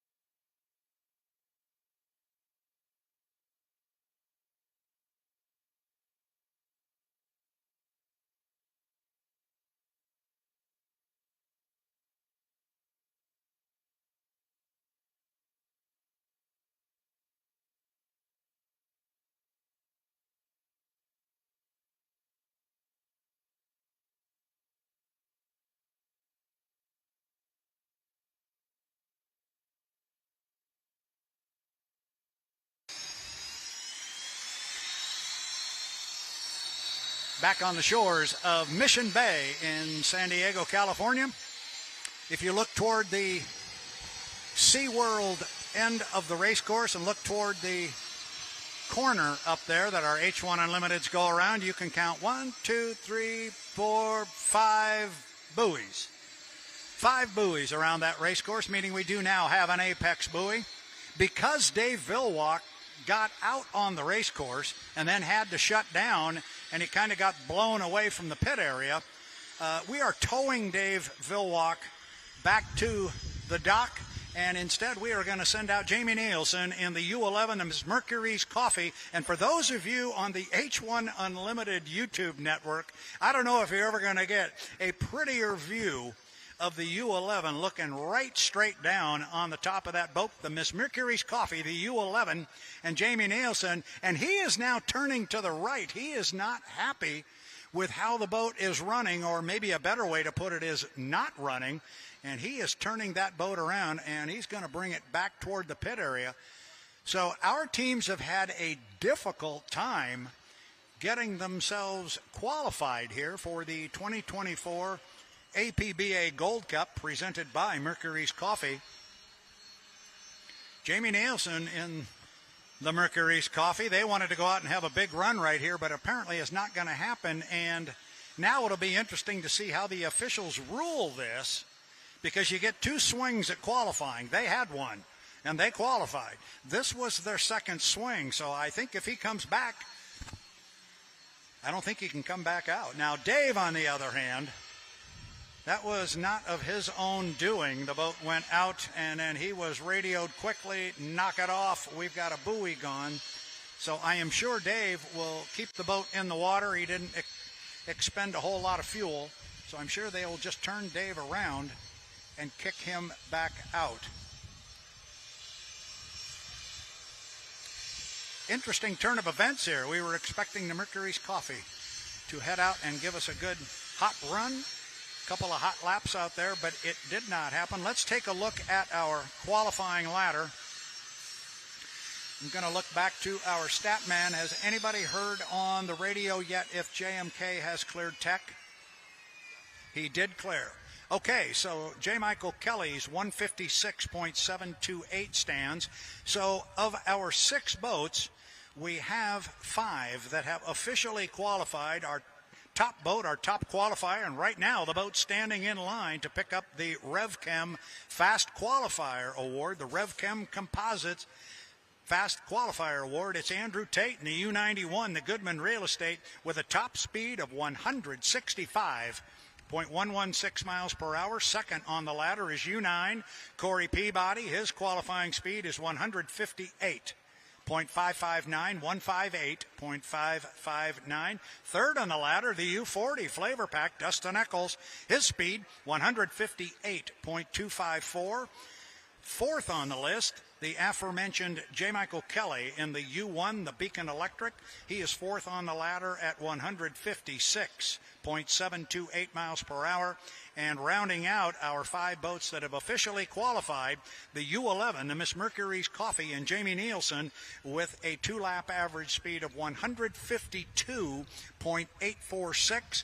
They were in the water and out away from the dock on their second qualifying run, which began just a couple of moments ago, but Jamie was unable to get the boat up on a plane and running. He turned it around, slowly got it back to the dock, and Jamie Nielsen is right now having a conversation with boat owner Shannon Rainey on the dock. And I'm sure they're disappointed down there, but it's a good thing they did have the successful qualifying run earlier. So, Jeff, they're in the show. I know they wanted to go out, and even if they didn't improve their speed, you still want to go out and have the opportunity to learn something. Yeah, the drivers want to get out there. They're buckled in. They want to make some laps. And, you know, going through this field right now, it's currently qualified. We've got 4 boats within 5 miles an hour of each other, and that's pretty darn good considering it's their first day on the water. Again, these guys are going to review the data. They're going to increase their speeds throughout the weekend. So it's shaping up to be a quite interesting Gold Cup. Oh, it's going to be a very interesting Gold Cup, and there's going to be a lot of drama. The salt water just adds another layer to this whole thing. The Lycoming T55 L7 turbine engines that these guys run, they do not like salt water. It is not their friend, and I'm not suggesting that that is part of the issue here, because we have had more issues here today than we've had the entire rest of the season as far as getting boats away from the dock and out on the water, as the brain trust of the Mercurys Coffee, the U11, has a conversation at the top of the ramp, and that's Jamie Nielsen with his two boat owners and his crew chief. Scott Rainey serves as both an owner and the crew chief on that boat, and the Mercurys Coffee is going to be lifted up and out of the water. So now all eyes are on the U-27, the Miss Apollo, and the lid just went down. As I said that, Dave Villwalk, he's not qualified yet, so he needs to go out and put 3 laps on the clock, make sure he gets through tech inspection, and we'll have our 6th boat qualified for the 2024 APBA Gold Cup presented by Mercurys Coffee at the San Diego Bayfair. Yeah, so Dave's putting the wick to it. Looks like he's going to make it off the dock and attempt to qualify. Love the red, white, and blue paint scheme on this boat.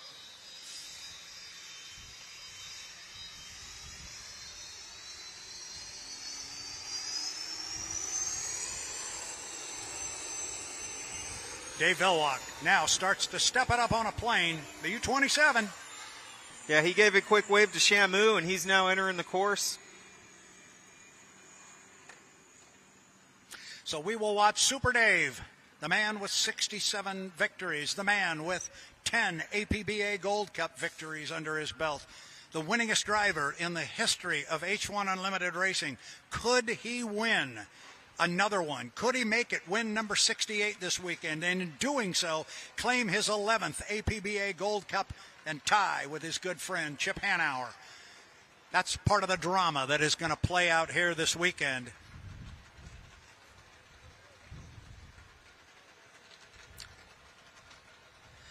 So this is going to be the boat, if I've got the rules figured out correctly, this is going to be the boat that has the last shot to dethrone, if you will, the U91, the Goodman Real Estate, and Andrew Tate from the RevChem Composite Fast Qualifier Award, or it's going to be another $2,500 check for young Andrew Tate.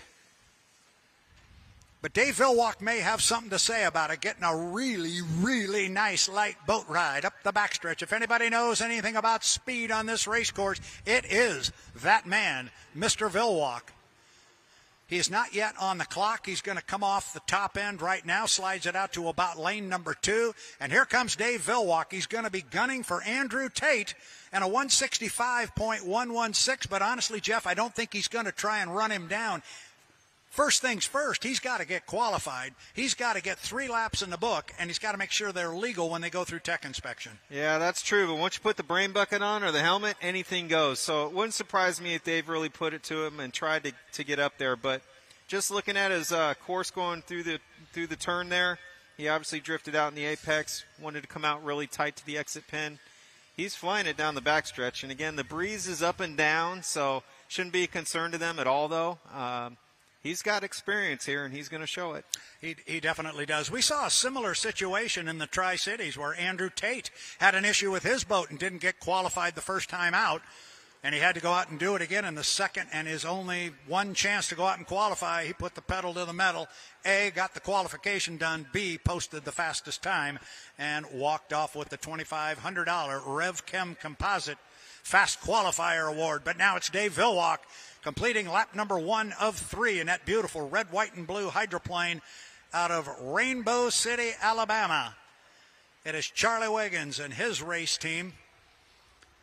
They made this complete boat in Alabama. They fabricated every part for it in-house. This is a complete build in Alabama, in Rainbow City, at the facilities of Wiggins Racing. Those of you watching on the H1 Unlimited YouTube channel, look at that view. You're looking right underneath the U-27 Miss Apollo. Get a good look there. You're looking right down the bottom of it, looking at the propeller and the propeller shaft in the water. Those of you on the shoreline are getting the same view as well, as Dave is into the top end of the race course. First lap, 152.583 miles per hour, 152.583. See if Dave can step it up a little bit here on lap number 2.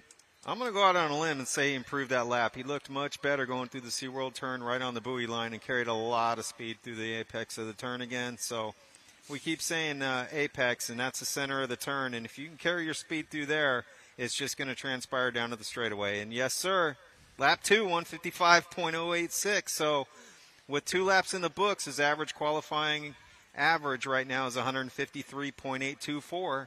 That puts him, where does that put him? Down in 5th, just below Kelly Stockland, or J. Michael Kelly in the U1.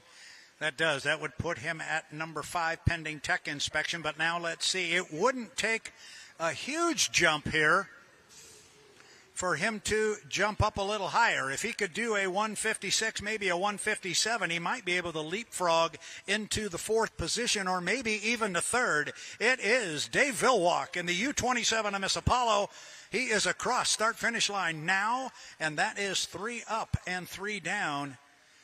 The second lap was his quickest at 155 miles an hour. He's going to need a 157 here, I think, to get into the top 4. Not going to get it. Lap number 3, a little bit slower. It was 155.001 miles per hour, 155.001. So lap 2 was 155, so was lap 3. You put the 2 of them together, 155.043 miles per hour. That will put him 5th on the ladder behind J. Michael Kelly and just ahead of Jamie Nielsen in the U11 Miss Mercurys Coffee. Again, pending tech inspection. And that's where they had their problem the last time. They failed tech inspection. So that will be coming up next. For those guys, I'm looking behind me. San Diego Bayfair is doing an incredible job of keeping action on the water. We got one leaders going back in. Correct me if I'm wrong, young man. I believe that's Mr. Sanchez's ride being set in the water down there. Yeah, the Dave Lim prepared boat with Brad Sanchez. Finished 3rd in his qualifying heat, so he's looking to improve on that. But very strong boat, very gorgeous boat with the fluorescent colors on back on the blue boat, fluorescent orange and blue.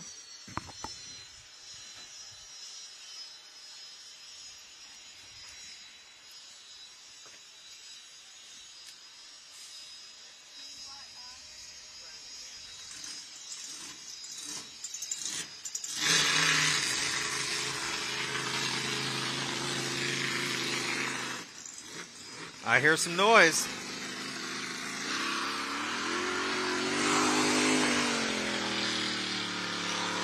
What a great shot from the drone if you're watching on the H1 YouTube website. This drone, ever since it got, involved in our sport and it was able to assist us in your guys' live webcast, what a great show that those drones help us put on. They do indeed. That is the GP17. The JJR Construction presents Miss Renee. Boat is owned by Brian Richards and driven by Austin Ekrit. And I'm assuming you know all the other Ekrits. You know Austin Ekrit, and you know that wonderful nickname that he's got, Awesome Austin. He's a great kid. He's a great driver, and he can handle this race boat. Took it over mid-season, and so far done very, very well. It's a beautiful hydroplane, owned, I said, by Brian Richards and driven by Austin Ekrit. JJR presents the Miss Renee. Yeah, Ostrom was a fierce competitor in the 1 liters as well, too. So to see him graduate up into the H1s, it just, it's rewarding and validating to show that these drivers that improve and show their consistency and their professionalism, how they get offered these opportunities to drive these boats.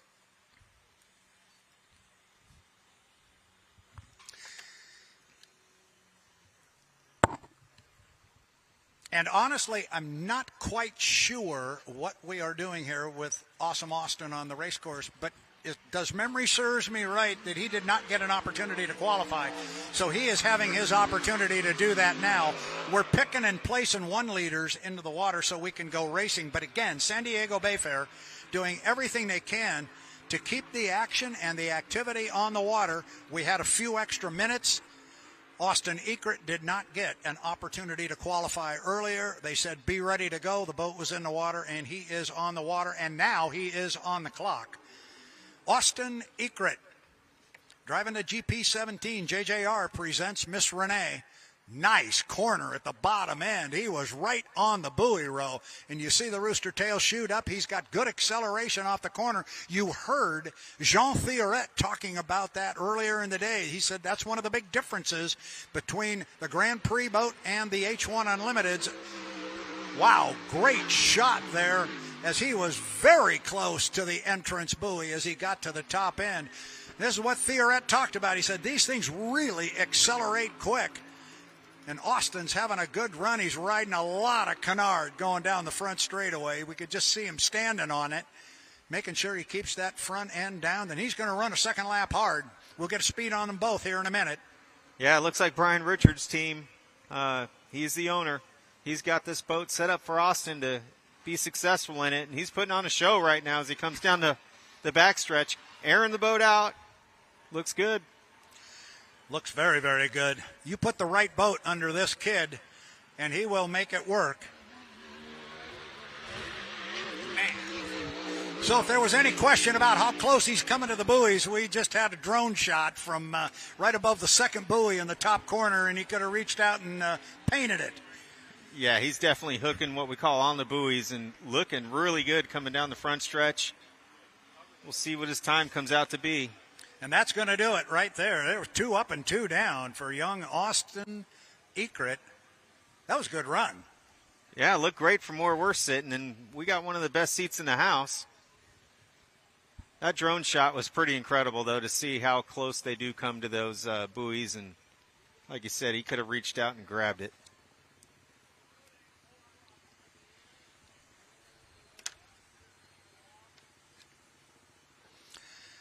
Like to take this opportunity while Austin Ekrit will bring the GP17 JJR presents Miss Renee back to the pit area. Take this opportunity to welcome everyone who may have just come into the park or just now hearing us for the first time. Welcome to the Mercurys Coffee APBA Gold Cup.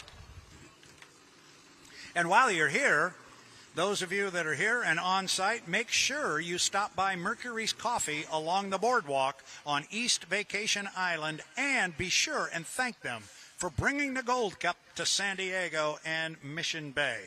Mercurys Coffee fans, make sure to root for the U11 as they try to win the prestigious APBA Gold Cup. And just like that, young Austin Ekrit successfully navigates his way back to the pit area and stops at the dock.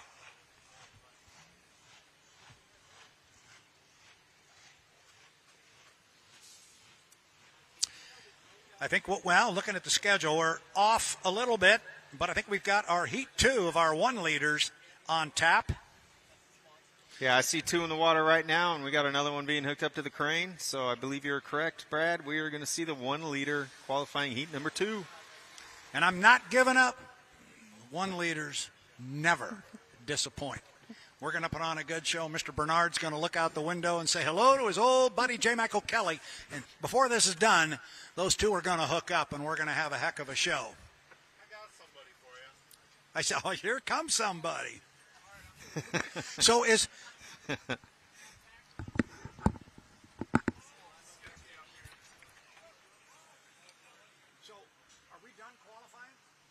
So it looks like Mr. Hydrofish, Andrew Tate's coming up to take a visit with us. We'll see if we can get a word with him.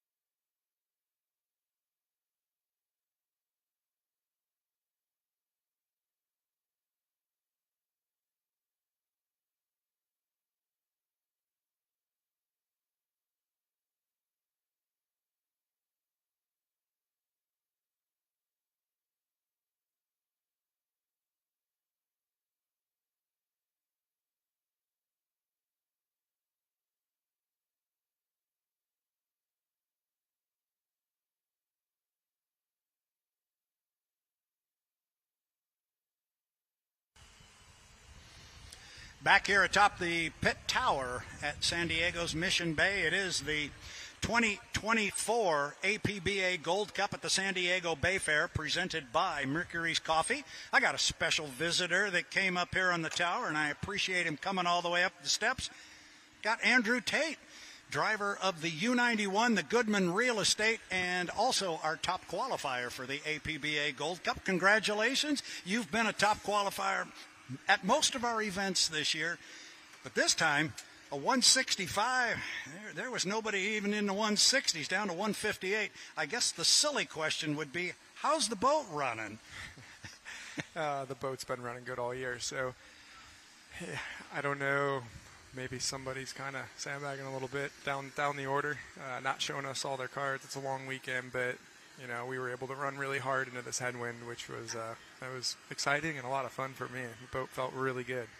That was kind of the question I wanted to ask next. We're sitting up here, and as you can see, our view that we get of the wind blowing down the backstretch, so it was something you definitely felt and had to contend with. Yeah, coming into the wind, it was didn't really feel like much was touching the water, which was, exciting, and I'm sure it looked cool from up here, but it felt fast. I went through the turns, came off the turn great. I think everyone just kind of watching their rooster tails going downwind struggled a little bit second half of the straightaway and then getting through turn one. But, yeah, it's always fun. These big old boats coming into a headwind, they like to fly. They do like to fly. So congratulations on your RevChem Composites Fast Lap. We're not calling it the Fast Lap Award. We're going to call it the Fastest Qualifier Award, although you have it both ways. No matter how we do it, you get the fastest lap or the fastest qualification. So congratulations on that. But you've got another mission ahead of you besides the APBA Gold Cup. You've also got a National High Points Championship that your team especially did not really like to get rid of last year. You liked that one on the side of the boat. How do you approach that? You've got a Gold Cup you want to win, but you also want to get that thank you. You also want to get that National High Points Championship nailed down, I would assume, before you go into the final heat so you can let her all hang out. In a perfect world, yeah, sure. But it's a long weekend. It's just getting started. There's a lot of boat racing here that takes place and throughout the course of the weekend. It would be nice to lock it up before the final. That's obviously a goal. You don't always reach those goals. You got to kind of be ready for everything. But yeah, in a perfect world, sure, we would we would be U1 heading into 2025. But anything can happen out here. The salt water, a lot of fast boats, a lot of good competition. We're looking forward to it. Well, I know we as fans certainly are as well. Now, the stat man over here, Mr. Nick Kish, he has created, we've got this graphic up on the screen here that shows you with 5,919 points. I doubt that has been upgraded. It is? With the 100 points. Oh, my goodness. I should know better than to question him. So you've now, with your 100 qualifying points, got 5,919. Corey sitting in second place at 4,950. Now, where's the magic number? He will push the button. He's got this all calculated for him. So your magic number is now 1,032 points. So every point you get and every point that Corey doesn't get, that works in your favor. So you've gained 20 points so far today anyway. So the stat man back here is making us look good, but you're whittling away at 1,000 points. That's what you need. It's a big number still, though. So, like I said, a lot of racing to go. Not really a firm believer in magic or anything along those lines. So we're going to put our nose to the grindstone, go out there, and do our best. Well, and the other piece to the puzzle is it's the APBA Gold Cup. You've got an extra heat. So there's extra opportunities for boats to do well or, like you say, anything can happen, have problems and have issues. Yeah, a lot of racing here. It should be very, very exciting. It's, I think the whole year has been exciting. It's been trying and, I wish I had something better to say about it, but it's been interesting to say the least.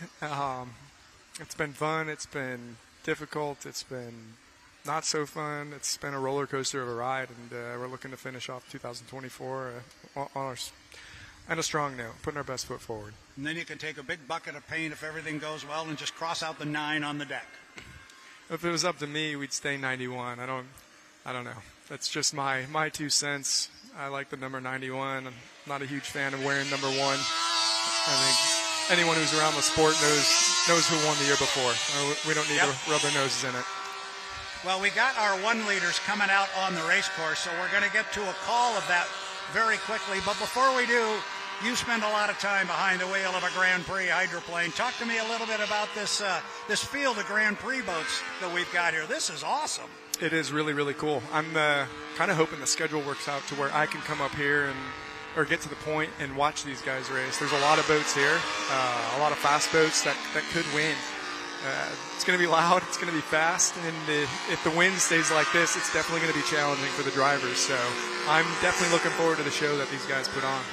Well, I appreciate you taking the time to come up here, and I will tell you, you are always welcome up here, young man. So when the Grand Prix are out on the water, if you want a good view, come on up here and join us. We might grab you and have a little insight. But also, congratulations. Top qualifier, RevChem Composite Fast Lap Award, Top Qualifier Award. Congratulations, young man. Thank you very much. Thank you to San Diego Bayfair and all the volunteers for putting this event on. Thank you to RevChem, the City of Madison, and most importantly, Goodman Real Estate. Very good. Thank you very much. Andrew Tate, our top qualifier, driver of the Miss Goodman Real Estate. And he will quietly head off the tower. Thanks, bud. There we go. Where's my right-hand man who's going to come up here? We are approximately at the 3-minute and 20-second mark. Turning around, looking at the monitor here, and looking out in front of me, that, I believe, is Jeff Bernard and J. Michael Kelly that are side by side at the top end of the race course. That is indeed who it is. And it is Bernard sitting in lane number 1.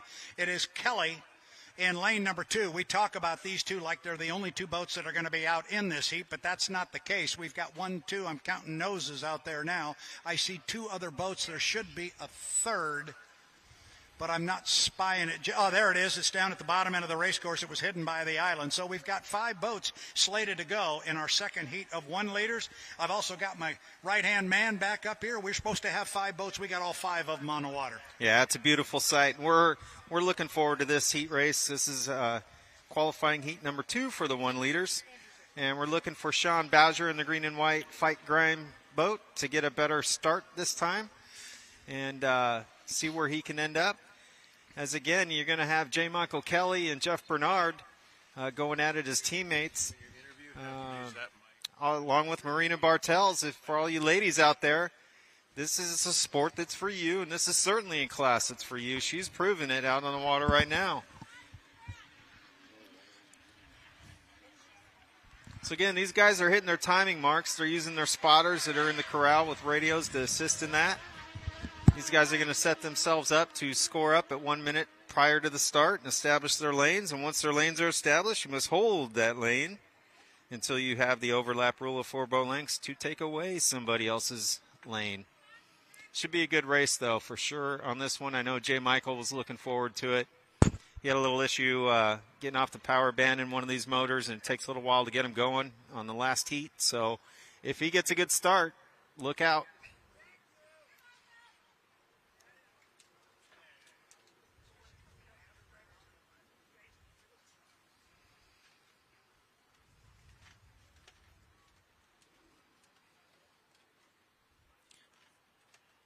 Again, just want to remind everybody that the 1 liter class with 5 boats, their top speed is going to be approaching 110 miles an hour. So they may be smaller, but they do not lack in excitement.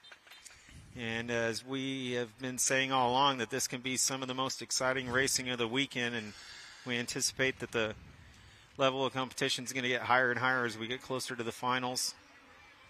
Looks like Brad Sanchez is on the inside there wanting to protect that a little bit. We'll see if he can keep that position.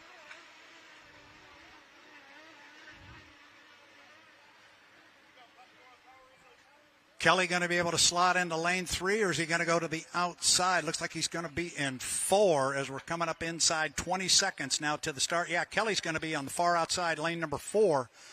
As they approach the line, our unofficial clock shows we're coming up on 10 seconds until the start. One thing I did notice, it doesn't look like Sean Bowser made it out He of the did pits. not. He did not. I confirmed that. He had a cracked pipe on the boat. They are unable to answer the bell. There's the start. Yeah, so that fifth boat that's out there now is Scott Schatz in the Y3. We'll monitor the radio. We may have had a gun jumper there, but as they get to the bottom end of the race course, it is Jeff Bernard from lane number 2. He's going to get off the corner first, and somewhere on his right side and on just the outside of him is J. Michael Kelly. And there you can see him. Here comes Kelly. He is going to pull right up alongside Jeff Bernard. Here we go. Good 1 liter racing up the backstretch, Bernard and Kelly. Yeah, it looks like Jeff Bernard's going to lead him into turn 1 here. We'll see what he does about taking away the buoys. He's going to the buoy line. J. Michael's going to get right on his hip as they enter in the SeaWorld turn. There we go. Around the top end of the race course, you could put a blanket across the two of them. We said eventually they were going to hook up, and here they go. It is Kelly on the outside, Bernard on the inside. We're going 3 times around the race course. Kelly on the outside has now opened up a little bit of a lead. He's got a couple of boat lengths, but he's got a bigger race course to go around. But Kelly's showing some fine speed this time, Jeff. Yeah, he's definitely looking good. And J. Michael, again, he's carrying that boat, waving the sponsons, relieving some air, waving to the crowd over at Fiesta Island. As they go into the first turn there, Jeff Bernard drove it in as hard as he could, trying to stay with J. Michael Kelly. What a great race this is turning out to be. Off the bottom end of the race course on the second of 3 times around. It is a boat length, maybe a boat length and a half, but it is J. Michael Kelly, a boat they call the Shenanigans. Boat number 1, he's on the outside. He's got that bigger course. Now here comes Bernard a little bit as he starts to close with a little bit more top-end speed perhaps. Top end to the entrance pin to the corner, Kelly, but it's only by about a boat length, maybe 2, Jeff. Yeah, these guys both run Scheckler motors. Scheckler's known as the 1 liter guru when it comes to these engines, and he prepares these boats equally for both these drivers to go out and put on a show like they're doing. This is good racing right here. J. Michael Kelly out by a couple of boat lengths over his good friend Jeff Bernard as they start lap number 3 of 3. Down the front straightaway, Kelly's got about 4 boat lengths on Bernard off to his left, but we've still got this entire lap to go, and it is the lane position that belongs to Bernard. He closes it up again down at the bottom end, but Kelly, he's only out by a couple of boat lengths now. It's going to be a solid run down the backstretch. It's going to decide this. Yeah, J. Michael's being pretty courteous and leaving Jeff a lot of room on the inside and giving him a chance to get up there. They're putting on one heck of a show. You can see them both airing it out on our web streamcast as they come down the backstretch, flying them boats, working them wings. Top end of the race course. Bernard's going to need a good corner up here and he's right now is closing up a little bit of ground. This is going to be close as they come down to complete the final lap. It's going to be a race off the exit pin down to the start finish line. There's the exit pin there, and it is Kelly out by a couple of boat lengths now. Who's got the top end speed and the acceleration? Looks like it's going to go to J. Michael Kelly. He couldn't get him because of a tardy start in the first heat, but he was on time this time, and he let his good friend Jeff Bernard know he is here to race. You're going to beat the Shenanigans.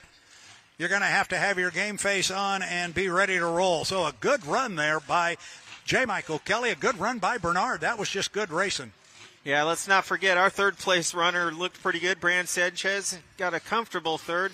Looks like we got a battle for fourth here with Marina Bartels on the inside in the Circus pink and white, along with, if I'm not mistaken, Scott Schatz on her outside. Nope. Go ahead. So again, the race may be for first over there, it might be over, but it's not over for the other ones that just crossed the start-finish line.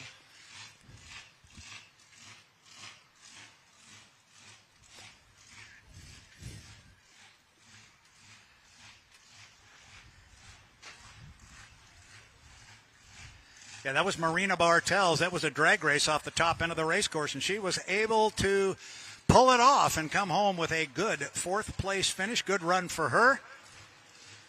And it doesn't always have to be the best boat racing all the way out front with our 1st and 2nd place boats. Sometimes you can have great racing back in the pack. That's exactly what we had as Jeff Bernard and J. Michael Kelly find their way back to the pit area. They inverted their order of finish from the first heat, when it was Jeff Bernard with the good start and the jump on the field. and he was able to hold off the field and walk away with it. This time J. Michael Kelly was on time, and we have a different result. J. Michael Kelly with the win. Jeff Bernard comes in second place. Brad Sanchez finds his way back, and here comes Marina Bartels back to the pit area. I like that pink Circus. That's just a good-looking boat and a throwback to yesteryear. Yeah, it's a classic paint job, and everyone recognizes it, knows what's on that boat. It's Circus. And Scott Schatz, he was trying to beat her, but, he's working out some bugs on the new setup on that boat. I talked to the owner, Kevin Braun. They did a lot of changes in the offseason, lightening up the deck, moving things around. So I think they're going to continue to learn, and you'll see them get more competitive as the weekend goes along.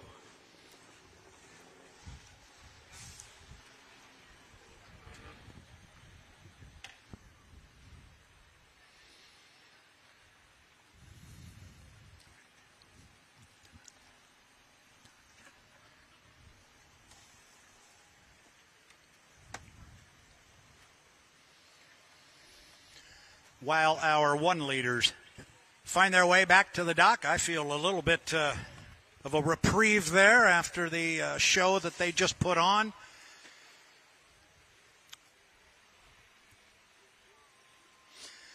I said they would not disappoint, and they did not.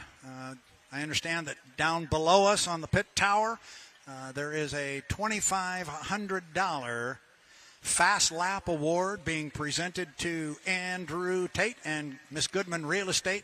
The RevChem Composites Fast Lap Fast Qualifier Award. RevChem Composites, the official composite company of H1 Unlimited, and we thank them for their participation in our sport, they being RevChem Composites. So how many RevChem composite number one qualifiers has Tate have? Do you know? 4. 4.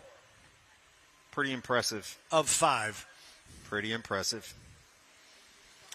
Equally impressive is Mercurys Coffee. And Mercurys Coffee is thrilled to be the official title sponsor of Bayfair 2024. I want to make sure you heard that correctly. Mercurys Coffee is thrilled to be the official title sponsor of Bayfair 2024. Our Gold Cup sponsorship commemorates 25 years of dedication to coffee, culture, and community. Start your day right and pick up Mercurys Coffee, the official coffee of San Diego Bayfair. Enjoy a cup of Mercurys Coffee and the H1 Unlimited hydroplanes this weekend on San Diego's Mission Bay. Thank you to Mercurys Coffee. It is Mercurys Coffee presents the 2024 APBA Gold Cup at the San Diego Bayfair. Time to take a look now at our schedule moving forward, and I understand there's been a little change to that schedule, so I am going to step away right now for just a moment. I'll be right back, make sure we have the schedule straight. We're keeping it busy. There's lots more still to come. It's the 2024 APBA Gold Cup at the San Diego Bayfair, presented by Mercurys Coffee. Stand by. I'll be right back.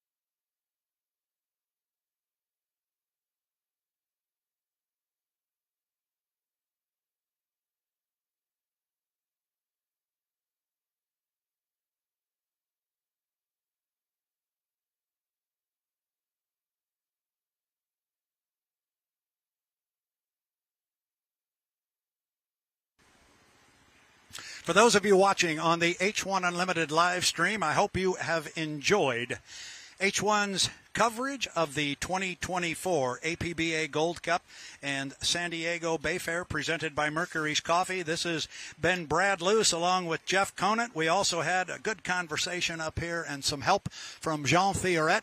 Our program for today has concluded. Our H1 boats are done for the day, and so we are going to break away from the H1 Unlimited live stream for day 1 of 3 at the San Diego Bayfair. Once again, we want to take a look at our qualifying ladder.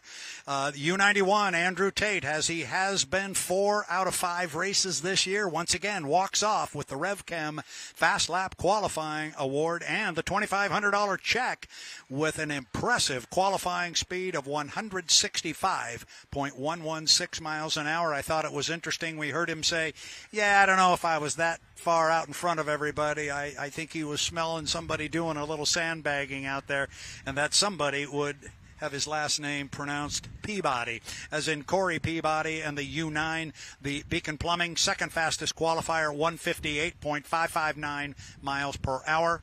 As such, Corey Peabody gives 20 points to Andrew Tate in the national high point standings. Tate gets 100 points for his top speed. Peabody gets 80, so he lost 100 there. Third on our qualifying ladder is Dustin Eccles in the U40, the flavor pack.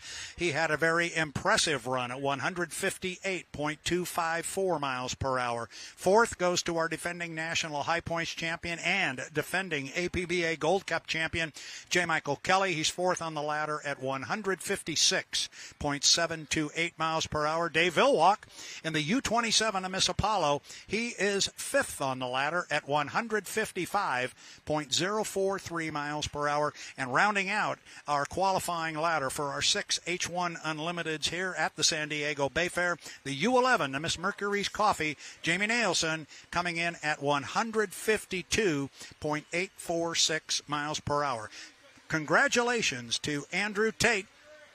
He's the top qualifier. There are the points you see on the screen for our qualifying efforts today. Andrew Tate with 100 points, Corey Peabody with 80. There's the 20-point difference that Corey yielded to Andrew Tate in their quest for the National High Points Championship. Dustin Eccles with 70 points, Kelly with 60, and on down 50 to Villwalk and 40 to Jamie Nielsen.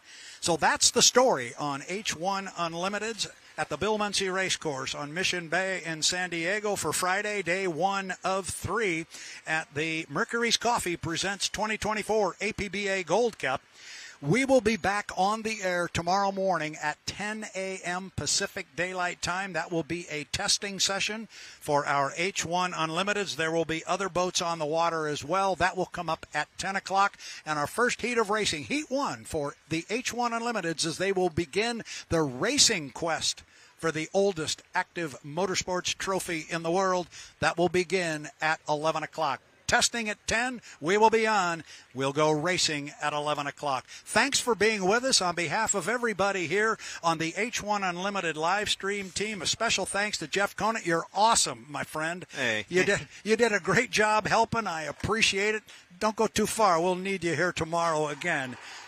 But for Jeff and myself, and as I said, the entire H1 Unlimited live stream team, we hope you enjoyed our coverage. We'll see you tomorrow morning. We'll be here. We hope you will be too. Good night, everybody.